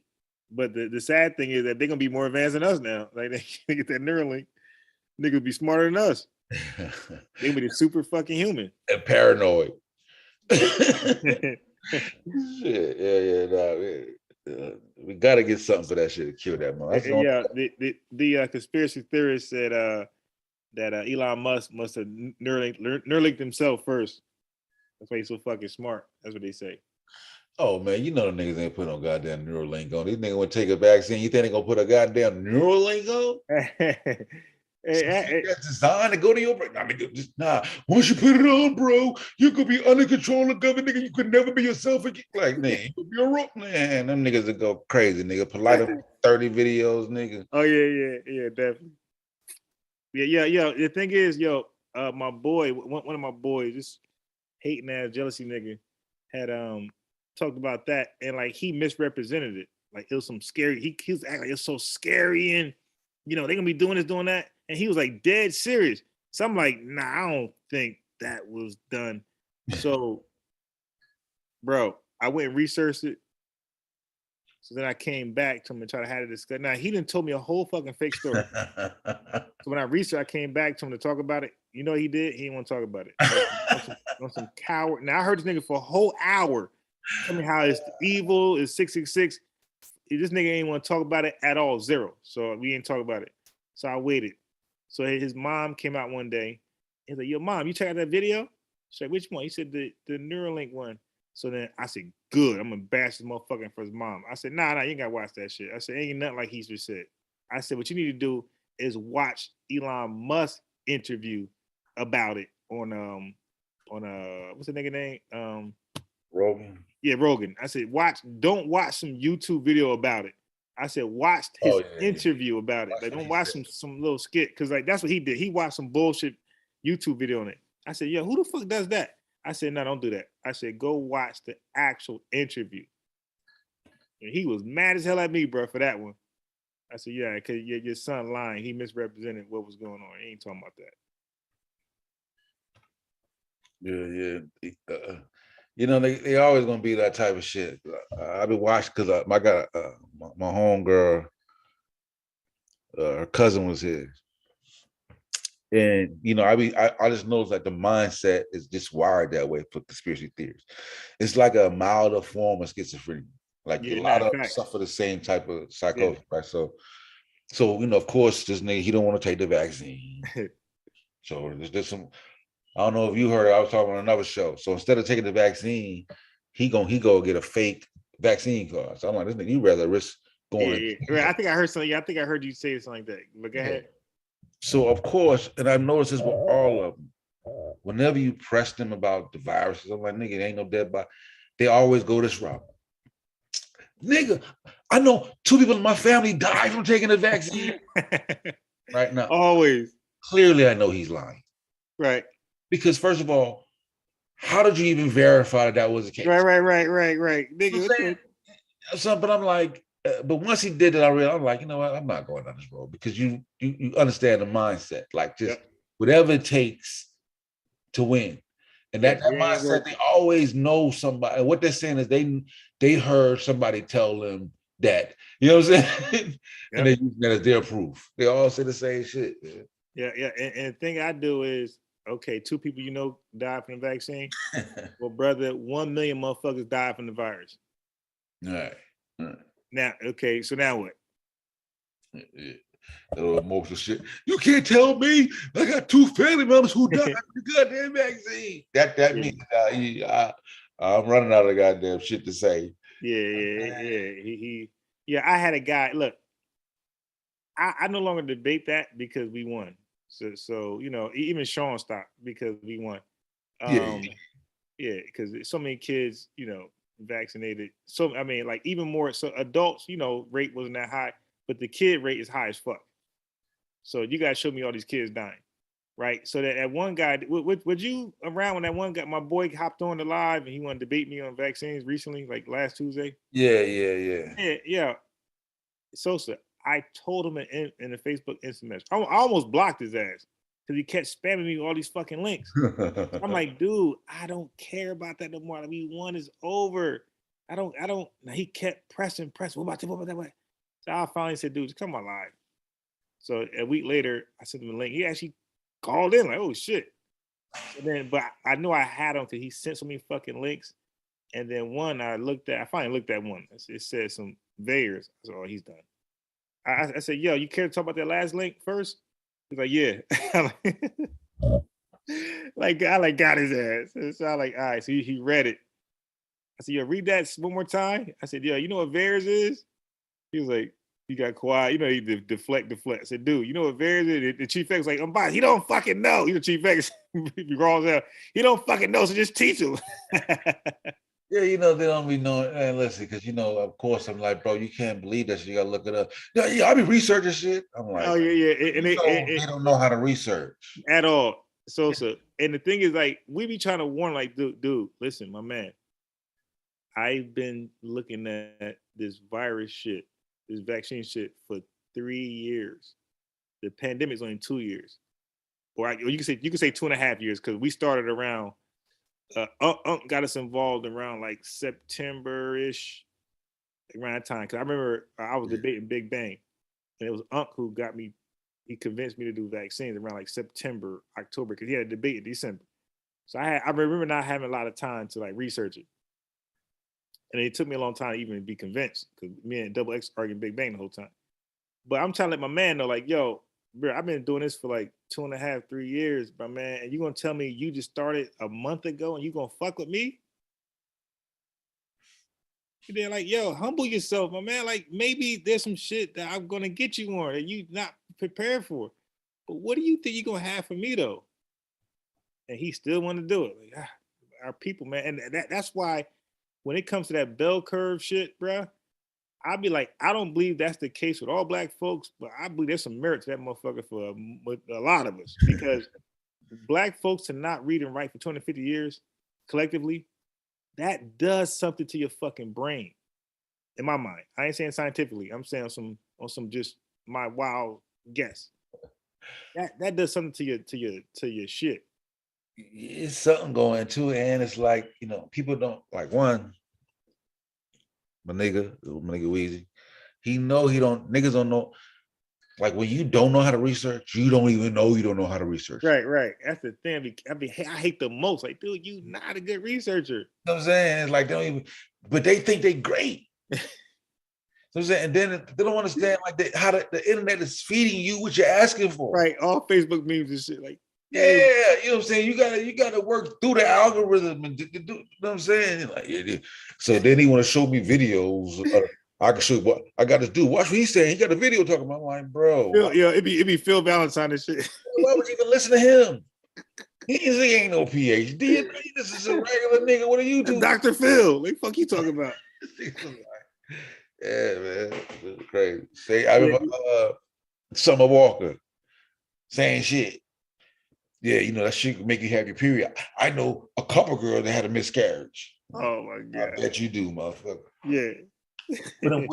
What a multi-million-dollar lawsuits out there with the right. Yeah, hey, what's that shit called? The vaccine injury, VICP. Like, where's that? Where your case for that at? Right. Yeah, they didn't even apply. Like, hold up. So you didn't even try to get your money? Right. Like, I'm not believing that shit. Right. Yeah, dude. Man. I know people who lost their kids and they believe from their fuck shit and they believe the government just kidnapped them. And it'd be like a sensitive topic because I'm talking to them and I'm trying to tell them they're lying without flat out saying it. And I just got to say it like, listen, I don't believe you're fucking lying. Like, because everything I try to say to hint to that, they just couldn't receive it until I just flat out said, like, you're lying. Yeah. You're lying. Show me the damn, look, fuck what you're saying. Give me the court documents. Okay, I want to read it myself. Let me know what the judge ruled, what you said, and what Dyfus came and reported. Let me know. I want to read all that shit. Since you acting like this was a conspiracy to take your kids, you're innocent, then you should be willing to be transparent with the fucking report. Yeah, you know, it's always some bullshit. Always, because what's the first nigga say when they get locked up? Nigga, what happened? Man, it was some more bullshit. Yeah. They ain't raw. More bullshit. Nobody gonna admit, that they deserve to be locked up. Yeah, you know what I'm saying? Most of the time I got locked up, I was doing shit I wasn't supposed to be doing. I can't recall not doing doing good shit. And the motherfuckers came and locked me up. Shit. That's a fact. So shit. Oh, the pseudo killers. Pull it. He said I'm gonna pull it. Yeah, so he said you going to be at the movie too? I heard some. Yeah, we do our guy trying to do like pseudo killer shit on Sunday. So we might do a little team. He wanna do shit where he just show more videos. I think he's doing a Team Osiris video and shit. On what? On the pseudo killers. On that linguistic goddamn pseudo linguistics. Okay, got you. Okay, look. So the live I called in on, right? When Corey did an excellent job. I told them like today. I said, Corey went off for Brother Reggie. I said, yes. I said he kept going. I said I loved. Now I ain't saying you co-sign it. I'm just speaking for me. I loved every last word Concrete Corey said, and I wish he kept going. I wish the show ended with his ass just finishing up. He did good.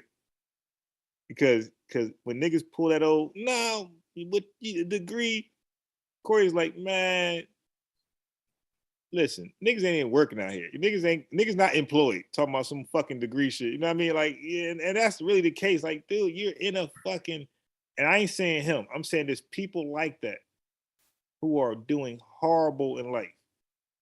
And they out here talking about solutions and shit. So I was feeling so when Corey went into the whole real estate thing about homing and the whole estimate. Now, a dumb nigga don't know what he's talking about. I'm in the live. I know exactly what he's talking about with the estimate and all that. It's really, he said estimate. It's interchangeable. But it's really a consultation. Because me and Corey had a long talk about that. Personally, I called him up because I was getting to that feeling. And me and him had a long talk about that. So when he was going into that as an analogy, people were lost. That's because dumb niggas don't know about home improvement. That's why they were lost. They don't know about estimates and all that type of shit. So it just showed their ignorance. Like, y'all they're just in their own world, what they do, but they're not in that world. So that don't mean he's crazy because you don't know what he's talking about. He knows what he's talking about, and it was making sense.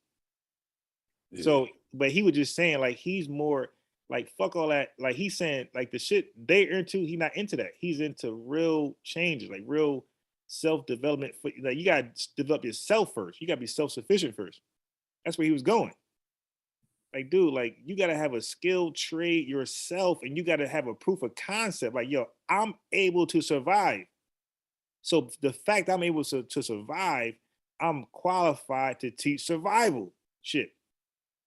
Nigga, if you can't survive, how you teach on your own? How can you teach survival shit? Because a lot of these niggas are straight dependent. They live with their grandmother, you know what I mean? Shit like that. So it's like we're tired of the bullshit, dude. Step aside. So I was feeling everything he was saying. Yeah. Like I felt like he was rocking, but I know how the narrative is gonna be. You know what I mean? So I've been just trying to get him to clean it up because you know, like I always say, like, because my thing is like, when a person say something, like, you know what they mean, even if they say something different. Right. Yeah, exactly. I ain't finna argue with you about some shit. I know what you mean. Right. You might have made slip up, but you know what he meant. Yeah. And I know that they would Reggie them would do the opposite. You know what I'm saying? Because it was a little petty, yeah. He was like, I study history because he was just trying to basically say, we need to get into more practical shit. Right. Like the history and equality shit. He's not saying like no black person should do it. But he's talking about on a priority level, what we need, that shit is at the bottom. Yeah, nah, and that's what I say. And only people who are unsuccessful in life, for majority, you know, in my opinion, people who focus on history as a primarily are only American blacks. Yeah, you gotta well, the ones that do it in the white, they normally do it to get to professor type shit, because that's really the only way you start to, you know what I'm saying? Like, you got to be. Yeah. But what I'm trying to say is, even those people, even those PhDs in the white society that's in history, they're not highly valued in their community. No, I mean, like their education not seen, their education not seen as a huge asset. Like, they're not getting parties and shit thrown for them, like that. Oh, no. And they're definitely not seen as a. Think about this, Sosa. Every time they talk about the smartest American, it's always somebody in the science field. Neil deGrasse was considered the smartest person in the world. You got Elon Musk, they could say smartest person in the world. Then you got my man, what's the white boy that was like paralyzed with that nigga? It's always somebody in the field of science. And then Albert Einstein's always the science people who are admired as the smartest people in the world, not no fucking historian. Yeah, for the most part. Like I said, yeah, of course. Because when you're high, look. I mean, historian is not like, you know, it's a retelling. So I think, like, here's my thing. Like, do what you do. You know what I'm saying? Because some people do shit that don't have I just feel like, in terms, because I was arguing the same thing as far as it being in school. I just think in terms of priority and what we need, it's just to the bottom. Like, you know, if you can do it and be successful to agree, then, you know, kudos to you. But I don't think that's a narrative that we should push as like the focal point. No, because it's controversial and it's debatable. Like, we won't get past square one. We'll be debating because niggas think they're the Moors, they think they're the Hebrew Israelites. So we're gonna be too busy debating that shit, and we're not gonna go. The pen won't be pushed. Leave that shit alone. Like, and right now, you know, if we are Jamaican, you're Jamaican. You're Haitian, you're Guyanese, you're that. You did Ghana, and if you are none of those, then you're just Black American. It just start from there. Yeah. And deal with skills that's, you know, that we can apply, like Corey was saying, like shit like that can actually build something for us, you know, at least a community or a group. I feel, because like my whole, you know, because the whole thing is like, you know, everybody just pushes history as like the, you know, how we push STEM as a focal point. Yeah. They push history as a focal point. Yeah, but what kind of history? Because it'd be debatable. I don't even niggas trying to say you're Egyptians. Like, yo, that's the history you pushing? Like dude. And what I also said was like, it's better, like, first you had, you know, racism. So you had history all the way to the left. Right. Then the black guy came back into the shit all the way to the right. Right. And I think when we do that, like we do things like the African centered, right? Even though we should get some of that to be filtered in, there has to become a point now we can teach history equally, where now we're not leaving out other people that played a role. Right. Because when you learn about the 14th Amendment, in totality, you hear about white and black people. Right. Yeah. But you know what I'm saying? But when you get to one side of it, just straight focus, you don't get to hear the other intricate elements that help you get there. Yeah. We become the opposite, like you said, the opposite of the left. We become the right. Yeah. And we're no different. We're both lying and we're excluding other, you know, participants that help, you know, in whatever struggle we did. So like you have to downplay the help from the outsiders. Yeah. Like whether it be the railroad or whatever it is, you know, like you got Abraham Lincoln, you got to downplay all that shit. Like it was just nothing. Exactly. And that's why it's such a negative, in a sense, because it's like, it needs racism to live. Right. It has to, like, that's the whole thing that keeps you attached. Mm-hmm. White people never. Right, because that's what you're fighting. You're fighting. Yeah. So so I can't teach you anything that's going to chip away at a racist attitude. because then I'd be defeating my own self. Right. My book selling is done. My lectures, my videos are done. Yeah, I'm not gonna be like, yeah, there was some good white people too. Like, nah, nigga, all of them evil, nigga, all of them. If you ain't seen them be evil, that's just because they hide, nigga. They waiting to be evil. Right. You know what I'm saying? Like, so yeah. That's why I think this shit is ass backwards. You know what I mean? But you know, it takes coming through it and getting older because you know everybody we started on that blackology path. You know what I'm saying? We didn't. I didn't know it was blackology. You know what I'm saying? Like you didn't know it was blackology. Nah. Like I ain't know Van Server was blackology. Yeah, Right. I thought like that shit was just real. It was hidden. You know, history is hidden. We've been know what history is hidden from us. Where the lies are buried. The libraries. Yeah, so you know, I was like, shit, yeah. Then he get old, he like, hold on, shit.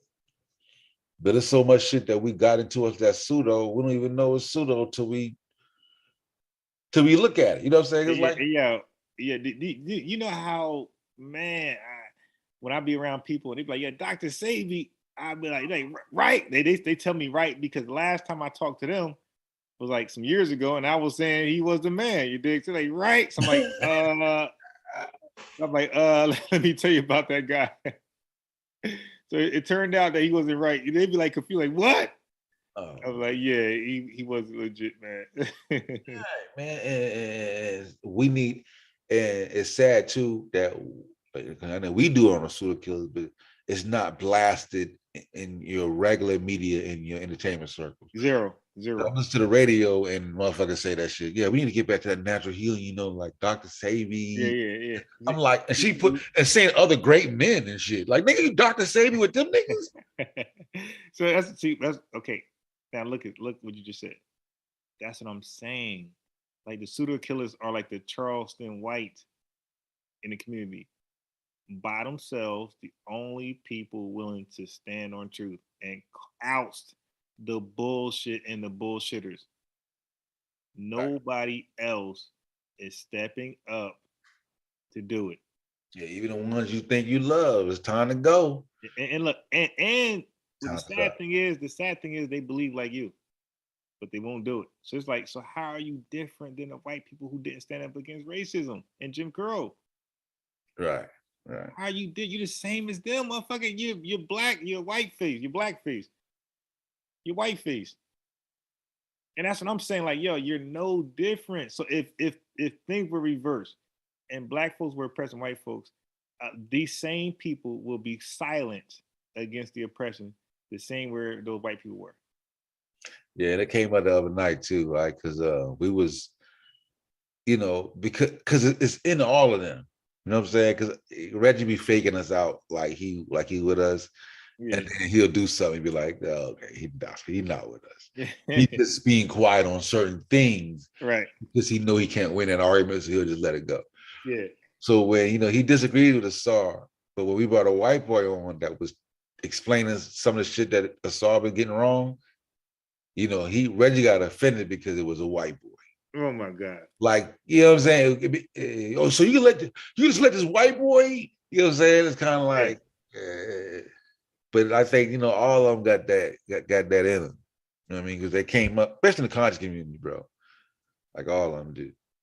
You know what I mean? That ain't break them type of shackles, bro. Because I grew up thinking like that shit. Mm-hmm. Yeah, definitely. Concrete Corey said peace. Oh yeah, peace, Corey. Because I remember when it's like you ever seen somebody in the state, like when you meet somebody that's in the state that you were in years ago, you're like, I remember when I was there. I used to be like, you know what I'm saying? Like shit. You be like, hold on, man.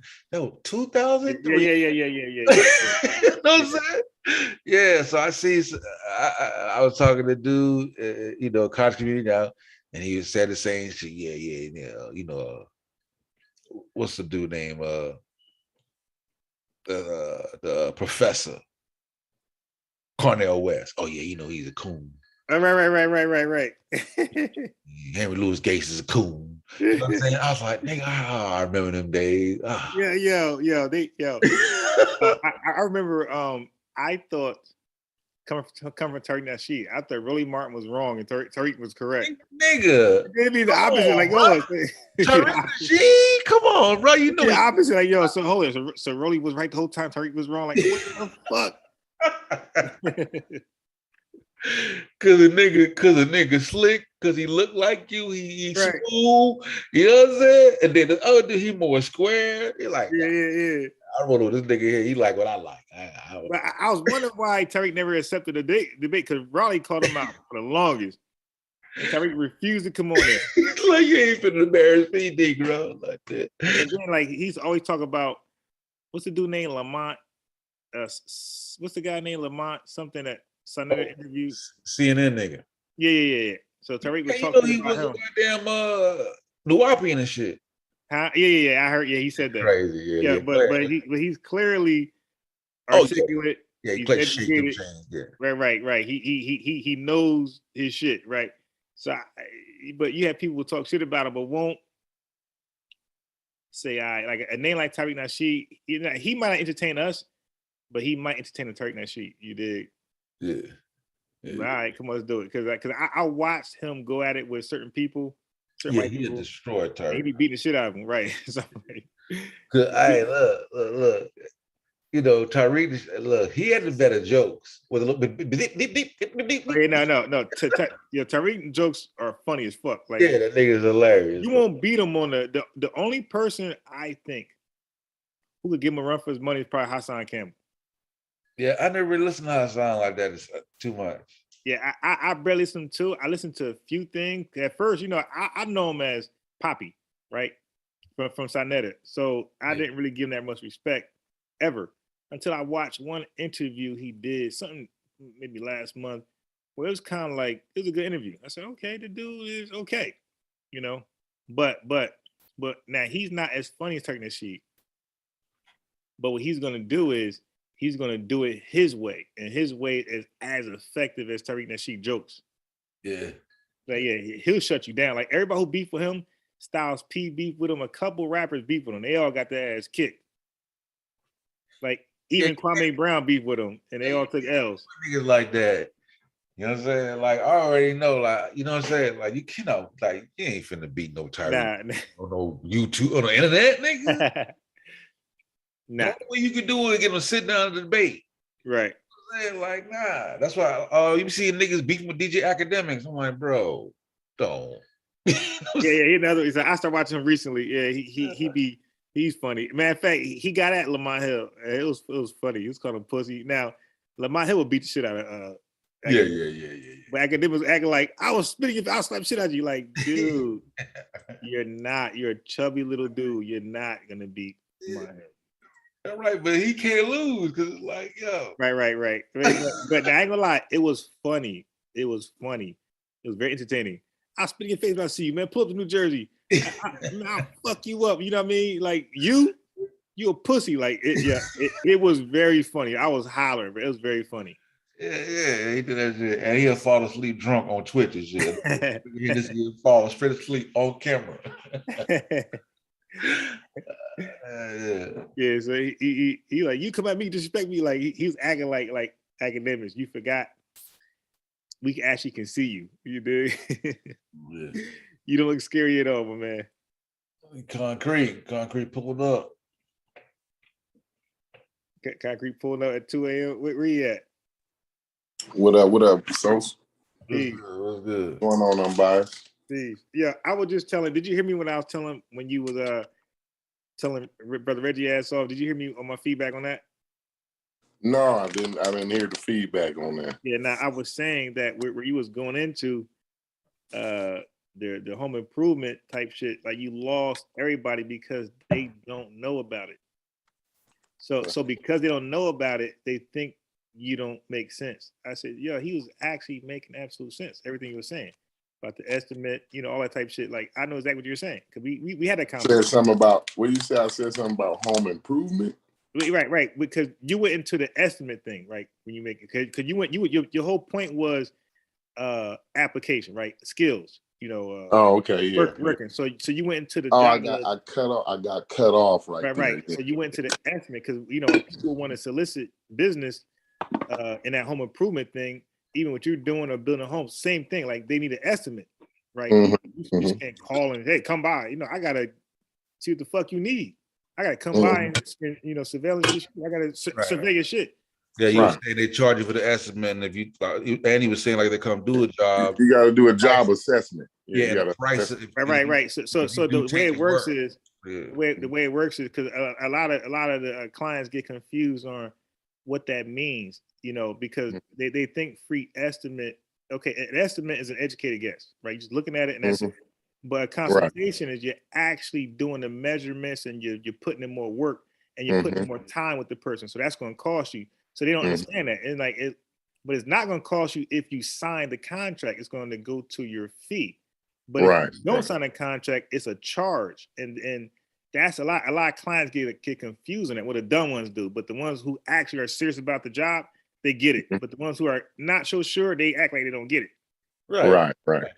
Absolutely. Coming out of your goddamn crib, tell you, I'll give you all the information. You a whole 2 hours, nigga. You out there for 2 hours measuring and educating them, and you think that shit ain't worth money? And gas is $6 a gallon. You know what I'm saying? Some of the new ones struggling. That's always their way in. Free estimates. Right. So I always say, yeah, but it's refundable. You know, and then you got to tell me what that means. Okay, refundable means that if you sign a contract, the money go towards the project. Like so you're not charged. Like it's taken off, it's deducted from the total cost. But what you're actually doing for them is you are developing a material list. You're actually telling them what materials you're going to have for them and what they cost, and then the cost of labor. So you're actually so now when they say no, they actually probably could do it themselves now because they got your whole fucking list. Right. Well, they know what they need to get it done, but yeah, I'm saying like they wouldn't have the excuse to do it. Hypothetically, if they was a DIY person, you dig? Right. Because some people are a little slick where they try to get extract information from you so they can do it themselves. Yeah. They just need to know, they just need to know one more thing, Right. And you got it. Yeah. So they need to answer that question from an expert. So that's how they get the answer to it. You know what I mean? Yeah. So that's, that happens all the time. But I was saying that because the thing is, it don't matter what color I am. When I go to these neighborhoods and shit like that, when I come with my price and they see the work that I did, they see all of the work that I've done in the past, they're gonna choose me over that guy that they Googled. Right. You know what I'm saying? Right. And because I'm more people like a more personable. Right. They like to do business with a person. They don't like a company. People don't like to do business with a company, especially when they get in a house or something worked on. They want a more personable, deal going on. And so that's why they would choose. And Reggie I think they was trying to say something about, being, I don't remember why I brought that up, but my point was that it didn't matter. It don't matter if I'm black. You know what I'm saying? If you want to spend money, you're gonna spend your money. You know what I'm saying? Yeah. Like it don't. That kind of shit don't matter on that level. You know what I'm saying? Like the black, the white. Nobody gives it that on that level. Yeah. Only a blackologist would think so. But here's a fact. Here's a fact. If you need plumbing done, right? No. A better thing is roofing because roofing is very. That was my point. You just reminded me. Yeah. It didn't matter whether I'm black or white. It's all about am I an expert or not? And do I know the plumbing? Who are you gonna call for a plumber? Go ahead, though. I didn't mean to shut you off, though. But go ahead. So what I'm saying is because we're both in that business, and Reggie's not, and most people are not. They don't get it. Like white people don't give a fuck about your skin color. They want to know who's gonna do the best job. And I think is you. You're black. You're gonna do it. And they don't see black. Like they talk to you like a real professional. Absolutely. And they're very studious and they're very polite and they let you just take control. And they're gonna pay you and they're gonna get the shit done. They willing. And most of the time, I ask for half up front. So if Right. I'm gonna do your job, I need half up front. Man, them white folks be trying to throw me the whole thing, man. Like here, no, not half. Are you sure you just want half? Oh no, I just need half. I'm having to tell them like, no, I just give me half, and then I get the rest when I'm done. You know what I'm saying? Like I mean, it's not. I don't know what these people think. You know, I don't think they were living in reality. The problem is, bias is these people grow up in these neighborhoods and they never leave that block. I got homies that's like that in Chicago. You know, I got homies that's live on like Adams and Keeler. They've never left off of Adams and Keeler. You know what I'm saying? Like that's the problem with a lot of these people in this community. They don't get the diversity, you know, in society. They don't have a diverse social life, you know what I'm saying? Yeah. Or business life. You know, usually when Black people even start businesses, they start a business to sell to other Black people. Right, which is goofy. Yeah, and they're damn, especially in this community, their understanding of society is learned through a history that teaches them about the 60s and shit. You saying they're not really reading modern books about what's going on. Right. You can't really talk about what's going on currently. Right. I mean, they talk about Marcus Garvey and they go back and talk when this shit was crazy. You know what I mean? It's like they trap niggas into thinking this is the goddamn 60s. Right. 2022. Segregation and shit. Yeah. You even like shit, the KKK come, shit. You be watching white people fight white people. Yeah. They be the only ones out there. They don't even right. people out there fighting with them. You know what Right. They be the only ones out there. Black people, we don't even go no more. Like, we don't even go no more, dude. White people is the only ones out there. That's a fact, yeah. Yo. He's like, how do you explain that as a psychologist? Like, explain that shit. Oh, girl, what's her name? Heather Heyer. This bitch got ran over and shit. It's like, man, like niggas ain't doing that. Niggas is not more, bro. Be like four niggas out there. They just there to look. Right. Record this shit. They stand in the spot. Yeah. Like them motherfuckers, them white folks are like the Antifa that go out there with them and actually fight them niggas. Yeah. Oh man, all a bunch of white folks, man. You might right. One black person. They gearing up with suit of armor and shit to go physically fight them. Right. Like shit, I'm at the crib like shit. I'm good on that shit. But you know what though? You know what white people realize the game, and I always envy that about white people. It's always more of them that think like us, like me, Sosa, Unbiased. Like it's always a lot more of them that think proactively like us, right? And what they see is what the smart white people see is, well, once they get done fucking over all the Black people, right? Then what? Then who they gonna fuck over? Right. You know what I'm saying? Mm-hmm. So it's called a slippery slope. So where does it stop at? Right. Because they're not gonna say once they fuck over all the Black people, and then now I'm a white person. Now they're gonna stop at me because I'm white. They gonna say, oh no, I'm not gonna fuck you over because you white. That's not how it works. Yeah. You know what I'm saying? Now it's gonna be a class of white people getting fucked over. You know what I'm saying? Yeah. And so like that, they see that coming a mile away. So what you do is align with people, with the oppressed and the marginalized, and you make sure that they have rights, so that because they the buffer zone. See, Black people is the buffer zone before you get to the white trash. You know what I'm saying? So they don't, and not necessarily white trash, but lower class white people. Right. You know what I'm saying? Lower to middle class white people. They don't want them elites to be fucking them over like Black people be getting fucked over. You know what I'm saying? So they got to nip it in the bud. So in order to nip it in the bud, let's get out here and fight for these rights for these Black folks. You know what I'm saying? Yep. Because in general, like, you live in the same spaces, like, and they know, like, yo, in order for shit to be safe for me, if you good, then I'm good. Absolutely. Listen, I gotta make sure this shit is humming, bro. Like, otherwise you gonna be carjacking a nigga. And you know what?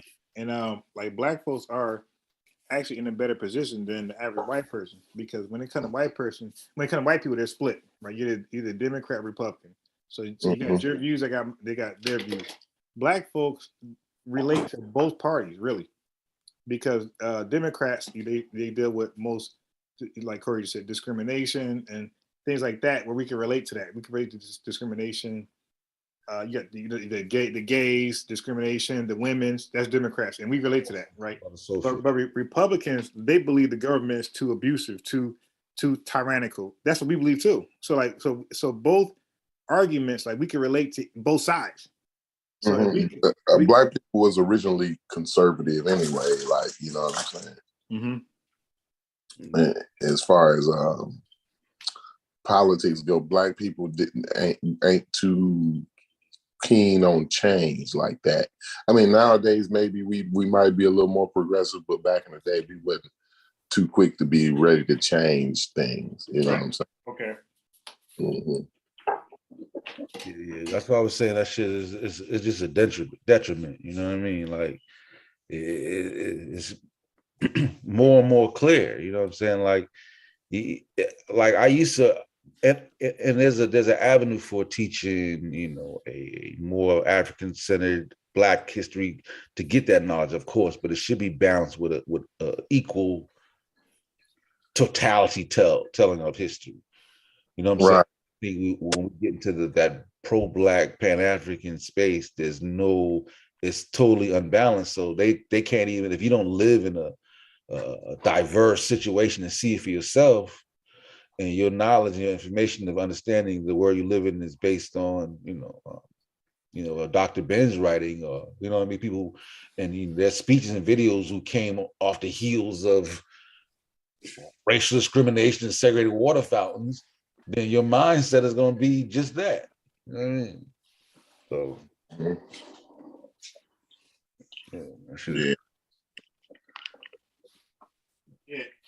But in this community, man, we can't beat them, brother. Because I'm looking, Corey, because even after all that shit we went through, and Reggie was on the team, a nigga go rogue just like that, bro. You know what I'm saying? Yeah, good conversation, and that black guy did come out, and a nigga dig his heels and like, man, we right back where we started from. Right. So Republicans are more constitutionalists, right? They go hard with the Constitution. So when the Black Panthers put in the Constitution, like, believe me, you had a large group of white folks.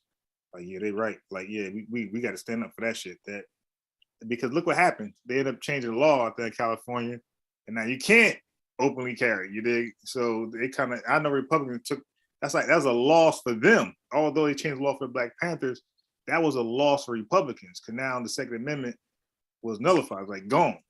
Yeah. And like, they are pro Second Amendment. Yeah, and just ever so often, just if you look at this people in general, like, the what becomes socially acceptable starts to change in the mindset of everybody living at the time. You know what I'm saying? This shit that if white folks saw now, they would be appalled. But in the 60s, they celebrated. Like, because the temperament, the idea was right. Like, shit changes. Yeah. That's why, because people, I remember in the chat, they brought up the Dr. Ma'at, Pastor Bennett debate. That's why that debate was so goddamn insane. Yeah. You know, say that black people hadn't progressed since slavery. It's insane to even think that. Like, how, you know what I mean? Like, yeah, that was definitely a quick debate. But that's how it was done though over there. That's how it's done consistently. You know what I mean? Yeah. Conscious community is, corrupt in the sense that, because in order to get here, you got to go through the whole, you know what I mean? Everybody that's here came through somebody.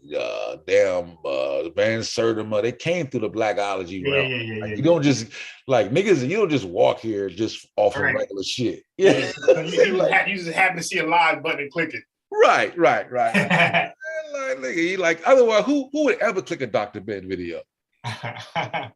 You know what I'm saying? Like you wouldn't like Dr. Man. Who the fuck is that? Like anyway. Yeah, right. Yeah. And John Henry Clark, the hell? Like, why is he important? Right. Yeah, you're not clicking. It's so many doctors out there teaching shit. You're not clicking that one. Yeah. It is everybody come from that particular space, and they got to go through that whole rigmarole. You know what I mean? To get out of it. You know what I'm saying? Some people don't get out. You know, some people always stay in. I think Black Egypt is a good anchor, has been a solid anchor. Yeah. Shit. Yeah, so you got the Black Egypt ain't going nowhere, and the Elijah Muhammad bullshit ain't going nowhere anytime soon. Yeah, anytime Black Egypt remains. Yeah, Black Egypt, that ain't never leaving. Man, you should hear some of the debates we have over the iPhone. I mean, yeah, we going crazy. It's very, very heated to say the least. You know, Kings and queens. Yeah. But I the thing is with this community, man. I think we just have to keep reiterating things. Like with the discussion with the other day we had on the pseudo killers, when I had my rant and shit. The problem is it's different people that comes into the community at different times. And we have to keep reiterating shit because a lot of people don't be advanced, you know, they haven't heard the arguments yet. You know what I'm saying? So I don't mind, you know, keep going over shit, you know. But it's just like with some people, like I don't know why. Why hold on? Why you gotta hold on to Egypt so much? You know what I'm saying? Like, why is that the end all be all? I just for the life of me, I can't understand it, you know. but yeah, don't really mention anything other than Egypt. It was crazy in Africa. Yeah, and the way that we dishonor being an American, you know, and trying to be African, it's like it's ridiculous to me. Yeah, I you know, you live in a country and you despise it. It's like, what the fuck? Right, and it's ridiculous to me because and the world see you as an American. Like everything about you is American. And you act like you're not, and the entire world will look at you and say, "Well, we are what makes us American, nigga." Like, I'm coming to see Beyonce, nigga. Everything we do is American, and we sit there and act like we ain't American. Like that's a bad thing to say. I'm a proud American. Like, no, are you serious? Yeah, I'll tell you what. Listen, go outside, put that goddamn wear something with the American flag on that shit. Try to walk right. Oh man, the college community come, man, they go crazy. And the thing is, like when I left that pseudo shit, I started to appreciate like soldiers even more. I'm like, yo, these, like I'm talking about actually people, because soldiers are people. These are people actually risking their lives. Yeah, like to make sure that we have freedom in this country to maintain our daily lives. Like they actually, now these soldiers are gone. They gone for 8-10 years. Families, you know, compromised, possibly, you know, all types of they missing. Kids growing up, they miss all that. To keep us safe and protected and to give us these rights that we have, right? These afforded rights. And we disrespecting them saying, that's a white man, you know what I mean? They soldiers, they killing. That's some weird shit. I grew up in my mindset. My family, a lot of my family in the military. And then, you know, plus and then you go through that experience too where your family passed. You know, they come through with the flag, do the little horn thing and stuff folded. So you get a, you know what I mean? Yeah. And I do the whole shit too. Like I'm in, so because of that, like I do the whole like thank you for your service. When I see a brother come to and you got your shit on. Yeah. He's supposed to, like the dude, he more braver than me. This dude in another country with a weapon that could die any minute. And it's not really even because my best friend's brother, he went to the military right out of high school. I seen them. I actually saw them come pick him up, from the high school and shit. You know what I'm saying? Like when they was recruiting them and shit, they would come up to the school and shit and visit them and all kind of shit, right? And sometimes they do jobs that's even more important, like because he was in the Marines and he did comms, right? He was the communications guy. And like the shit he would tell us, man, these motherfuckers be out there, like, and sometimes he would just have to, keep them comfortable, but he knowing it was over. You know what I'm saying? Like it's pretty much over for that group of guys or that one guy that he communicating with, that he in communications with. It's some real hard shit that they got to do and go through, not just fighting on the front line, but all the other jobs that they do is to maintain the military and shit like that, the maintenance and the shit, the work that they do. Like, it's like I said, like Sosa said, thank you for your service, man. Like I really definitely appreciate that, because a lot of people don't realize the depth that of work and sacrifice that they go through, and unless you got some military people that's close to your family, and most of them don't talk about it unless you really, really close with that person. So you know what I mean? Yeah, and they need bright minds too. It's like you said, like 'cause I know a guy too, like he work with the something with the flight system and shit like that. Like motherfuckers in there doing some advanced shit, bro. Oh yeah. You know what I'm saying? Like these ain't like they just grab like just regular, just everybody just ho hum. Like, nah, it's Right. fucking serious. They doing some serious technological shit, bro. You know, But how about this? When it goes to like child support, like when you're in the military, you're like the money they get for child support, that child is taken care of. You ain't got, the mom ain't got to worry about that shit. No. Yeah. That child is taken care of. I've seen, his marriage went bad too behind that shit, behind the military, and you know what I mean? Yeah, sacrifice a lot, you know what I'm saying? They sacrifice a lot. Yeah, but like I said, we got to get to that point though. We ain't, I like to say, I don't want to mix the conscious community up with the real world. I think sometimes, But right, you do. You're saying the conscious community. We get to argue with these niggas so much, we get to actually think of the area flag. But then when you go outside, because when I go outside, I don't see a lot of Kemet niggas. But the thing is, the Black community is primed for the conscious community already. So it wouldn't take much to get a nigga on the conscious community level. You know what I'm saying? So like the regular society, it's not far off. You know what I'm saying? I ain't gonna say like the conscious community don't represent the real Black community. Like I wouldn't say that, but what I will say is it's not that far off. You know what I'm saying? As far as the mindset, the thought process goes. Yeah. But I just think like it's hard to say that too, because there's a lot of bright Black people too that don't that don't think like that. So I don't know, man. I think the conscious community is filled with the more radical ones, right? Yeah. The general would just be like, they're gonna just do what the experts do. They ain't trying to overthink this shit. That nigga say go to the hospital, it's time to go to the hospital. I'm saying, Right. the radicals would be like, nah, nigga, Dr. Sabi said this, nigga, I got some cream, I research, and I'm gonna try some fruit, vitamin D and a whole bunch of other, you know what I mean? Like, But it's always in the Black, like that regular Black person, like it's always in the back of their mind that all these white people, you know what I'm saying? What the white people did in the past, I don't know.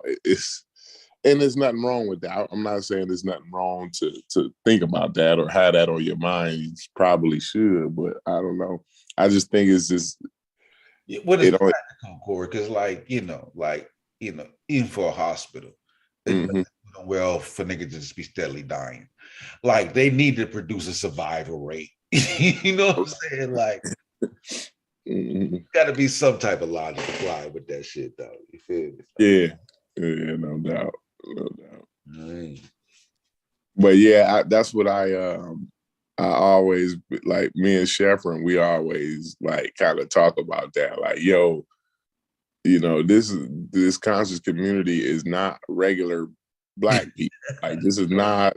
These niggas is crazy, Corey. Yeah, these niggas is crazy in the community. They're not regular Black people. Like my wife, like she think I'm nuts for even having a conversation with niggas on the, you know what I'm saying? Like, I've only met a brother Reggie on the damn YouTube. I'll never meet that guy really in the streets like that. Right. There, I would. Right. Jabari, you know what I'm saying? Like I would have never even like caught a glimpse of these dudes. I just found out about Moors like 3-4 years ago. Who? Moors. Okay, really? Yeah, I didn't know there was a group, like a religion. I found all that shit with the internet, bro. I ain't none of that shit. I never Black Hebrew Israelites, all that. They're not a thing in the South. In Charleston, at least, they don't have it. You know what I mean? So you wouldn't see it. Yeah. Wow. Yeah. If you ain't in a so like I be metropolitan. Right. You gotta be like in a one of them cities, you know what I'm saying? So I got kind of exposed to it because, you know, I travel a lot to Chicago. I do a lot of work in Chicago. So you see those different groups, the NOI, you know what I'm saying? And these Black power groups, you see these certain things or whatever, but I never paid attention until I started watching Satnetta. You know what I'm saying? Like I would see these guys, but I never even thought nothing about them. I can't even remember like what I thought about them. You know what I'm saying? You saw Moors out there, Corey? Were there Moors with the hat on and shit? No, I've seen the NOI and like Hebrew Israelites. You know what I'm saying? It's a chapter of Hebrew Israelites out in Chicago. Yeah, I think they might even got some of his origin out there in Chicago. So yeah. Yeah, I think the NOI got some origins. I don't know about the Hebrew Israelites, but I think the NOI has some origins in Chicago. Yeah, the Moors is like no. The Hebrew Israelites, no. They're big in Chicago too. Are they really big? Yeah, I see them, but not as much. You don't see them as much as like. You know why? I'll tell you why. Because you got two different Hebrew Israelites. You got the church Hebrew Israelites, and you have the street teachers. So in Chicago, they got the church Hebrew Israelites. Yeah, absolutely. I think the Genesis did. They got like a very I heard somebody broke it down. Like they got a good history there, so it's a little different. Yeah, they definitely there in Chicago. Yeah, but ever like before I start watching Satnetta, like I can't even remember. Like I can't even like try to go back in my brain to like think what I thought about it. You know what I'm saying? And it's just so crazy. You know, I didn't even pay attention to these niggas. You know what I'm saying? But it's wild though. You know, when you get exposed to certain things, now your perspective is a little bit different. You know what I mean? It's just funny shit when you think about it a little bit. In the Matrix, man, you just plug into the Matrix. You don't even see that shit. Like, right. Until you take that pill, you wake up like, what the fuck is going on? This shit crazy. Right. Sometimes you're like, man, I wish I hadn't even got that pill, bro. I wish I just been walking around this. Right. I could be normal. Yeah, I could be fucking normal. This shit would just look regular to me. You know what I'm saying?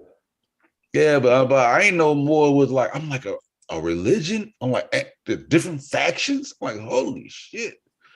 Yeah, I had to research that shit and find out what was shit. Yeah, no clue, bro. No clue.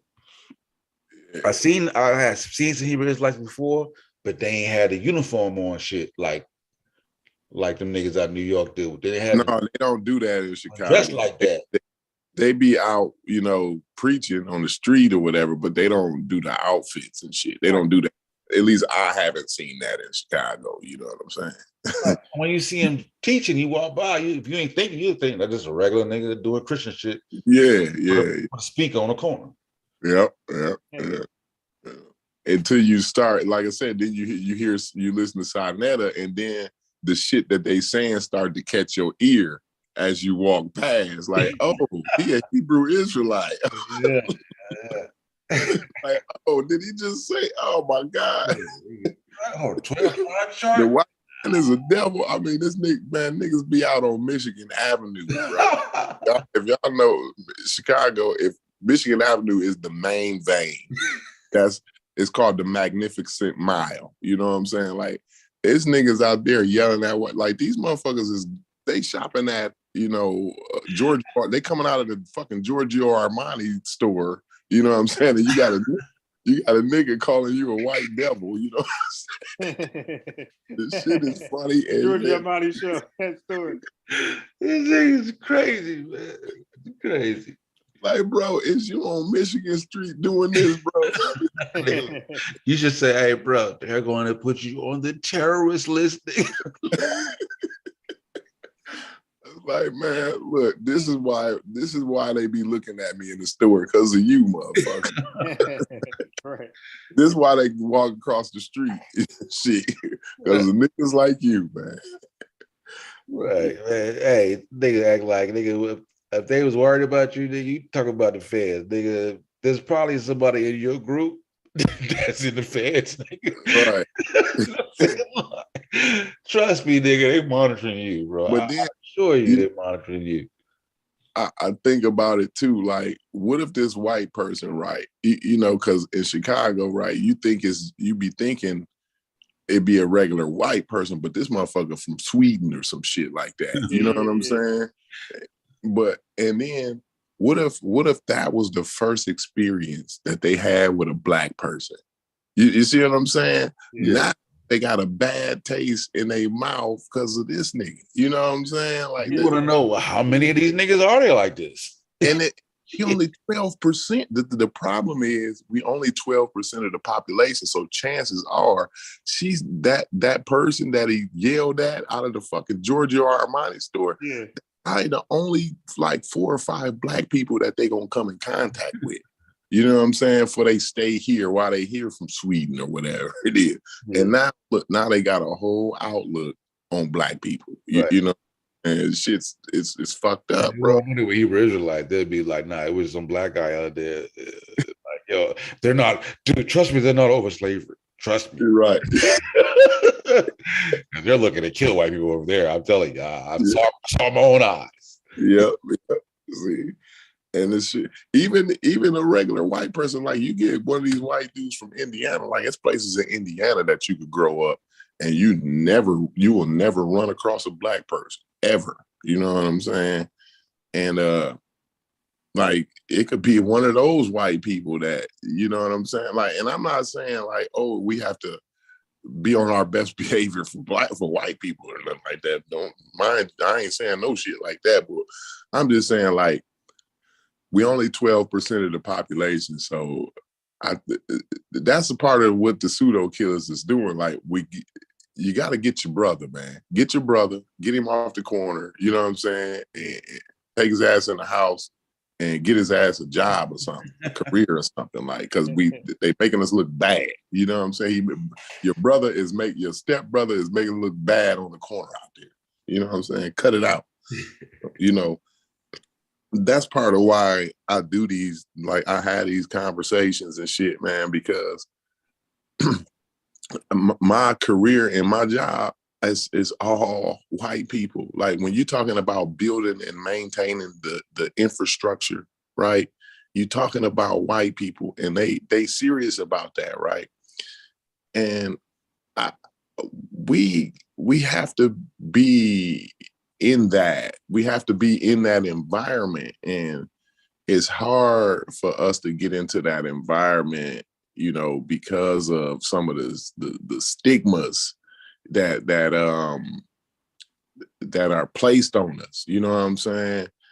And I hear, you know, some of the things that they think, you know, I know what they be thinking. And the thing is, they wrong, they pseudo for thinking the way, you know, the white people is pseudo for thinking the way they thinking because they a lot of them, they like my homies in Chicago. They ain't never left off their block. You know what I'm saying? So they only have a limited amount of experience. You know what I'm saying? And you hear what you hear our report card. You know what I'm saying? When you're mostly around white people, you can hear black people's report card. And it ain't good. Our report card is not fucking good. You know what I'm saying? Like we need to step it up here. You know what I'm saying? And I keep reiterating, we only 12% of the population.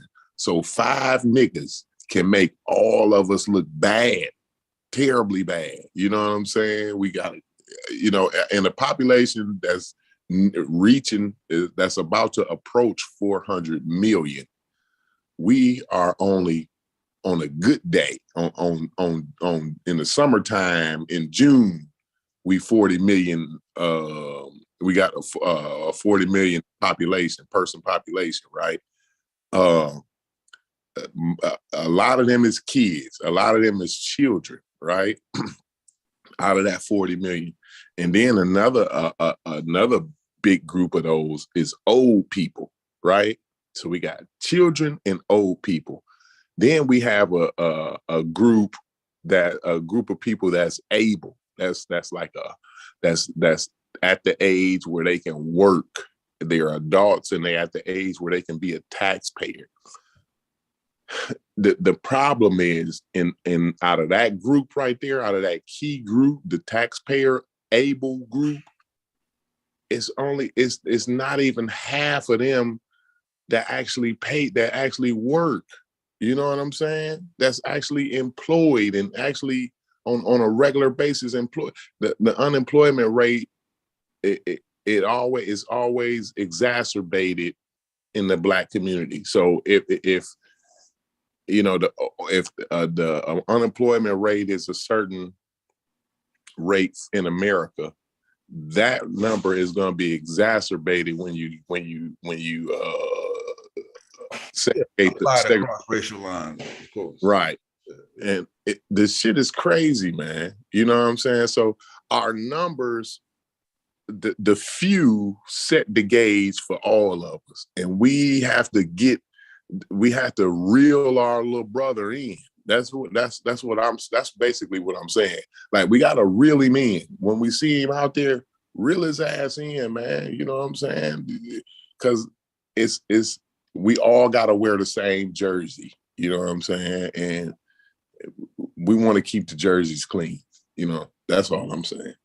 If I made sense. I know I'll be ranting and shit, but and have the motherfuckers be like, I don't know what the fuck that nigga said. We don't have enough, even our community, we don't have enough get money talk. Yeah, we like do. We know we're supposed to get money, but we don't really sit down and really have conversations about a real one. Yeah. How do you know what I mean? How to achieve this money? How do we start investing? You know what I'm saying? Like well, them conversations ain't really had. It's mostly, you know, like it's mostly history.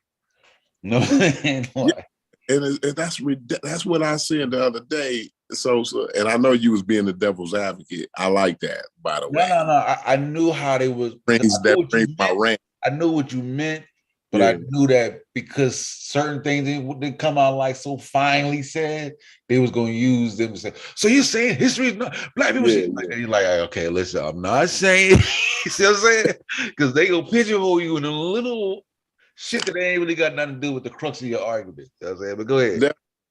And I always appreciate, I talk shit, but I always appreciate it because it highlights, like, well, it makes me, you know, you make me focus my argument a little better. You know what I'm saying? That's kind of what you do, you know what I mean?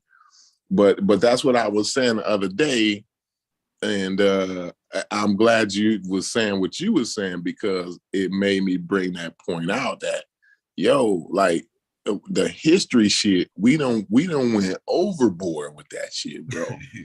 we don't went to the moon and back with history now. The shit is, at what point do we know history now? You know what I'm saying? At what point can we say, okay, now we know about Marcus Garvey?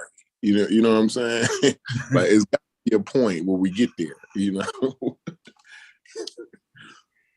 this shit crazy, man. Then when you get that there, they be like, nigga, you don't know about this nigga though. Like, damn it, I gotta look this nigga up. How much more niggas until I'm like, I'm good with that? Yeah, the shit is crazy, boy. We not, man. But yeah, like, and Bias knows this because, you know, he getting into this realm, the realm of construction, right? That's where the drug money, like, if you want to be a drug dealer, you should get into construction, some kind of way that you can build and maintain infrastructure.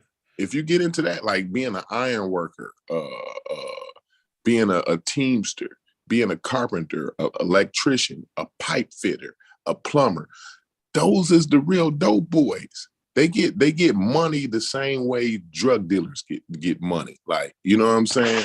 Like, you have a product, you know, like me. Like, I don't know. I look at it because it's like me. I can do a project, right? So what I'm selling is a final product, right? But I get the product from somebody else, right? A ready mix company. Right. But I can, what I do is I can make a little money off of the ready mix, right? But for my skill and services, that's where I make my money at. You know what I'm saying? You can get paid. Like, people don't realize, like, I don't have enough time to get all the money. That's my issue. I don't have a problem with getting money. It's just I don't have enough time to get all of it. You know, I don't have the manpower, you know, and it's money out there. It's just when you talk about infrastructure and shit, you talking trillions. They allocate when they allocate money every 4 years or whatever. I think they try to do an infrastructure bill like every 2 years, but lately they've been slow rolling on the infrastructure bills. But when you talk about an infrastructure bill, you always in the trillions of dollars, right? So this goes into putting internet service in rural areas. You know what I'm saying? It's all these and the money is there. They're begging you to come get this money. You know what I'm saying? Like, it's so many ways to get money, building and maintaining, but you just gotta have the skill and the know-how. You know what I'm saying? Like, we get, and it's another thing, man. We always want the get rich quick scheme. Yeah. I was gonna say, when Sosa said investing, those are good things. But like Corey saying, Sosa, I realized, like, when I was chasing all those little, like, I never went. I entertained them. I never spent a lot of money in that stuff. I never went too hard. But I did buy books on, you know, real estate. But I got hella books on real estate. Flipping house, all that shit. I got a hella books on the stocks, right? Forex, stock exchange, option, all that shit.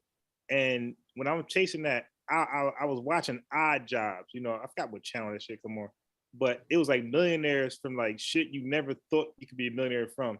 So that light bulb hit me. I said, oh, so you ain't gotta be a stock trader or a stock, you know, investor, or absolutely. Like, you could be a barber, you could be a fucking plumber. You could, you just gotta be good at something and be able to market it and just draw a lot of traffic your way. And you learn that a lot from Shark Tank, because the sharks be asking some of those entrepreneurs, like, how did you get that many people, you know, to your website? Like, you know, your regular nobody website. How that happen?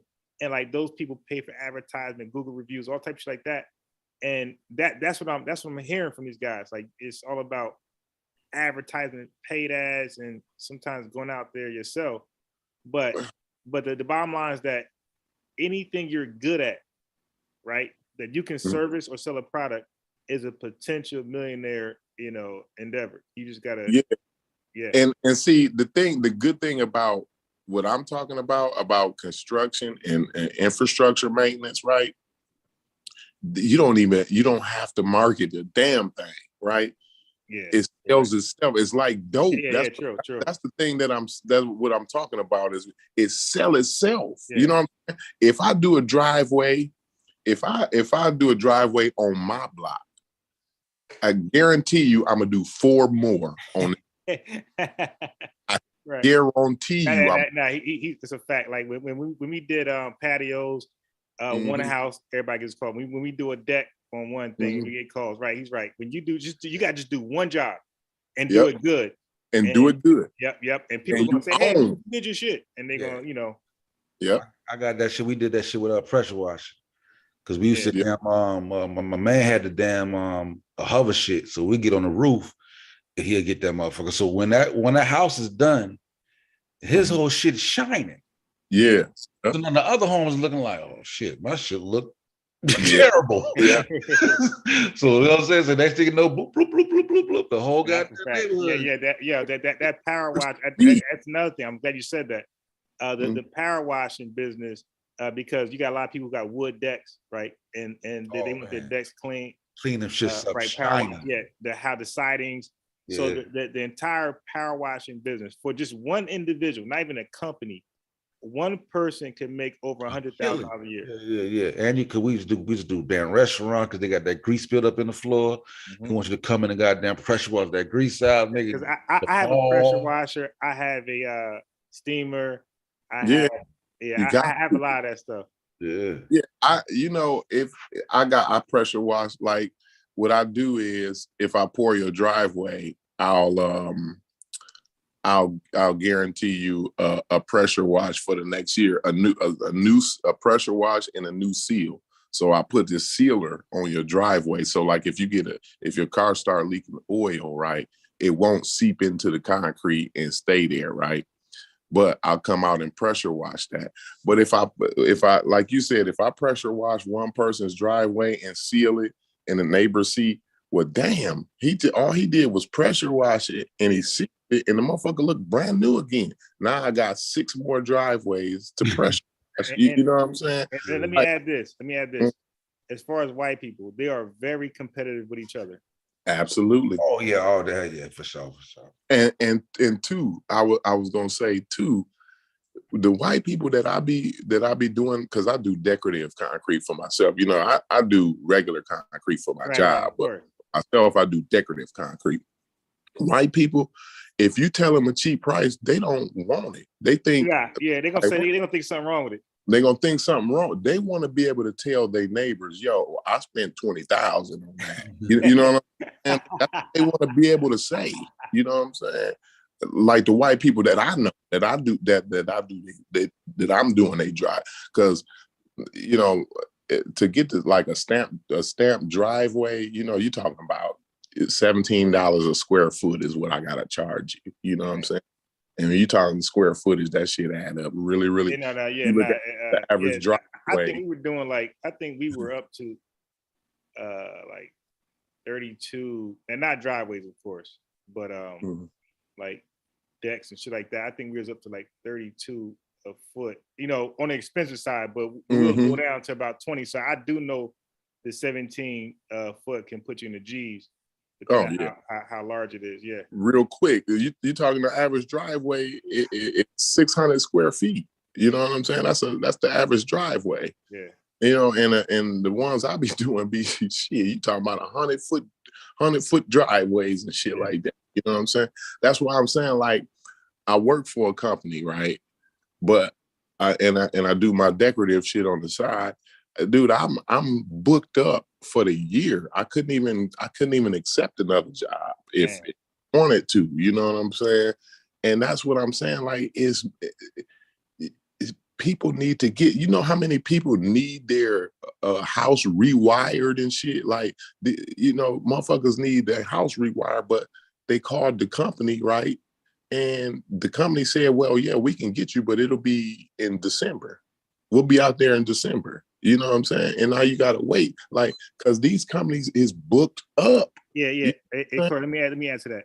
So yeah, that's Mhm. why it's a great field, like things like that, even power washing, because Mhm. it's so time consuming that you actually can share the information and educate like other people and have them become skilled. They're not gonna still work from you because that person is not gonna wait till December, right? If it's June, they want their shit done now. So Corey's gonna miss the sale anyway.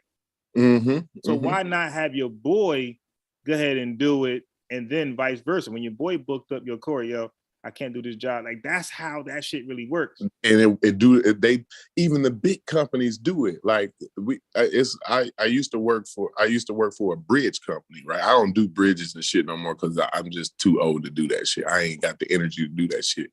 But it's two major bridge companies, heavy highway companies in my area, right? One company usually gets the bulk of the work because they got the manpower. You know what I'm saying? Right. But that company would get so much work, they would give the other work to the other company, to the competition. Like, yo, here, just give me 10% off of it. You know, that's make something. too much work to do. You know what I'm saying? Yeah, that's a fact because it's like a finder's fee. You saying, look, here you go, but let me get so and so at the top, and not even a lot. But I do it all the time. I do it. Like I said, I'm booked up. I do it all the time. Like, yo, man, you want to do, what I'm saying? Sometimes it'd be a close, like, associate, like it'd be a friend of a friend. So it's like, oh, I gotta get that done for them. So I'll be like, yo, I call up one of my guys, like, yo, I got a driveway need to be done, man. Why don't you go? I bid it for this. You know what I'm saying? Go in, and they'll do it for what I bid it for. Yeah. And they may not give me a percentage of it, but they know throw me a job. You know what I'm saying? And that's the thing. It's not about percentage. It's about like you're the plug. Yeah. So even the client, like let's say if you spoke to the client and they called you couldn't do it, and you refer somebody, and that person did good. Like the client can remember you. Like, oh, that nigga, he gave me somebody solid. Absolutely. Yeah. And I wanted to say too earlier, the curb appeal even worked on me, right? Because my neighbor, he got last or 2 years ago, he got new siding and shit. And I'm like, hold up. And my house was before he got the new siding, my house looked better than his. You know what I'm saying? Yeah. And then he got the new siding, and now he got the best looking house on the fucking block, bro. He got the new siding, the soffit fascia, and the windows. Right? I had already got when I bought the house. One of my criteria was they had to put new windows in, so I windows and shit, right? But he had the soffit and fascia. And the new roof and the new windows and the new siding and shit. And I'm like, oh no, man, I came home from work one day, right? And the nigga had his yard mowed and shit, and his grass was watered. I'm like, oh, I gotta get my siding done. You know what I'm saying? It's a psychological thing, and it works on everybody. It works on everybody. No, we used to do too with the pressure wash, and this guy's advantage that nobody else used to do. Right? When we used to pressure wash your house, we also pressure wash the curbs. From your house so your shit be crystal clean white till it gets to that neighbor and that nigga shit dirty looking. You know? That's a fact. So Corey, you ain't here, but I said earlier to Sosa, but I got another business where I haven't debuted just yet. I'm perfecting my craft, but I'm pretty good now. But I'm making sure I'm good. But I've been doing car detailing, right? So I'm supposed to be mobile, but I'm also you can like come here, and at a big parking lot, everything's here, right? So of course we wash the cars with the pressure washer. You know what I mean? So I have a pressure washer. Yeah. No, but with Corey, now not to interrupt you, but I just saw a pressure washer that you install in your SUV. You know what I'm saying? They got one on Amazon. The motherfucker is bad as fuck. But go ahead. Right. So I kind of feel you with the competition thing. because now that I'm a car detailer, I had to realize that my shit got to stay spotless. So when I see now, when I see somebody's car that's shining, like even though my shit look good, I gotta go home and shine my shit up. Yeah.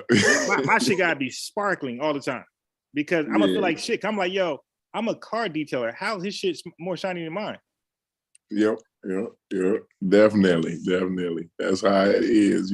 It works. The psychological thing works all the time. I can pull up from work and like I don't drive my Jeep as much because I'm working all the time. Yeah. And I pull up and my wife's her shit clean in the motherfucker. And my shit is like, damn, my shit dusty. My rims got break up shit. You know what I mean? Like, God, I'm mad. Yo, my car mats, my floor mats in my car look brand new. Like I took pictures. You know, I don't put it on social media. Yeah, I just sent to my friends. You dig? Like my work. Definitely. Like I said, I didn't debut yet, so there's no point. It was like clout chasing. But Sosa, Corey, my shit looks like when you get my car. Like when women get my car, people get my car. Like they notice, like, God, your dang shit's spotless. Like once you get inside, you see how clean that motherfucker is. Yeah, definitely. And it's my dad be like, man, I don't even want to get in this motherfucker, man. Yeah, but the thing is, like, cars gonna get dirty. So when people say don't do this, like that person just being an asshole. Cars your feet is dirty. Cars gonna get dirty. Right. And that's the whole point of maintenance. You gotta, if they're paying a detailer, they're supposed to be on a maintenance type of schedule where they do it every week or 2 weeks. But and then we also spray the carpet with certain sprays where shit don't stick. You can just like dust it off and come right off, shake it off. Right.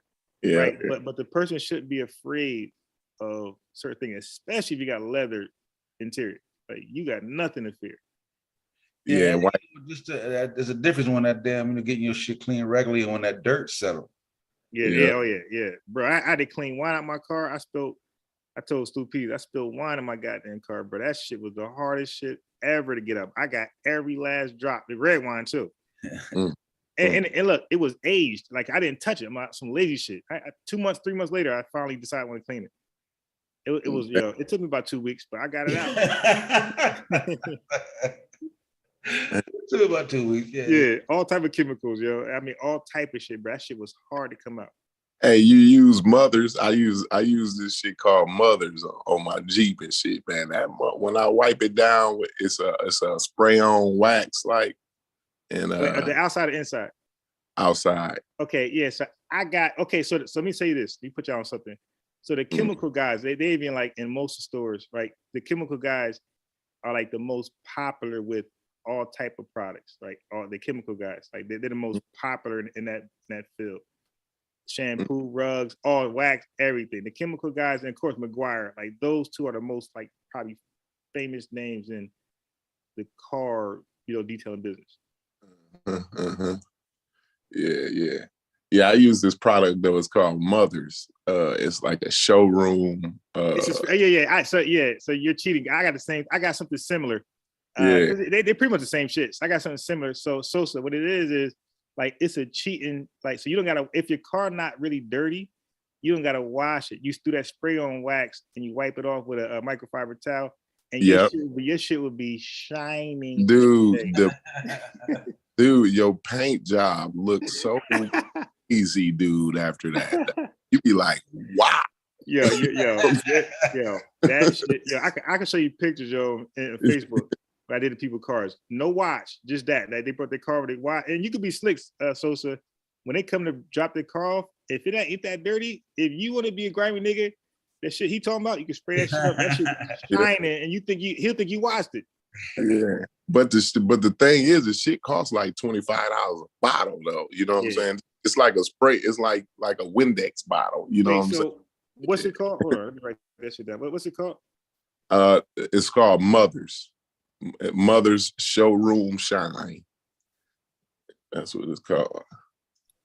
All right. Try that shit out. I see it. Yeah, in a red bottle. It's in a red bottle. Yeah. I swear to God, you ain't gonna go once you get a bottle of that. You gonna it's over with. And it smell good. The shit actually make the outside of your car smell good. Like when you walk up on your shit, you can smell it, dude. Okay, so they got a website. They got. Let me share my screen. Hold on. Where my mouse at? Let me share my screen. Yeah, so they got the whole kit caboodle here. This is Mother's got a whole thing. Yeah, they got a whole fucking. Oh, that's what you. Oh, okay. This is what you're using. No. This is the website. Okay. This is the mother's website. Yeah, okay. so it's just showing different every 10 seconds. They showing different shit they got. So this is the. So it goes back to this, and then it goes back to what you got. They got the clay bars for the windows. Yeah. Oh yeah, they got the whole. That shit for my God, windows. But I'll be mad as hell when my windows gonna be right, and that motherfucker rain a little bit. My shit, man, I'll be like, God damn it. Oh nah, you're not. If you buy the right shit, bruh. Oh, you got to buy that invisible window. Oh yeah. You need the invisible window.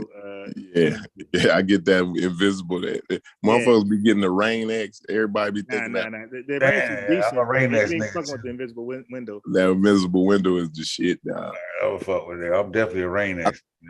So you want sometimes like if you get in your car at nighttime, if you wash your shit good with that with the invisible window, I swear you be like, damn, do I got a windshield? Is the I definitely got to get that love. He said, "Do I gotta wait?" Yeah, and it's tent safe. So if you got tent, it's tent safe. Yeah. Hey, yo, cause ain't nothing like driving, right? You be thinking your window legit. And that motherfucker started to rain. You be like, yo, my shit dusty.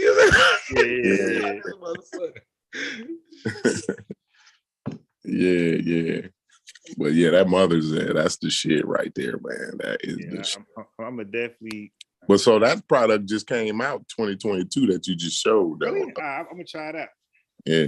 Now I'm definitely gonna order and try it out because I love trying different. Like, I got so many different shampoo. I got like 5 different shampoo, conditioner things for the rug. Yeah. I want to make sure which one does the best job. Yeah, I always said, man, I wash my own car and shit. You know what I'm saying? I always say nobody can clean my shit the way I'm gonna clean. And yeah, it's fact. You have to go ahead and Google, YouTube if you got the time. Some people don't got the time, but if you got the time, if you do your own car, like Corey said, you're gonna appreciate it a lot more. If you got the right products, you're gonna enjoy it. Actually, you know what I'm saying. If you buy the products and you got all the tools and shit, you're gonna enjoy keeping your shit clean. You know what I mean? Yeah. So the last thing I need is and I got this air compressor, and that's what blows the dust off, like this small dust in the car on the dash, and blows it all out. Because if you're trying to wipe that shit out, it could be forever. So that blows all in one area. Dash be crazy. Yeah, because I don't be. That's why I don't do the shit my damn self. Like I want them niggas that always felt like I'm just supposed to be the nigga that paid the nigga to do it. Yeah, I get a certain type of joy out of just being able to do it. Yeah, I said, tip a nigga good. Like, yeah, great job. Right. That's me with cement. You shit. I'm gonna pay Corey to do my cement. Yeah.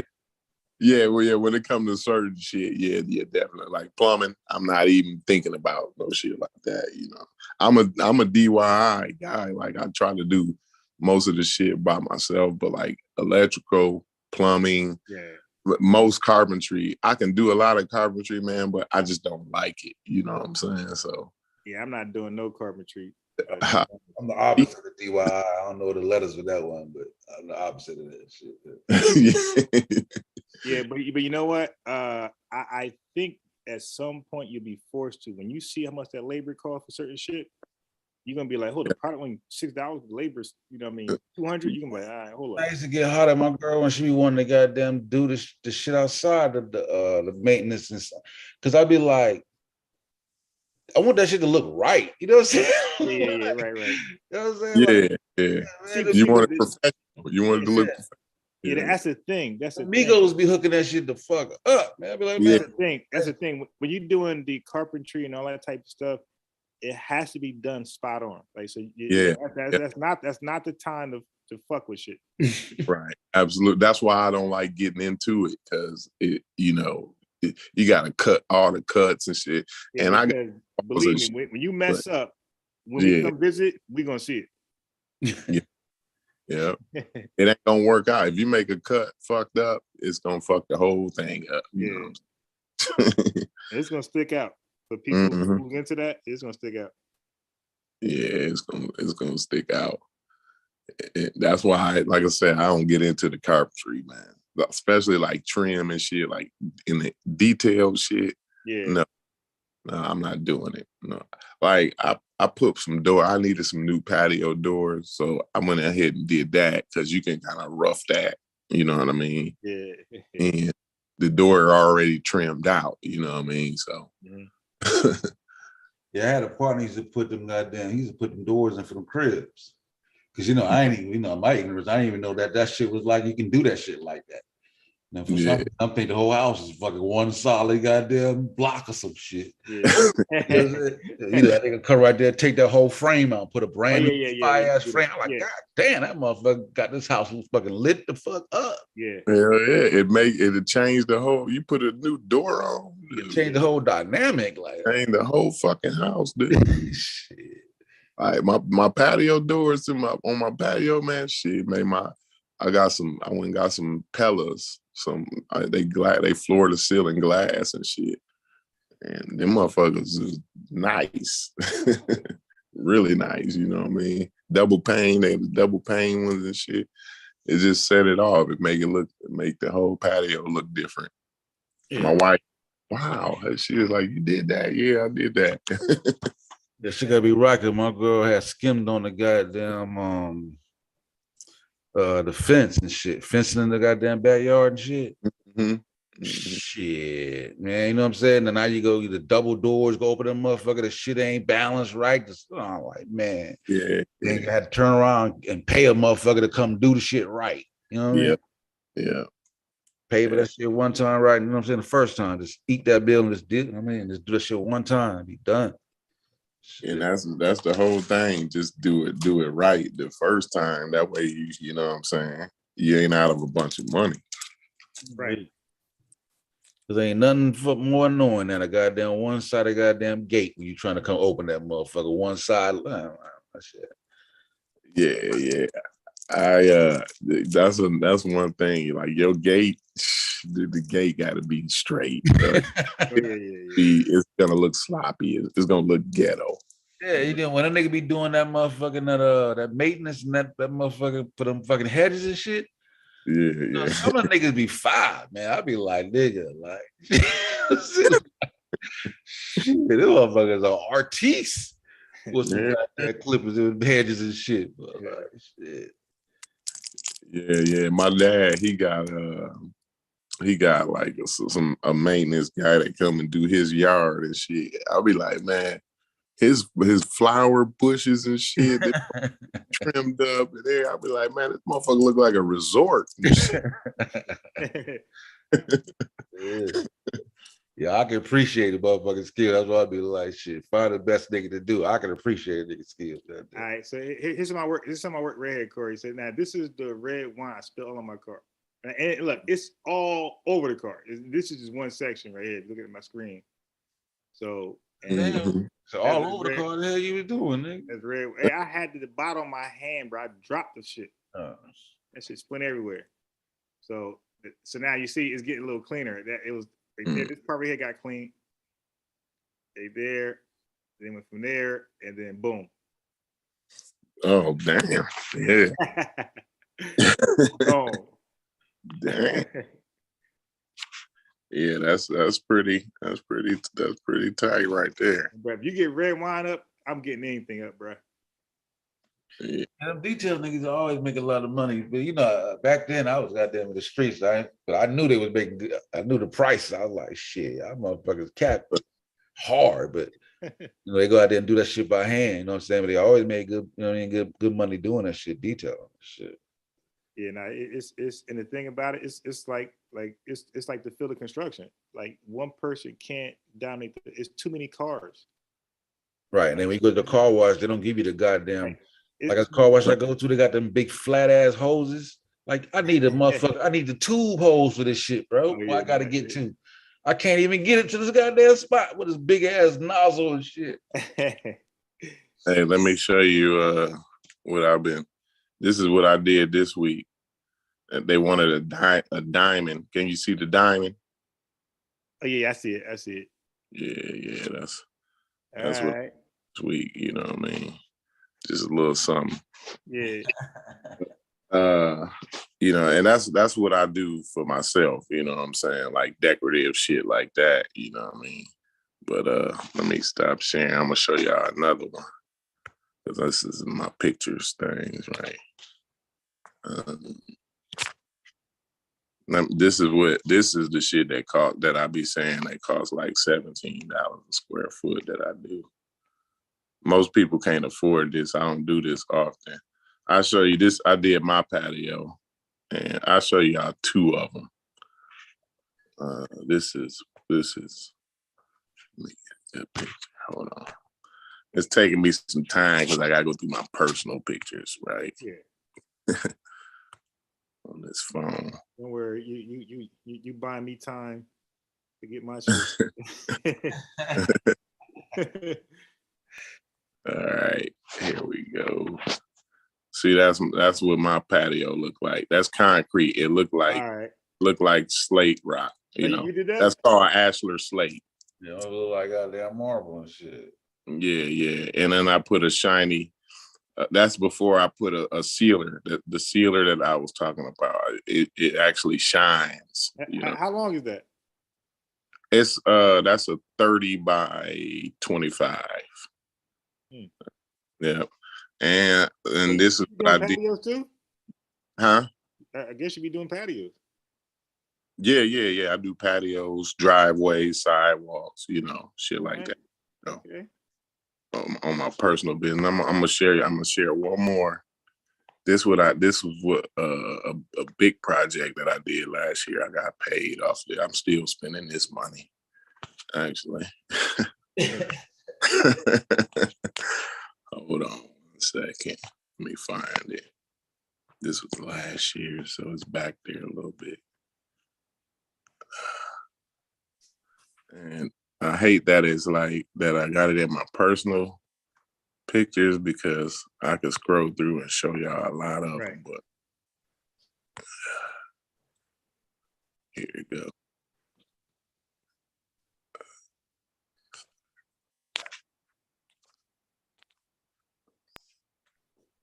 This one right here, I made it look like wood. Y'all see that one? Oh, that look dope. Wait, what's that? A wood plank, but it's concrete, but I made it look like wood. Oh, that's dope. Yeah, I ain't never seen like that. That's crazy. Yeah, that's called stamp concrete, right? And I do this other one. That's in the backyard. Yeah, that's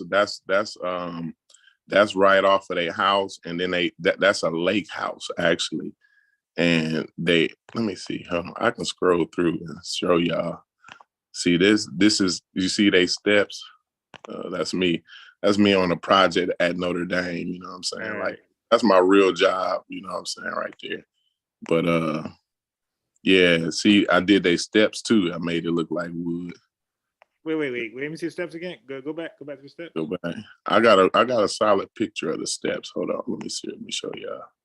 They go to steps. And that's concrete. Yeah, that's concrete. Oh, no wonder he call you Concrete Corey. Yeah. And see, that was up off their house, right? But then that's a lake house right there, right? They got I put another one on the lake, another patio on the lake that was wood plank too. You know what I'm saying? So, but anyway, yeah. Damn it.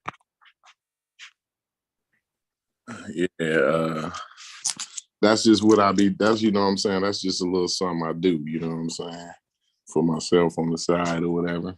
But that's, I mean, if you just imagine if your neighbor, you know what I'm saying, had a patio like that, or you know, a driveway that like that looked dope. look Yeah. like bricks, you know, like a brick road, you know what I'm saying? Yeah. I can make any color you want, you know what I'm saying? I can mix and match all of that. You know, I can make it look like a marble. I can make your whole driveway look like a marble. You know what I'm saying? I can do a lot of shit with the concrete. I done got like real creative with it. I go outside the box, you know what I'm saying? Yeah. Wow. Yeah.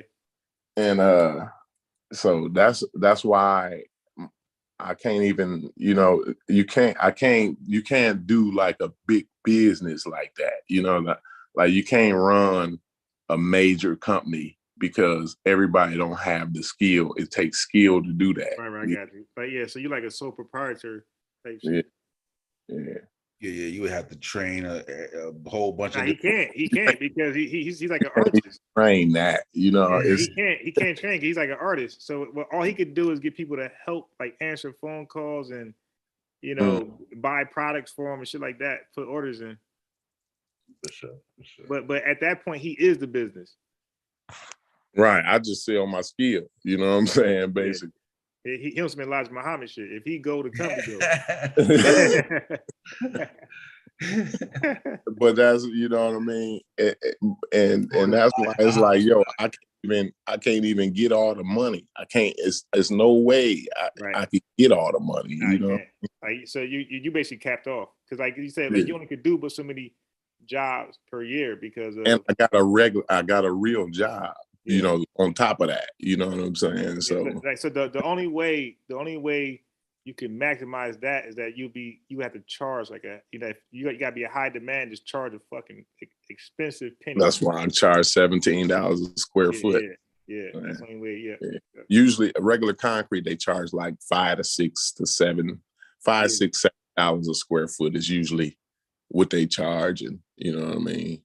With a regular now, my company, a major company would charge you a lot. So like your driveway, like let's say you had a 30-40 foot driveway, I could probably get that done for probably between somewhere like $6,000 to $8,000. And how long would it take to be finished? I can get it done in 3 days. Okay. It takes 7 days after I pour it for you to be driving on it, right? I recommend that. You can drive on it in 3 days, right? But I recommend 7 days, right? So it cures pretty good. But yeah, I'll be done when I get there and start in less than 3 days. I'm done. All right. You know what I'm saying?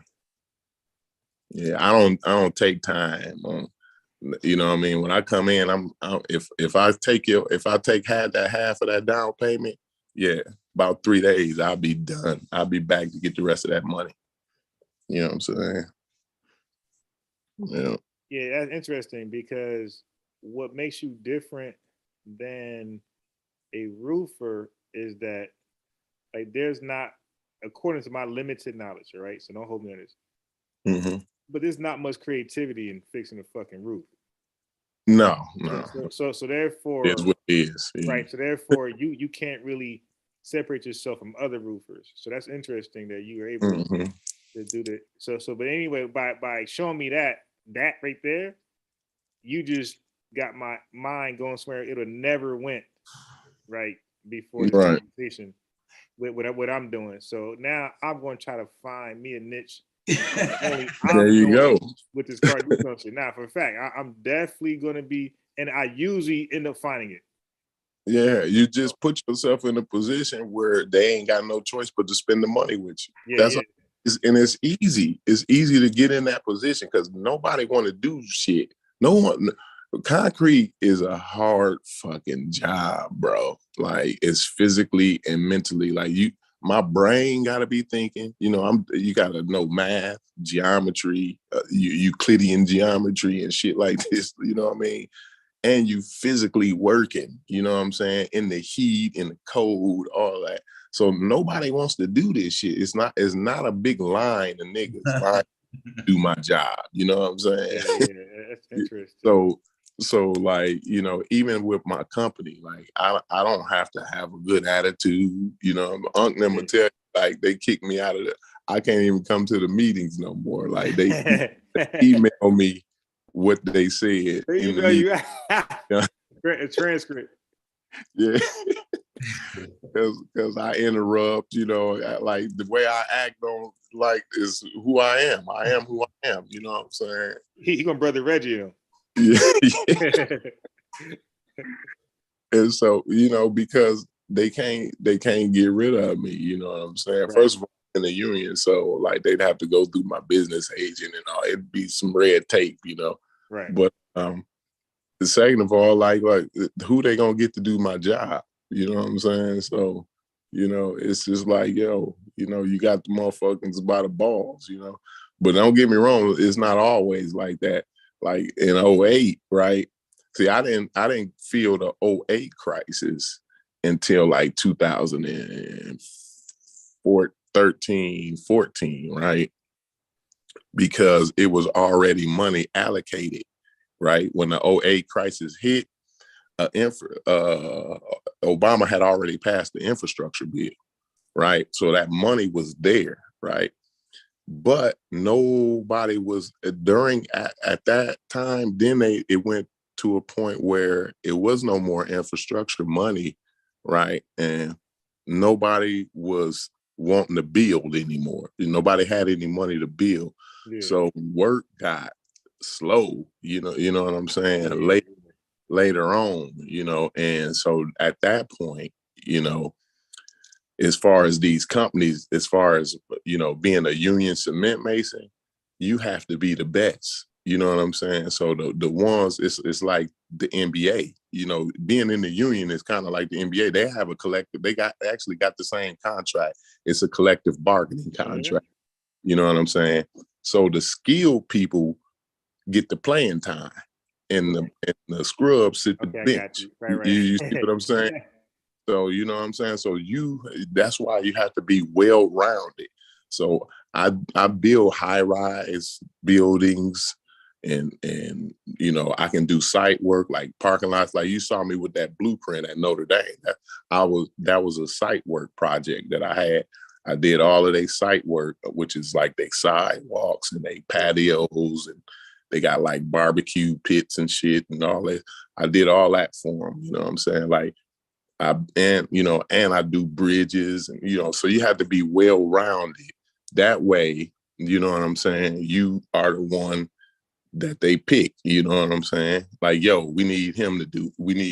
It's only certain, because, it's only a certain amount of work and it's only a certain amount of guys they need to do the work.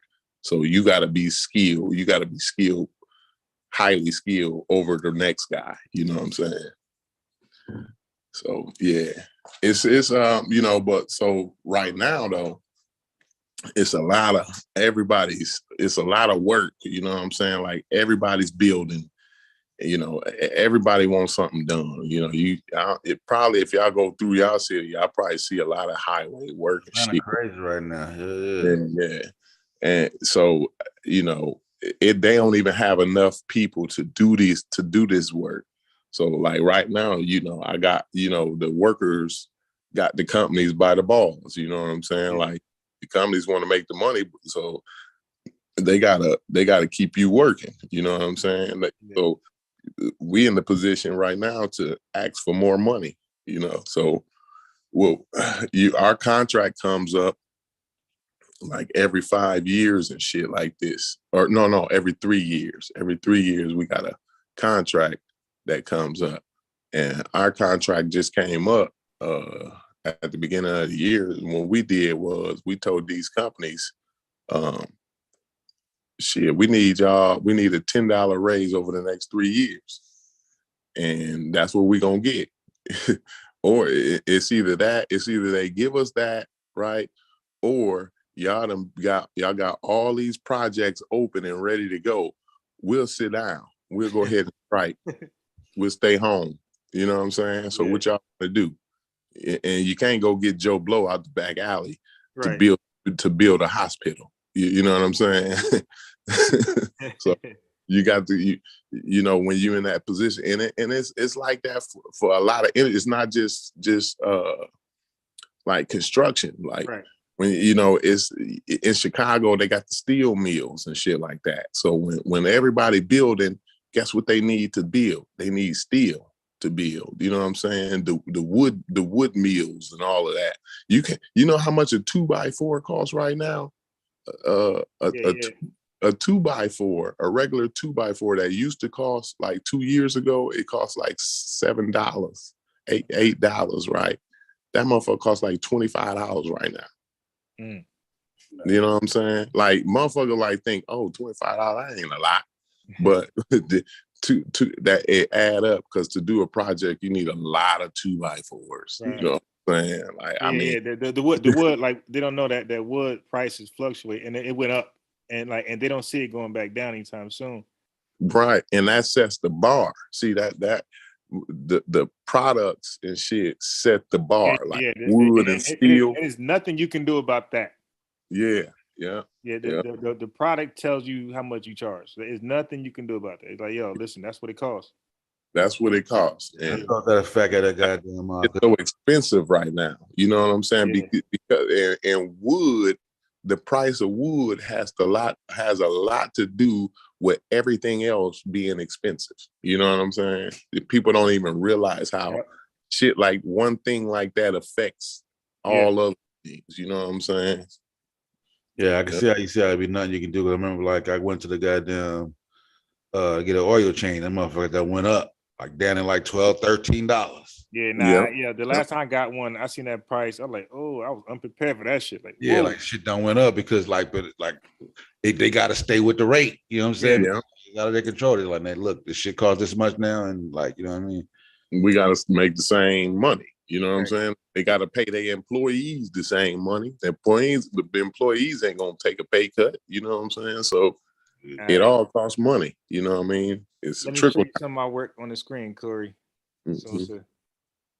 So now, don't judge me. Like this is my floor mat. Like you guys won't be on a negative. Construction worker, like you ain't seen the floor back.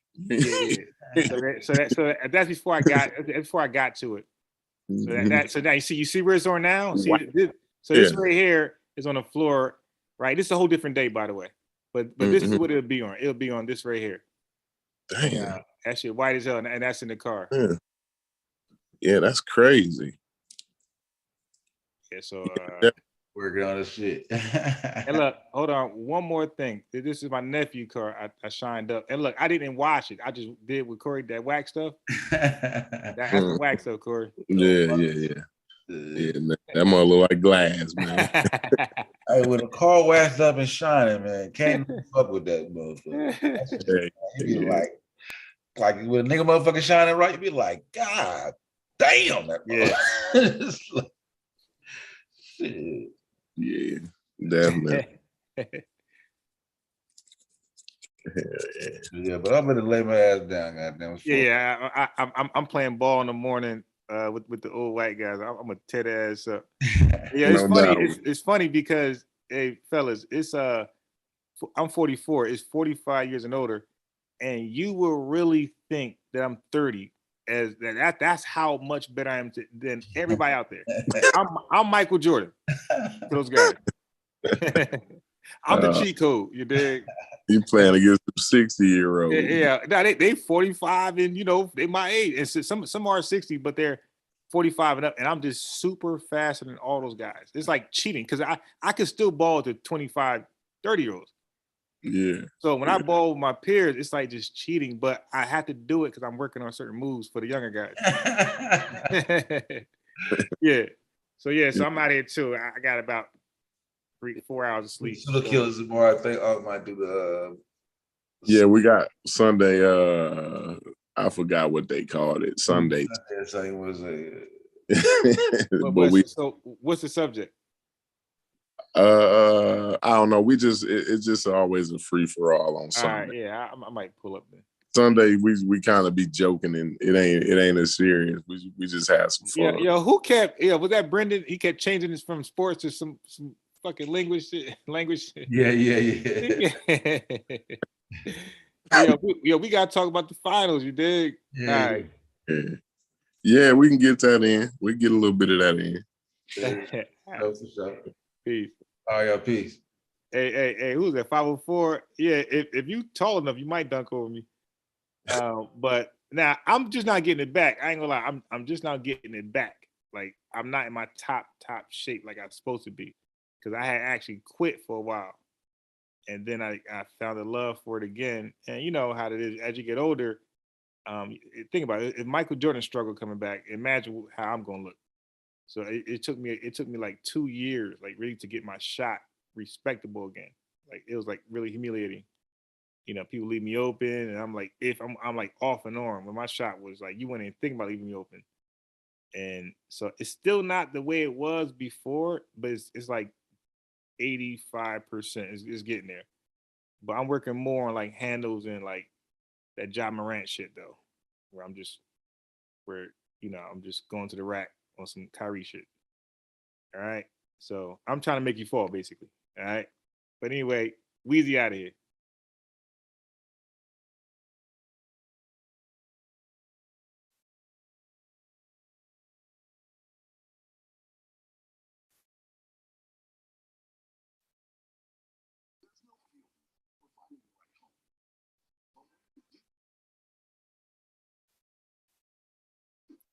USAA can help protect it the right way. Find out why USAA homeowners insurance is right for you. For Grace Mike, there is still plenty of motorcycles on the roads here in Laconia, and bikers are going to continue enjoying all the festivities of Motorcycle Week through the end of the weekend. But police here in Laconia are urging drivers and bikers alike to use caution and not to drink and drive. This last night, News 9 was on scene of a fatal crash involving a motorcycle and a Jeep in Laconia. Police tell us that accident could be the biker's fault. News 9 was also on scene Thursday for another fatal accident involving a motorcycle and an SUV. That happened on Weirs Boulevard in Laconia. In that incident, the driver of the SUV was charged with DUI. But regardless of fault, police here are asking everyone to pay extra attention to bikes to stop riding recklessly. Giving yourself that extra few minutes of stopping time, certainly looking to continue enjoying all the festivities of Motorcycle Week through the occasion before you would. Chief Canfield here with Laconia Police Department tells us there have been more fatalities this Motorcycle Week than he can remember in his 26 years with the department. Regardless, he says one fatality is one too many. We're live in Laconia tonight. Scott Cook, WMUR, News 9.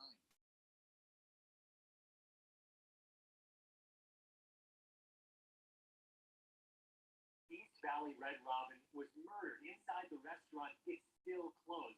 We got a good look through the front door over by the hostess stand, and there's flowers right there. Those are for Joseph Doyle. His killer is still on the loose tonight. Every time he walked in that door, I automatically always had his drink set for him, always. As a server at Santisi Brothers near I-17 in Bell, Janet Johansson has her regular, but she says there weren't many like Joseph Doyle. He would be the loudest person in the bar. Long before she worked here, she met Doyle in this room at the poker table.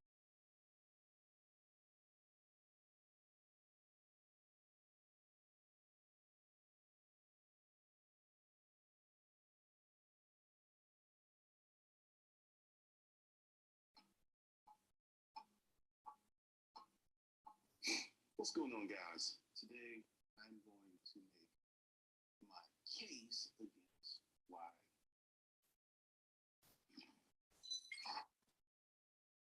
at the height of order and success, the Fed case. Now, Fed case, the bees, all that shit.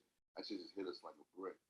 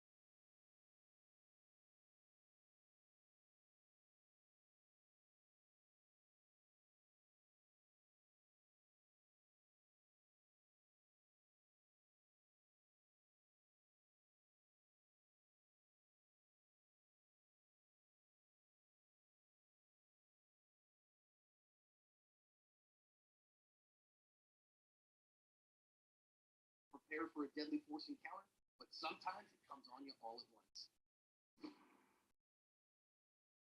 Hi everyone, this is John. With today's active self-protection lesson out of Baltimore, Maryland. Here we're going to see an armed robbery stopped by an